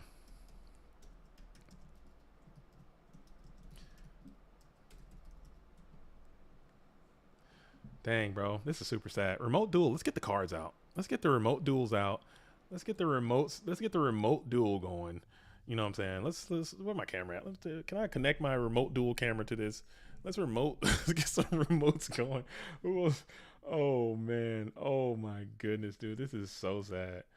Oh dude, this is so sad. I am just distraught. I am bereft. We're gonna sit here and vibe. I'm not leaving though. I'm not leaving. Skull's gonna have to come over here and drag me off this stream. I'm not shutting it down because I put in a lot of effort. You know what I'm saying? Check out this overlay. All these graphics. You see these You see this little. I did. That's all me. That's all me. I did that. I'm doing that. I got the thing going. I got the thing. We're kicking it, man. And it's just like, dude, it's like, dude, man, you know what I'm saying? You're sitting here and you're just sad, bro. We're gonna try it again. Let's get in here. Lost connection. Come on, one more time. We're on life support. I am so sad, dude. I am sad. I am sad. I'm a sad panda. I'm a sad little boy. I'm a sad child. Yep, remote dueling time. Let's do it. Let's see if I can. If I can manage to get my. Let's see how do I turn this thing on. If I can. That's not it. What is this? No, that's not it. Dude, I don't even know what I'm doing anymore. What is my life, dude? What is my life, bro? I don't know how to turn this thing on. How do I do this? I got a remote duel set up. Where's Money Match? Did Money Match TCG leave? We used to remote duel every single day. Every day I would come home, and then I think he's located like in the south somewhere. So we're in a different time zone. I come home from work and I sit down at my computer and I would remote duel match TCG every single day. And then we just kind of stopped. He got really busy. He had things going on, so he had to kind of shift fire and shift focus on the other stuff, which is important too. You got to do that. Are you guys still in game? Is the game still going for you guys? Are you guys not kicked? Yo, are you guys not kicked? I'm kicked over here. I am absolutely kicked. I am like booted beyond. I don't know if it's me. Are you guys still in? Is anyone still in Dueling Book? We might need to get you guys to start running the commentary and let me know what's going on, because I'm excited. Like I'm pumped. I'm fully stoked, man. And I just cannot seem to get what is this? Yeah, this is bad, dude. This is bad, dude. What is this? What am I doing here? What is this? Can I do this? I think I can do this. Yeah, put this over here. Yeah, we're about to. No, I can't run a remote duel right now. I can't do this. I forgot. I can't set that up. I can't do it. We're gonna wait. We're gonna wait. All right. So what we can do as we're waiting, you know what I'm saying? I do have a little special treat. I was trying to save it for a video that I was going to make, but as we're standing here waiting for Dueling Book to not die or whatever, maybe we can vibe out a little bit as we wait. I have some. Let's see. No, I can't even do it without Dueling Book. Son of a. I can't do it. Dueling Book was a huge part of my actual other plan. Everyone's booted, man. I'm so sorry, dude. I am so sorry. And GFC is greater than NFL. I believe that. I believe GFC is better than the playoffs. GFC is better than the Super Bowl. I'm all about it, man. But we just can't. We can't do this without without Dueling Book. Yeah, I'm in shambles, bro. I'm in shambles. I was about to set my cards up and like really remote duel somebody. They want a remote duel, but I can't do it because I realize that would require you to see my life right now, and it is less than optimal to see what I got going on right now. Look, I got stuff falling around. Look at me, dude. Like I'm bereft, dude. I'm distraught. I think I'm distraught. I am actually distraught. Like, I'm upset. Today hasn't been going great. You know what I'm saying? Today, the sound thing hasn't been working. I can't even remote duel because that would require me to talk to someone, and I can't even get my Discord crap to work.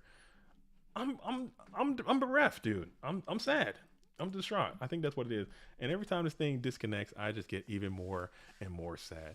We're gonna hang tight for just a little longer. I'm not giving up. You know what I'm saying? They don't make them like me to just give up and mail it in, throw in the towel. But I'm leaning on Scully. I stand on Scully on this one. We got to make a very painful choice. That is a Yu-Gi-Oh card as well, and a tough decision to figure out if we want to continue this on or do we want to stop. I don't want to stop. That's going to be so bad to stop. That is unfortunate. That is soups unfortunate, man. And we're going to sit here and just keep trying. We're going to keep trying. Let's pull the bracket back up. Let's look at some brackets while we wait. Okay, again, we got this game. I'm not sure if both of those duelists made it through what's going on there. Maybe Ridiad and Campos, maybe they both got kicked. Gia, everything else is at kind of a pause right now, as we're waiting on Campos and Gidia to work out. So we're in a good spot. The tournament integrity is still intact. The only game that was still in question is going to be the the Rydad Campos game is the one that was actually underway before all of the shenanigans got really bad. But we're still in a complete holding pattern. If you're watching this from the future, just go ahead and fast forward through all this parts and then get to the part at the end where everything works out. And then, you know what I'm saying? That's how we can do it. Hopefully that is coming to fruition, but hopefully this thing doesn't just die and let us all be locked out of here as we're waiting. Skia gang in the building. Brock Purdy. I like it, man. I'm so happy for Gia. I'm so happy that Gia was able to secure an invitation to the Go Format World Championship. She's gotten so close so many times before, and she's a duelist because she doesn't. I mean, once you get to know her, man, she talks a lot, but she's not out there all the time and chatting it up with people and all that kind of stuff. But as I've gotten to know Gia, she has a great personality. She's a fun person. We play a lot of games together. She's really, really, really talented player. And to see her go ahead and secure that invitation to the Go Format World Championship makes me extremely happy. I'm glad. Hopefully, I'm not sure how the top 7 break down, but hopefully Pui is able to get one too. I want all these duelists to get it. I wish there was a way to get all these players in there because, again, like I said, I know I'm not the best player, but I know how hard these duelists work and how much time and dedication they put into this game and how many reps it takes. And I want to see them all get cashed out for that type of work. But we're still waiting. If somebody knows if Dueling Book comes back up, that is critical information. I need people out there trying that. Let me know. Here are the decks again. We can pull those back up while we're looking. The decks of the remaining duelists that are left. We have Ivan, Raikoko, La Bounty, ShamWow, Gia. It looks like and the winner of the Gun versus Tomato deck. So it looks like we have Turbo, Warrior, Turbo. So three turbos, Gun, and 2 Warriors. It appears is what is going to be the call of the day. A lot of parity still in the top 16. You know, Go Format is what it is. You know, you're going to have the best decks perform very well, but there's still room out there if you're willing to dedicate time to your strategy and push through overall. So we're hanging tight. Dueling Book, is it back? Let me check it again one more time. Nope. Let me do it more fresh. One more time. Come on. For the real ones. For the real ones. We're going to let the intro do its thing this time. We're going to let the intro do its thing. Do your thing, intro. Do your thing. Where's somebody get the Dueling Book team out here and let them know that we're having these issues on the GFC day. It is Sunday. We were blessed to go to go hard all day yesterday, but it's unfortunate. So hopefully, if you guys stick with us, I don't know what's going on. I don't know what the remedy is going to be, but we're gonna see. But we can pull those decks up again. We can look at those. I don't know even how many duelists have got their invite already. So we'll see. Ghost, did you play? Did you get a chance to play? What was your situation like? Oh, Ghost was defeated. Oh, okay. So Ghost was beaten by Gia. Ghost had a Varg and Gia, so Ghost will not be able to crown up this time, unfortunately. Oh, no. That is so unfortunate, Ghost. I am so sorry for that. You had a really heater yesterday. Maybe if we would have just kept it rocking all day yesterday and just finished this bad boy in one day and did a 14-hour go-to-thon. Maybe that's how you got to do it sometimes, but we wanted to do it this way. And that's fine, too. We just assumed that Dueling Book would be on teams with us and make it happen. But, you know, it is what it is. We're going to keep trying, though. We're not going to give up. We're never going to give up. All right. So Ivan's still in there playing this Turbo deck. Again, I spoke to Ivan this morning. If you missed that first part of the stream, I spoke to Ivan, and he was saying that Trap Dust Shoot is dead. Trap Dust Shoot's gone. He's saying Trap Dust Shoot might be a relic of the past. He's saying that Trap Dust Shoot might be a card that has seen its best days are behind it. I don't know if I necessarily agree with that, but in the Turbo deck, maybe in the Warrior strategy, you got to keep the Trap Dust Shoot, but maybe in the Turbo deck, it might be something that you might want to consider not doing because I mean, this is what some of the best players are doing. You got to copy what the best players are doing. Ghost is saying I opened double Thunder Dragon 3 times today. Bruh. Come on, man. That's unfair. I'm sorry, Ghost, man. Nobody deserves that. Maybe once, maybe twice, but 3 times. Come on, Dueling Book. That's tripping. They tripping. But So that might be something. But I like the one Regeki break, one wing blast scenario. I think is really cool. I like when it's just one of each. You know me, I'm a singleton kind of guy. And we're gonna do our patent pending dueling book check. Let's check what we got. Nope, still dead. Okay, cool, cool. I guess I'll just go jump off a cliff or something. We'll see. We will see. We will see. All right, here's Ghost deck. Ghost, I can't talk to you right now. I would love to talk to you and come by the program, but my connection also isn't working. So along with Dueling Book not working, I can't even talk. But Ghost, in chat, if you want to if you want to digitally explain some of the choices you made in this deck and why you've been playing this deck. I like this deck a lot. Triple mind control. Why don't you side for burn at all? Why don't you side for any other strategy except for the warrior strategy and the turbo strategy appears? The Goat World wants to hear from you. Aside from opening double Thunder Dragon 3 times today, you made it all the way to the winners finals, or excuse me, the winners bracket reset, undefeated.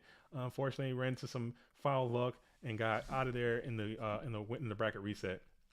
But just tell us about your deck, man. What do you make of the mask turbo and this side deck conversion you got going on here? This is what Ghost Rider's been doing. I think this deck is cool, man. But it's you're leaving a lot of matchups on the table. You're leaving a lot of stuff like goats. There's nothing for goats in here. There's nothing for burn in here. There's nothing for anything. Like, I'm just going to outskill all those dudes, and I'm just going to just worry about the matchups that give me problems. And that's a strategy. That's something that works. All right, we got nothing. This is so bad, dude. I'm so sad. This is bad and sad. Like, this is, you know what I'm saying? Because we got everybody out here. People have taken time off of work. People have moved their schedules around. People have made coordinations, pre-planned things. And now you're sitting here and you're like, dude,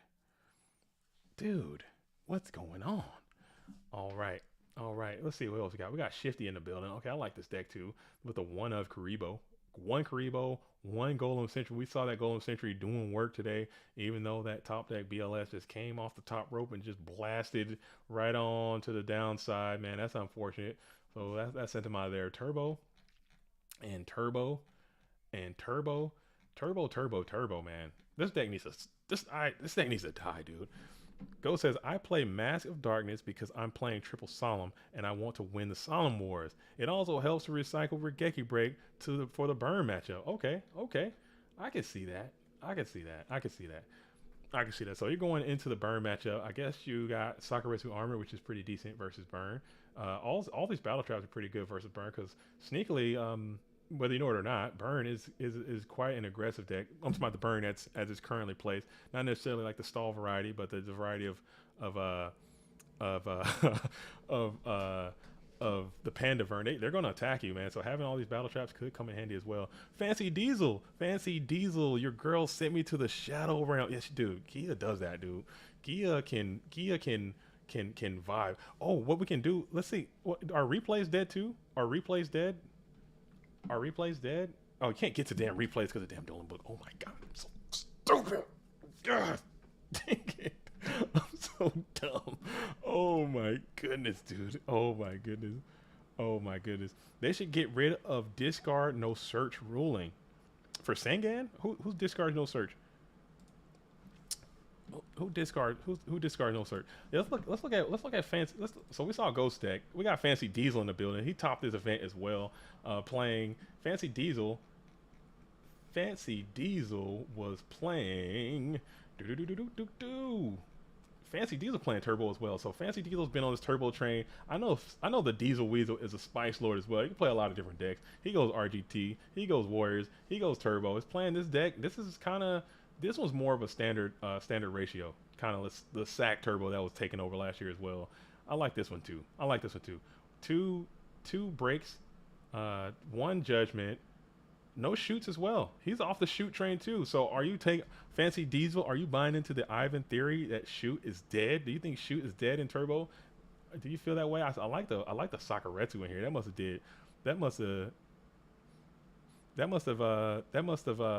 have done well. I think that's cool. Having a Saku, I think John Wick was doing that as well. Having a main deck Saku to kind of bounce back. against the aggressive decks that can be faced. You know, the Warriors being a very popular deck in these events. Dueling Book is dead. If you're just tuning into the stream, I apologize, but Dueling Book is dead, like dead, completely gone, washed out of the water. So we're just kind of sitting here vibing. Hopefully, just burning time. Hopefully that this thing can come back. That would be neat if it just came back better than ever. Somebody was like, "Hey man, I'm sorry, it was my bad. I shouldn't. I left the gerbils. I didn't feed the gerbils. I didn't feed the hamsters this morning. They all just kind of gave up and died, and that's why Dueling Book's not working. I got some new hamsters, and now we're back. So carry on. You know, that could be cool. I could have him. Yeah, we got that's a cool deck. Another turbo deck. All right. What a man. Let's see if I can let's see what's going on here. Let's see if oh man. A Yu-Gi-Oh story from a Yugi story from back in the day. You don't want to hear those stories. Those stories are all sad. Those stories are all bad. You know, you don't want to hear it. It's such a tragedy of the Jay Diesel, the teenage weasel, man. Because like I said, I was a broke boy. You know what I'm saying? Your boy Jay Diesel was a brokey. You know what I'm saying? I didn't really have access and placement to the correct cards you need to play the game at the highest level. I remember I moved schools a lot, and I remember watching the Yu-Gi-Oh broadcast coming on the Saturday and Saturday morning, wake up, watch some Yu-Gi-Oh, and I was like, oh my goodness. And then those cards start appearing and people start playing. I start seeing those cards show up, and I'm like, oh my goodness, I need to get me some Yu-Gi-Oh in my life. Yu-Gi-Oh is for me. Give me Yu-Gi-Oh. And I started getting the cards, and people would play during the lunchtime, and I'd see, you know, duels happening, and let me borrow a card here, let me get a card there, and I would just compile a deck with just cards that people had given me over time.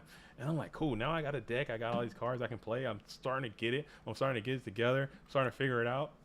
And then this one kid, I remember his name, his name stuck with me. He became a friend of mine later on, but he showed up to the school, a new kid.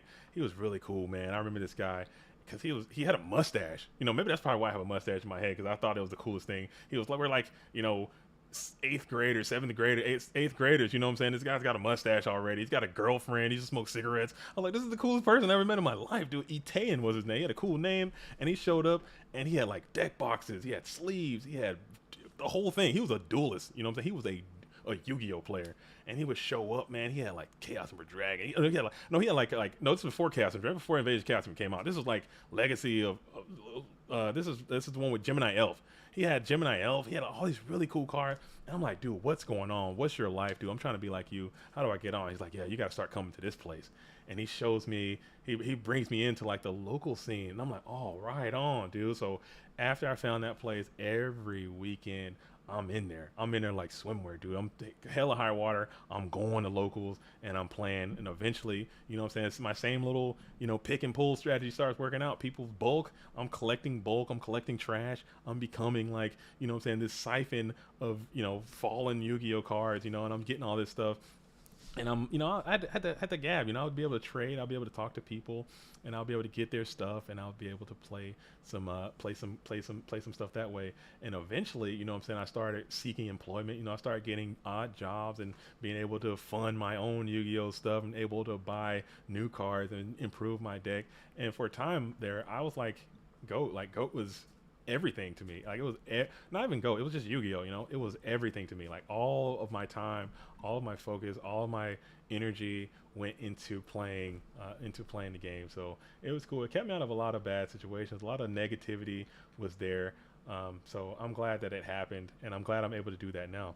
But this is cool deck. I just want to pull up some of these deck texts that was written. Shout out to Spooky as well for writing these. I'm just pulling these up. You know, a lot of people, we tell people to go by the website. You know, people don't like to go by the website and check it out. I just want to check out this deck. This deck was really cool. We saw this on the stream as well. It's like a recruiter monarch situation going on. Playing doubles aboard, Dark Ruler, Jinzo. You got a Darmish and Chaos in there. There's a lot of bricks in here. There are a lot of bricks. There are a lot of opportunities to brick, but this deck is cool, man. Cool beans. A lot of monsters in the side, so you can keep them guessing at what you got going on. 2 Shining Angel.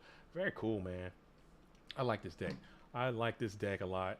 And hopefully, I don't know how they ended up. I think they made it pretty far. It said, yeah, after ending the day with a record of 4-2 is clear some of the strategy. So here, yeah, so it's 4-2 coming in from the Logo Soup. So shout out to Logo Soup playing this Monarch deck. I think Monarchs can be good in our format as well. A lot of duelists don't take the time to develop that strategy either, so it kind of just steps off to the side. But we're going to hang tight. We're going to do another dueling book check again. We're going to dueling book check one more time, and still dead. Oh my goodness gracious. Dueling book is dead, folks. DB is no longer with us as we're hanging tight looking at this deck. You got the Jowgen in there. I think people might need to start playing Jowgen again as well. Banisher of Light's in there. Banisher of Light hanging out in the side deck as well. That's an interesting tech. You got the Roulette Barrel as well as in there with the 1 watt. So this man, or this duelist, is siding 14 Mons, dude. 14 Mons and 1 ST, 1 Spell Trap, and 14 Mons. That's pretty cool. That's pretty cool because you'll never know what the hell your opponent is doing if they can side 14 different Mons on you. That's pretty neat. That's pretty cool. That's pretty cool. I like it. I like it. I like it. I like it. Pretty cool. Let's see. So make sure you guys check it out. Go over there and read these articles and see what these players have to say from their own words. I think it's really cool. I think that's why this duelist is electing to go with these types of. He's playing as the Borgs. He's playing as the Borgs. Those can be Tsukiyomi can feast upon those, no issue. But he's playing as Dark Ruler. Dark Ruler, I believe, has 1,600 defense, so Tsukiyomi cannot touch him. Jinzo is also quite Tsukiyomi resilient as well. So it's cool, man. It's cool that that this happened. I'm glad, and it might encourage when stuff like this happens. It encourages more duelists to say, "Oh, I see what Logo Soup did. Let me try that and build upon until you have another deck that is good." JT says this deck seems bad. This deck seems so bad. You know what? Upon immediate glance, you know that could be a interpretation that you receive from that. This deck is immediately bad. Yeah, there's a lot of opportunities to draw a lot of bricks because you don't. I mean, if you can't put your cards in play, but also you got brain control. You can pair that with Hades, brain control with Jinzo, brain control with Zaborg. You have the Chaos Mons. You have ups. I mean, it seems like it can work. It seemed like it can work. I don't know. I don't know. It looks like Brick City. I mean, it worked 4-2. Going 4-2 in the GFC is no slouch. It's hard. These are some of the best players in the world, and you made it to 4-2. I think there's got to be something to it. There's got to be something to it. Let's see. It's a Monarch deck. Logo Suit Monarch. Let's see what deck tech. Kenny Hughes is playing Phoenix. Oh gosh, how did I miss this one? I gotta tune into that. I didn't even see this one myself. This must be new. Shout out again to Spooky for getting busy and handling his business. You know me, I love me some Phoenix. This deck looks sick. I have a deck that looks exactly. Wait, no, not that many jars. I'm trying this deck. This is cool. Now this is cool. This is a cool deck. I've been trying to make a deck very similar to this, but I just couldn't quite get the ratios down. 1 Scapegoat, 1 Metamorphosis. Is if that is what the duelist landed on, that is the issue I was having. These 2 cards right here is the issue I'm having when I try to make this as an issue I'm trying to make when I make this deck. It's always the Scapegoats and it's always the Metamorphosis that come up with how many I should have, how many I shouldn't have. Also Regeki Break, how many you should have versus how many you shouldn't have. But I think this deck is nice, man. You got the Last Will. You can go, man, that's neat. You can go Last Will, Hand of Phoenix, Cyberstein. That's got to be a way to make that pop, man. These cards are really good. I think I like you know me, I love me some Phoenix. I think that card is very, very good, and it doesn't get played nearly enough in our metagame as well. So, cool deck, man. What was the record here? Let's see what player insight. Yeah. Very neat, man. Very neat. Very cool. I'm glad to see, like, I'm glad to see duelists coming out and trying, like, at least trying to try new things and trying to try different things and trying to play different strategies. It keeps the game fresh, man. This deck is cool because you got it's like Highlander almost. You know, there's only one of each, except for 2 face here and 2 of the brain cons and 3 jars. Everything else is like a one of, you know, 2 Upstart Goblins. Very neat. Very cool. Very cool. Very cool. Very cool. I like that as well. Eradicator, go from that championship is 19 deck tech. Eradicator's Archfiend. Somebody brought Archfiends to a GFC. That's crazy. That's crazy. Now that's crazy. Now that's crazy. That's insane. You know, you can bring in Archfiend's pure. What? Come on. Did they beat anybody? There's no way you beat somebody with pure Archfiends in the GFC. Can't do it. I love me some Archfiends. But there's no way This duel is beat. Let's see. That's crazy. That's crazy. That's very cool, man. Shout out to you. Shout out to you, Erratic. Hatter. I can't even read. Oh my gosh. I can't even read. Let's try dealing with one more time. Good grief. We're gonna hang tight, folks. I'm not giving up. I'm not cutting the stream off. I'm not gonna cut it off. I'm not gonna stop. I'm not going to stop. But somebody loaded pure Archfiends in 2023 in this economy. Pure Archfiends. That's neat. That's cool, man. That's cool. Okay, so yeah, you're probably not getting a lot of doves. You're probably not gonna get a lot of doves. But what if you did? What if you did with the main deck Royal Command, the main deck Archfiends Roar? I think that's a cool card too. Archfiends Pure, Archfiends Unite. Oh my goodness, man. Double Skull Archfiend Lightning. But speaking of, you're talking Monarchs. That's a card that is actually quite good as well. Skull Archfiend and Lightning. You got a 50-50 chance of just getting a negate on. Why not? Falling Down is a pretty good card. You got Pandemonium. It does some cool stuff as well. I think this is a cool deck to play for fun, but if you're coming to the Go Format Championship, this is the premier event, and you're bringing pure Archfiends, you're gonna get rocked. You're gonna get rocked. But I mean, what if that's I think that's what I'm saying.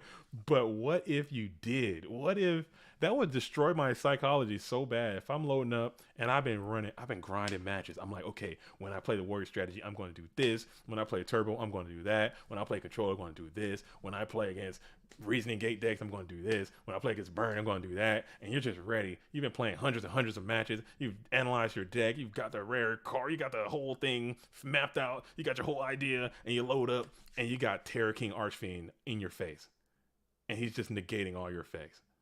And then you got Skull Archfiend and Lightning. He's just negating all your Sakura Rescue Armors. And you got Pandemonium, and they beat you. What do you do? What do you do? Your whole life becomes a lie, and you quit the game. I guess I think that's what happens. You just give up. You mail it in, and you're like, okay, I'm done. I can't do it. So shout out to Urkhatter, and shout out to the Archfiends. I think that's really neat. That's really cool that you did that. A pure Archfiend deck at that. So I think that's cool. Let's see. I'm gonna check out the rest of them while we're waiting. I'm gonna do Dueling Book one more time. Dueling Book, come on. Oh, we got something. Come on.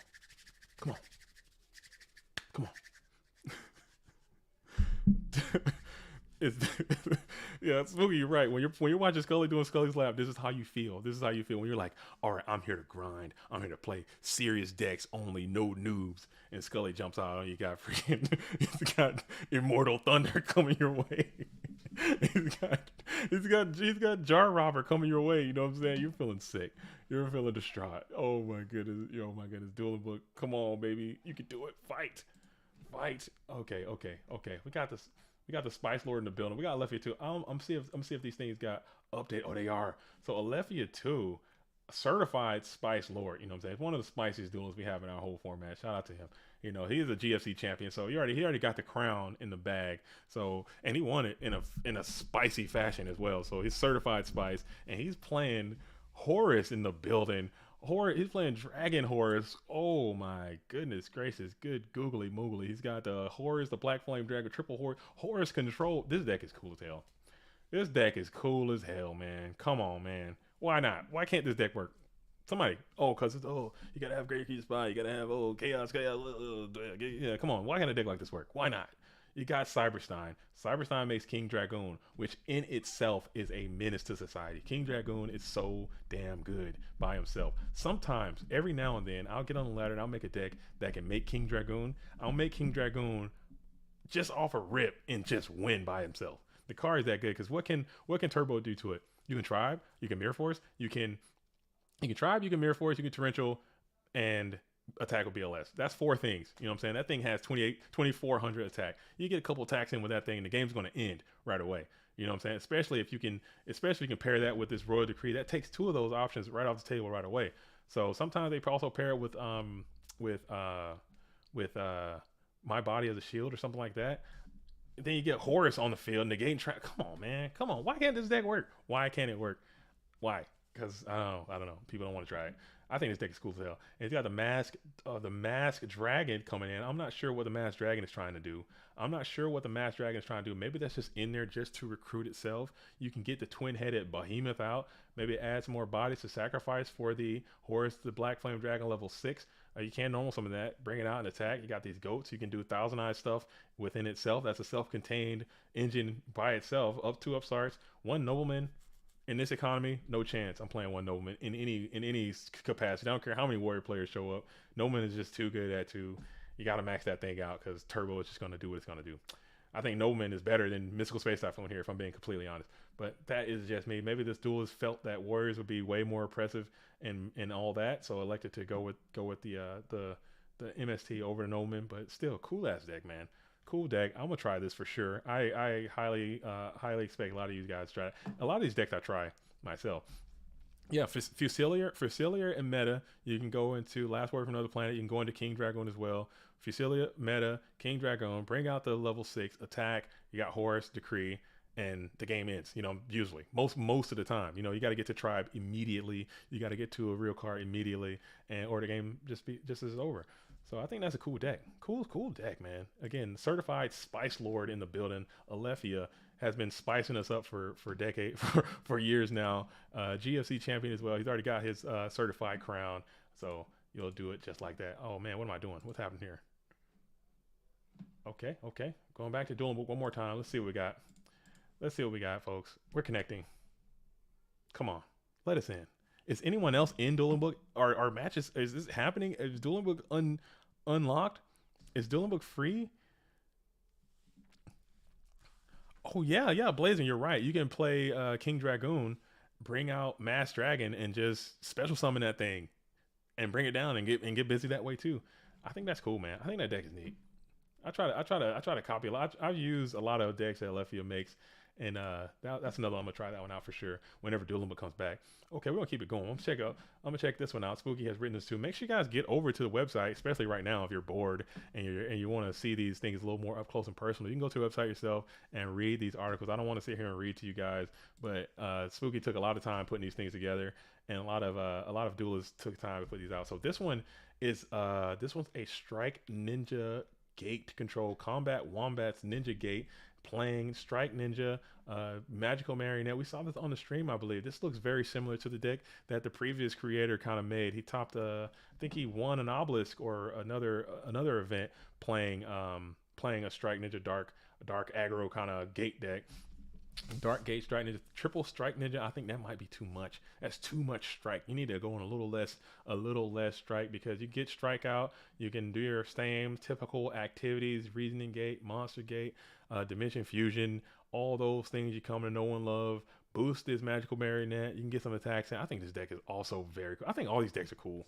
I think these duels, man, they got something figured out, man, that they can just get in here, have the Weibos, man, have the confidence to put a deck like this on the field in the main event and do fairly decent. I saw this duel is actually getting some dubs with this deck as well, playing the Strike Ninja. How cool is this card? This is like everyone's fan favorite card. Invasion of Chaos, ultra rare Strike Ninja. When it came out, it looked so damn cool. Of course, if you get one, you're gonna eventually try to use that thing in some capacity or another, because you know what I'm saying, what kind of boy between the ages of 13 and 17 doesn't like a cool ninja art? And guess what? You know what I'm saying? That Strike Ninja is no different. But this is so unfortunate, guys. I'm so sorry. I apologize, even though, you know what I'm saying, this is not my fault. You know what I'm saying? I'm not trying to, take any I'm trying to take responsibility for what I can't control. And this is just unfortunate. This is unfortunate, man. Oh, can I open? Look at that. Oh, we can see a replay. Oh, look at that. Thank you, Fancy Diesel. Came through, man, with a replay, and he's able to he's able to can't come through with a replay. So this is going to be a replay of the GFC. This is between Fancy Diesel and Gia. This is not live. This is not live. This is not live. This is going to be a replay played by Fancy Diesel and Gia. I'm going to show both hands because I want to let everyone get a full value of what's going on, and we can do it just like that. So we got a Fancy Diesel. He's going to go rock, rock, scissors. So Gia is going to get to go first. This is the match, I believe, that was just played prior to this event going down. We have Gia versus Fancy Diesel. Fancy Diesel is going to be playing the warrior strategy, or excuse me, Fancy Diesel is going to be playing the turbo strategy. Gia's going to be playing the warrior strategy. So going first against this Menace, you look up and you see this duelist got this duelist. Can we see? Is it able to be seen? Yeah, we got this duelist is rocking, holding some good units, man. Automatically pot of greed, solemn judgment, Sakura's armor. That's what you want. If you double solemn pot, you might as well go and pack it up right there. If you are in fact a turbo player, but it is what it is. I don't know if you guys can see. We got pot of greed. Okay, pot of greed. We're going to yield some units out of there. We're going to set the whole works behind this Ninja Grandmaster, and then we're going to go. Fancy Diesel's hand's not looking too great by comparison, you know. So we say Strike Ninja's actually quite good in a more defensive deck with the Koichis and Spy. Maybe. Return for the Intermission is very powerful. But we're gonna set up in there. Okay. Upstart Goblin. Upstart Goblin's gonna rip and dip. Upstart to Jar Greed pisses me off though. I'm not gonna lie. Reinforcements of the army. Reinforcement army going to get the little guy. Little guy is going to come down. Big TT here. Great TT for Fancy Diesel. You gotta be feeling good. She let that go. Showing some restraint on those solemn judgments, man. I would see. That's why I lose again right there. I got 2 solemns. I think I rip one right there. Maybe. I think I rip one and I lose. I don't know. We'll see how it goes. She elects to let that ride, and you grab. Fancy Diesel's going to grab from the depths where we're getting here. Getting the Magician of Faith. That's a great call. Get the Light Monster. Get it online to get those Chaos Monsters active and going. Still no green cards. Sets up the Spy in defense position. We set that Rhoda to Jar, playing around Dust Shoot. Even though she knows you're not playing Dust Shoot. No big deal. Still just discipline. Drawing to a 3rd Solemn Judgment. So this is just not looking great for the Diesel Weasel. I'm not going to lie. Fancy Diesel's not looking great in this regard. Going to exile, pop, set, pass. Knight Assailant to the hand. Okay. We're going to set that Nas, pass. Trap Dust Shoot. Rhoda is going to come out. Probably grabbing the Bingo Blade. Here's the Blade. Blade is down. No pump. No pump is interesting as well. I'll probably get that bad boy juiced no matter what. We're going to go ahead and solemn this thing. Get it out of there, and then set. We're still on pump anyway. I guess it didn't matter. Roll headlong into the Dusty Shoot. Dust Shoot is going to resolve. We're going to grab. Gotta send. What are we sending here? Gotta send the Spy. Let's see. Let's think about this. Maybe I'll send the Spy. Because everything else, I don't know. Maybe the I don't know. Probably Spy. Let's see what she's saying. Yeah, it's going to be the Spy because this Blade is going to go ahead and clean up everything else. You got Silence for the rest. Magician of Faith. We're going to go ahead and hard summon Crash. You got to do it. And it does look desperate, and it tells that you just really don't have no other choice. We're going to go light, dark, send the BLS, which is great because if BLS dies, you got Sork in reserve. Very good, man. I'm still learning a lot. You can learn a lot what the Fancy Diesel is doing by just looking at this replay. Technically sound player. We're going to bring out the Tribe Infecting Virus. Solemn War has been won. Gia has all Solemn Judgment. We're going to go ahead and cast for the BLS. Punch in with the Tribe. Very cool. Okay. So now the Sork is online. Sork and Snatch. You're feeling good. You got to be feeling good, right? So we're going to go 1 light, 1 dark. Lead with the Sork first. The Sork first attempt is going to also meet Solemn. Seeing triple Solemn is a tilting experience, but you feel like you got game on the line. Game is going to come down and Sakuretsu armor, and it's 0-0. You need a. This is where Trap Dust Shoot is the worst. This is where Trap Dust Shoot is the damn worst. This is where I hate drawing Dust Shoots because you're like, damn, dude, if I could just get a solid beefy Mon right now, I just can get the Dublinsky, but I'm drawing Dust Shoots. So maybe this is where Ivan's correct. We'll see. We're going to set that bad boy in the Tsukiyomi.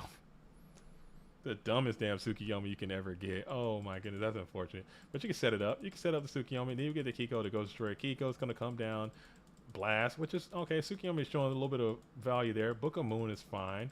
You're going to go ahead and flip the Book of Moon, draw the Xing Zhen Hui. The Xing Zhen Hui is cool. Okay, we're going to go ahead and set, banish, and then we got the Breaker. Breaker's phenomenal here. What do we got? Yeah, Breaker is great. Let's see if the Fancy Diesel is able to say, you know what, I'm gonna throw caution to the wind and swing. Swing will be great if you can say, you know what, I'm swinging, but you're in a very vulnerable position. Let's see if swing is happening. He's swinging. Oh, fancy Diesel the Weasel. Oh my goodness, Diesel's so good. Diesel's so good. You're gonna swing and pop. Oh, Gia, don't be sacking me. Oh, but guess what? You got the book. The sack protection is good, and go ahead and get the Dublinsky. Way to go. Oh, it was a good duel. Good duel. Good match, good match, good match. Take your time. So I think it's when some of the errors start coming up with the dueling book, glitching and everything like that. So the Diesel Weasel played that really, really good. That's some good stuff to take away. Gia's going to go first again. We're going to Delinquent Duo. Delinquent Duo is going to hit the Thunder Dragon. Thunder Dragon Saku is going to get banished or sent to the graveyard. Bring down the Kiko. Kiko is going to be up. MST, hit the jar. Jar draws, set. Okay, we're going to draw Solemn Judgment again. This is kind of where the Warriors want to be. We're going to attack headlong into the Torrential Tribute. Maybe it's a hard read that it is in fact TT.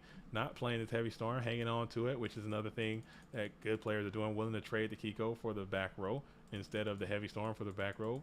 Very nice, very nice. Tribe Infect is going to come out. Oh, Diesel Weasel with the Stone Cold read of the set. Very neat. Very neat. Maximizing the efforts of the Tribe Infecting Virus before pitching the Blacklisted Soldier, clearing all those spellcasters. That's a good move. That's a good move. But now Gia is rewarded for showing some discipline and hanging on to that Heavy Storm, getting full value. And then we're going to go ahead and banish that Tribe Infecting Virus with the DD Warrior Lady. Very cool. And then we got Magician of Faith, top deck. This is where you don't want to be. You're down in cards. You're down in position. You got to set this phase into a destruction zone. You know, you got this. All kind of options are being played. You got the Exile Force. I think maybe in the world you can Blade there, but Blade into a Sangan kind of sucks. So I guess Exile into a Sangan kind of sucks. Anything into a Sangan kind of sucks. But Blade into a Gravekeeper Spy feels pretty bad as well. MST and the end phase is pretty cool. Full value Blade Knight coming in, 2,000 is the crispiest 2,000 you're ever going to take. And then Solemn Judgment, and then another crispy 2K coming on in. You know how it is. You've been there before. Blade can just end the game, but the Gorilla is going to come out. Okay, we're going to Gorilla on Blade Violence. Ring for game, can't have it, won't have it, and we're going to go to game 3. Wow. Fancy's good, dude. Fancy's a good Yu-Gi-Oh player. Good grief, man. Good grief. You're good, Fancy. I mean, it happens. Sometimes you're not gonna win them all, but you play very well. I would have messed up so many times. Delinquent Duo is gonna get ripped from the red corner going first, hitting the Dust Shoot, hitting the Mobius, which is fine. You live with that. And we're setting 1. I love how Fancy only sets the trap cards that he wants to use at the right time. You're not just putting stuff down on willy-nilly. You're gonna keep it in the hand until you're ready to use it. You know what I'm saying? So you're gonna play the Pot of Greed, even though you are allowing your opponent to get more access to the trap Dust Shoot. You're allowing yourself not to have to be forced to use your cards. Mystical Space Typhoon is going to be played, and then Ninja Grandmaster is going to come out punching for 18. Trap Dust Shoot, send the Tsukiyomi back. Okay, now you know full information. Swords is pretty good. Set the Regeki Break, pass. We're going 1 turn. Swords showing its value again. Pot of Greed is great. Hit the 2. Okay. Upstart for 1. Monkey is down. Monkey is going to go ahead and try to go headlong into this Ninja Grand. Ninja Grand is going to Sakuretsu Armor. Okay. All right. Upstart is going to be played. You got to get some units. That's why I kind of don't like Berserker Gorilla 2. Because it's great. Because the guy can just end the game sometimes too with his attack prowess, man. But that Earth attribute just pisses me off. Especially when you're staring down this BLS, in your hands, just so far away from getting it onto the field where you need them to be. You just got to kind of hang out. And now you got the Heavy Storm. Swords has been resolved, so now you get a light card that can kind of complete the puzzle. Had that Berserker Gorilla been, say, Zumbire the Dark, now your BLS is active and live, but instead you still got to wait a little bit longer. Tribe Infecting Virus, Heavy Storm is going to be played. Regeki Break, we're going to Ring instead. Okay, and let that go through instead of trying to take that damage. You take the damage. Okay, we're just take the 18 from the Ring and pass. Okay, and then we're going to bring out the Tribe. Clock down. Tribe for 16 is always a thick 16 to take. Heavy Storm.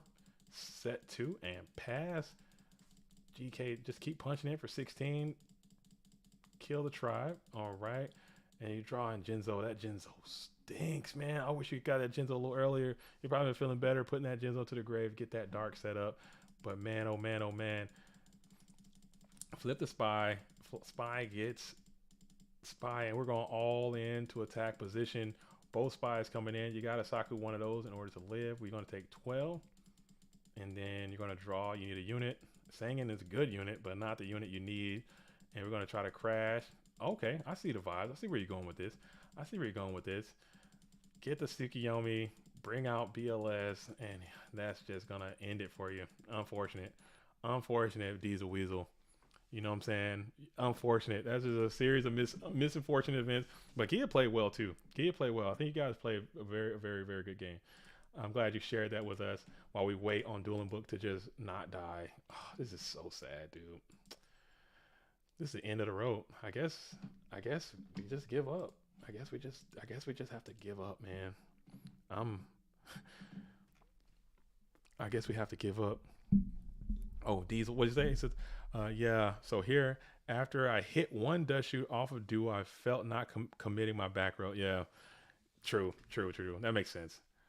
Not who to think you have two in your hand at that time. You know, it's just you know, that's the way the game goes sometimes, man. Weirder things have happened. Oh, come on, Dueling Book. I think we're dead in the water. I think it has just happened to us, folks. I think we're finished. What do we got?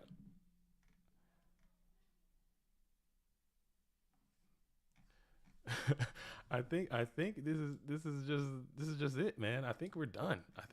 Dudes. I think we're finished. We're never gonna work in this town again. I think we're never gonna work in this town again. Oh man. I'm sad. I'm sad about it because we're so close. We're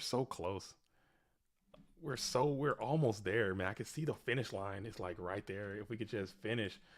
Shout out to all the Italian duelists out there. Kind of Campos, I know it's kind of burning, getting a little late. It's not late. It's not super late yet. It's just getting slightly late in the afternoon. But it's like, man, like Dueling Book. Has anyone? Somebody hit up. Yeah, Dueling Book still down. Is anyone in? Has anyone made access into the Dueling Book network? Has there been a way for us to get inside of the Dueling Book? Man, this is unfortunate. This is so sad. I'm so sad. But it is what it is. I'm sorry. I'm gonna keep going. I'm not gonna give up, man. I'm not gonna mail it in. We're hanging out here. Shout out to you. I still haven't been contacted by Peyton just yet, or I can't. Who won the other one? I have not been contacted just yet. So somebody find those duels and let them know that they won the stream, that they won the raffle, and I'll send that out sometime next week. We'll get that out to them expeditiously as I still wait here as Dueling Book just kind of completely just gave up, man. Conspiracy theories are running amok right now, as maybe this is an inside job. Somebody doesn't want to see the GFC shining, so they got to make sure that it is just a fail, and it's just, you know, it is what it is. It is what it is. I don't know what who to contact. You know, I don't know if they have I don't know if they have like a service type thing that you can reach out to, or a customer service. Hey, Dueling Book's not working. You know, if they got a Discord, somebody can reach out to those guys and see what's happening in there, man. Maybe we can figure something out. But this is super sad. This is so sad. I'm distraught. What do you guys want to do? What do you want to do? We want to leave? Do we want to end? I don't want to end. Because let me tell you. I had GFC on my calendar for weeks when it first came out, and I was like, yeah, we're gonna do it. We're gonna have this. I gotta take some time. You know, I had things I want to do. I'm canceling plans. You know, my wife has plans. I have plans. I'm like, okay, on this day, I'm cut it all out. We're gonna make sure that we're there, and I'm gonna be there for everyone, and it's all gonna be great. And no, it just had to come on with the just a dumpster fire of a Dueling Book experience. But it is what it is. It's sad. We can cut all this stuff out, and then if it starts working, I'll just edit. I'll edit from the beginning, and I'll edit to when it starts back, and everything in between will just be lost records. You know, lost files. Oh man. Cool. All right. We can't even do anything. I can't even EDO Pro. No. Oh man, we can't even play. We can't even do anything. We're just dead. We're just done. Has anyone been able to get onto Dueling Book? Has anyone been able? If you're still listening, thank you for hanging out. I mean, I appreciate it. It means a lot that that you guys are willing to ride with us through all of this. It's been a tough day. This has been probably, one of my least favorite streams. I'm as far as way things are going. But it's dueling nexus. Oh no, not the EDO Pro. Yeah, we can't do EDO Pro, man. We can't do EDO Pro. I don't know. We might have to make a call to. As much as it breaks my heart, I'd never want to. I never want to give up. But according to Calcifer, who is the head judge, I just read this message. It says, "I tell them no one is playing until 21:30. I don't see DB coming back. I made them wait till 21:30. From there, we can make them wait another 30 minutes. After that, I would reschedule, but I don't take any decisions without." Okay, for 4 p.m., it's going to be the restart. 22, whatever your time is. Say yeah. Mass is admin. Admin is whatever they say is fine. I'm not able to look at it at the moment. Okay, so let me hit up the crew and see what they want to do. It looks like we might be taking a pause X. We're going to pause the complete operation, and then we're going to come back maybe later and see if Dueling Book is back, and then maybe we can start there. But that's just so lame, dude. Oh, we got everybody here. I got my popcorn ready. You know what I'm saying? I got my raspberries in the building. Shout out to the raspberry gang. I'm sad. I'm distraught. It is what it is, man. It is what it is. It is what it is. You gotta do what you gotta do. What's wrong with EDO Pro?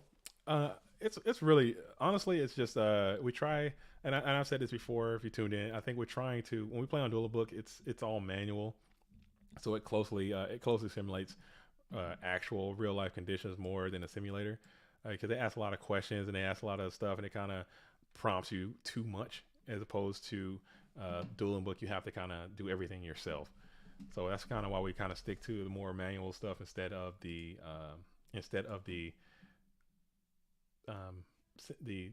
full automated simulated stuff. Yeah, that's why we don't. And I'm not sure. I think I've used EDO Pro a few times. I'm not sure if there are issues with the rulings or stuff like that. But I'm getting reports Dueling Book is still down. We might be taking we might be shutting off and then coming back, or maybe rescheduling. Oh, that's so ugly. That's so ugly. We got to have a champion today, man. That is so unfortunate. That is so unfortunate, guys. Oh my goodness. Let's see. All right.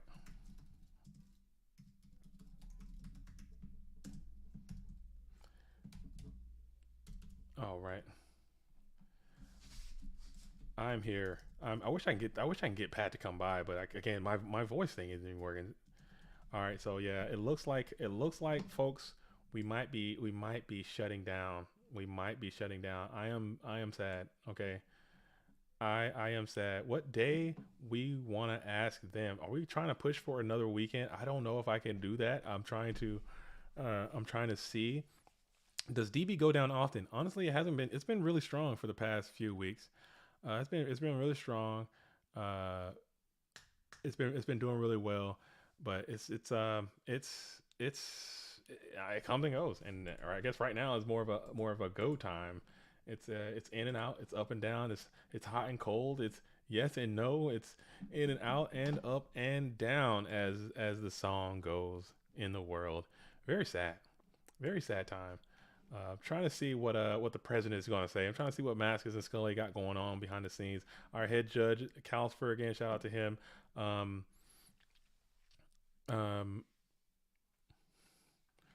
think we're thinking about shutting it on down. We have cool beans, cool and beans.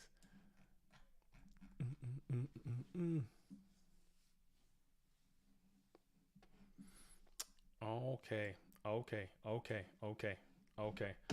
So we're standing by, man. We're hanging tight. We're doing our thing. This is so bad. The whole thing is just gone.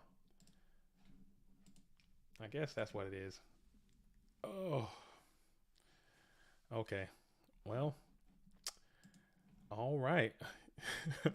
Use Master Duel. Use Master Duel. Does Master Duel have an ability to play goats? Is that possible? Can you play Master Duels on goats? I heard you can do it on Omega. I think it's possible to do it on Omega.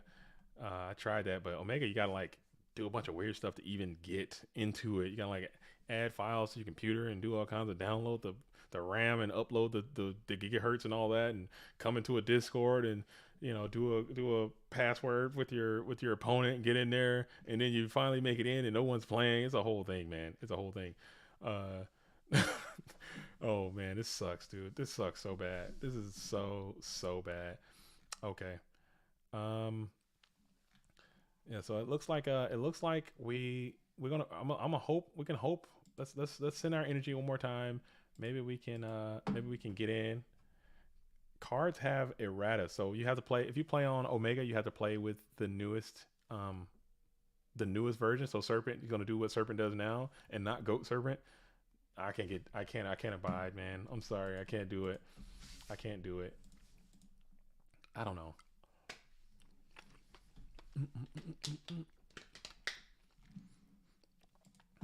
Okay. Okay. All right.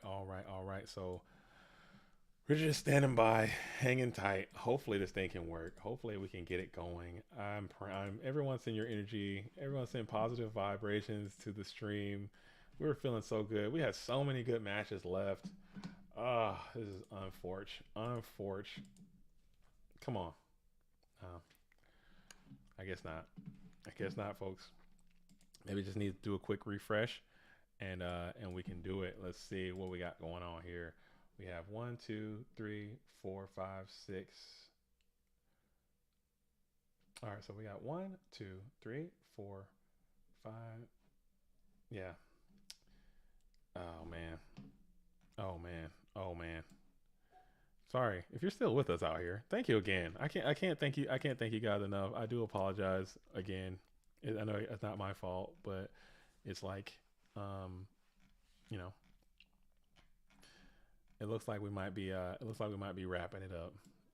So I guess I'll just have to take my L's, man. I guess you take your dubs when you take your L's. We're gonna try to wrap this thing up. Unfortunately, Dueling Book is going to achieve ultimate victory over all of us and allow for a halt in production. I think we might have to stop unless you guys want to sit here and listen to JD rant endlessly. Because I could do that, you know what I'm saying? I could rant, I could talk about all kinds of stuff, but I think no one wants to hear that. Everyone, especially me by myself, if I had the ability to get a friend on here and we can talk to you while talking to each other, that could be neat. But I can't even do that. I can't even do that. I am just sad about it. I am quite sad. So I think we're gonna have to just end it here. I think unfortunately we will end it. Maybe I can get some information on to when we're going to re-engage, so we can put that out now. Although all that information will be given through the Discord, on the website, on the YouTube channel, all that. So you will know when it will start back. Currently, right now, the bracket is up. We have Rid I can't even say that. RRHYDDHAD and Campos are playing right now. That's the last really outstanding match before we were to shift over. We have Ivan Rosito and Raikoko playing in the winners final. We have LeBounty waiting, and we have Gia. So Gia, LeBounty, Raikoko, Ivan are definitely in the World's Championship invitation conversation already. And then you have the winner of Rydad and Campos are going to be in. So that's 1, 2, 3, 4, 5, and then I think it would end up being Sham. Wait, hold up. Yeah, ShamWow and the loser of the LeBounty match have to play, I guess. I don't know how it's all going to go, but we're going to have that information for you guys as soon as humanly possible and get that back to you. Back to somebody asked about the raffle. Did I close the raffle? I think I closed the raffle when I closed it, but it was a duelist that goes by the name of Peyton. Oh, dang, I didn't close the dang thing. I didn't even say the name. Oh my goodness. I am just an unprofessional guy. It was a Peyton I'll have to rewind the stream, and I'll put that out as well. We'll put that on the Discord on the comments. It was Peyton and Spivey. I want to say it was a Justin Spivey and Peyton something. My memory is bad. I can tell I have a very, very bad memory. So I'll have to look. I'll look back and I'll scrub the stream and I'll see who that was that won. Those were issued out, so that is cool. Hopefully they reach out to me on Discord, and you have to validate your YouTube information via some type of screenshot, and then I will get your coordinates and forward that information to you. We could do that like that. So I did broadcast that. So if you're hanging out on the stream waiting for that to happen, that already happened, and I do apologize if you didn't know that. I'm sorry. All right. Okay. So that's what it's looking like. I think Duel and Book absolutely completely hoed us out, guys. We're just absolutely hoed here, and I guess we have no choice but to yield, regroup, and reassault, and come back at a later date. So that's what we're gonna do. I think that's what it is. I'm super sad about it. I do apologize, but we're gonna go ahead. I'm gonna try to stay in one more time. Yeah, she gone. Duel and Book gone. You know what I'm saying? And that's how it's gonna have to be. But I think that's what we got. It is when will the next championship be? I could not attend this one. We're looking at April or May time frame. There will be another GOAT format championship, but as I stated earlier in the stream and yesterday as well, the next major GOAT format event free to enter is going to be the Format Library Championship. Is going to be February the 18th in the Format Library Discord, so make sure you get in there and participate in that. There's going to be 2 PWCQs in the month of February as well. If you want to participate in those are the ones you have to pay to enter, unless you're Justin Spivey for the month of February. You won. They're at the $10 rate or whatever. You get to enter both of those tournaments, win one of those, and you qualify for the GOAT Format World Championship as well. So February 18th should be the next major scale event, followed by another GFC is going to be in the April-May time frame, and then there are going to be several 3v3s. You always have the academy stuff it's always going to be ongoing and everything like that. But sorry, gang, I wish we could have finished it. I'm actually extremo bummed right now that this didn't go down. I wanted to see who the champion was going to be, but instead we might have to wait ever so slightly a little bit longer, which is major unfortunate. I did my best to kind of burn some time, and hopefully it will work out, and but it just so happened it didn't go our way. But sometimes you take your L's, you keep it rocking, you keep it doing what you got to do, but it is what it is. So I think, oh man, were we in? Was I in for a brief moment? No, it's not.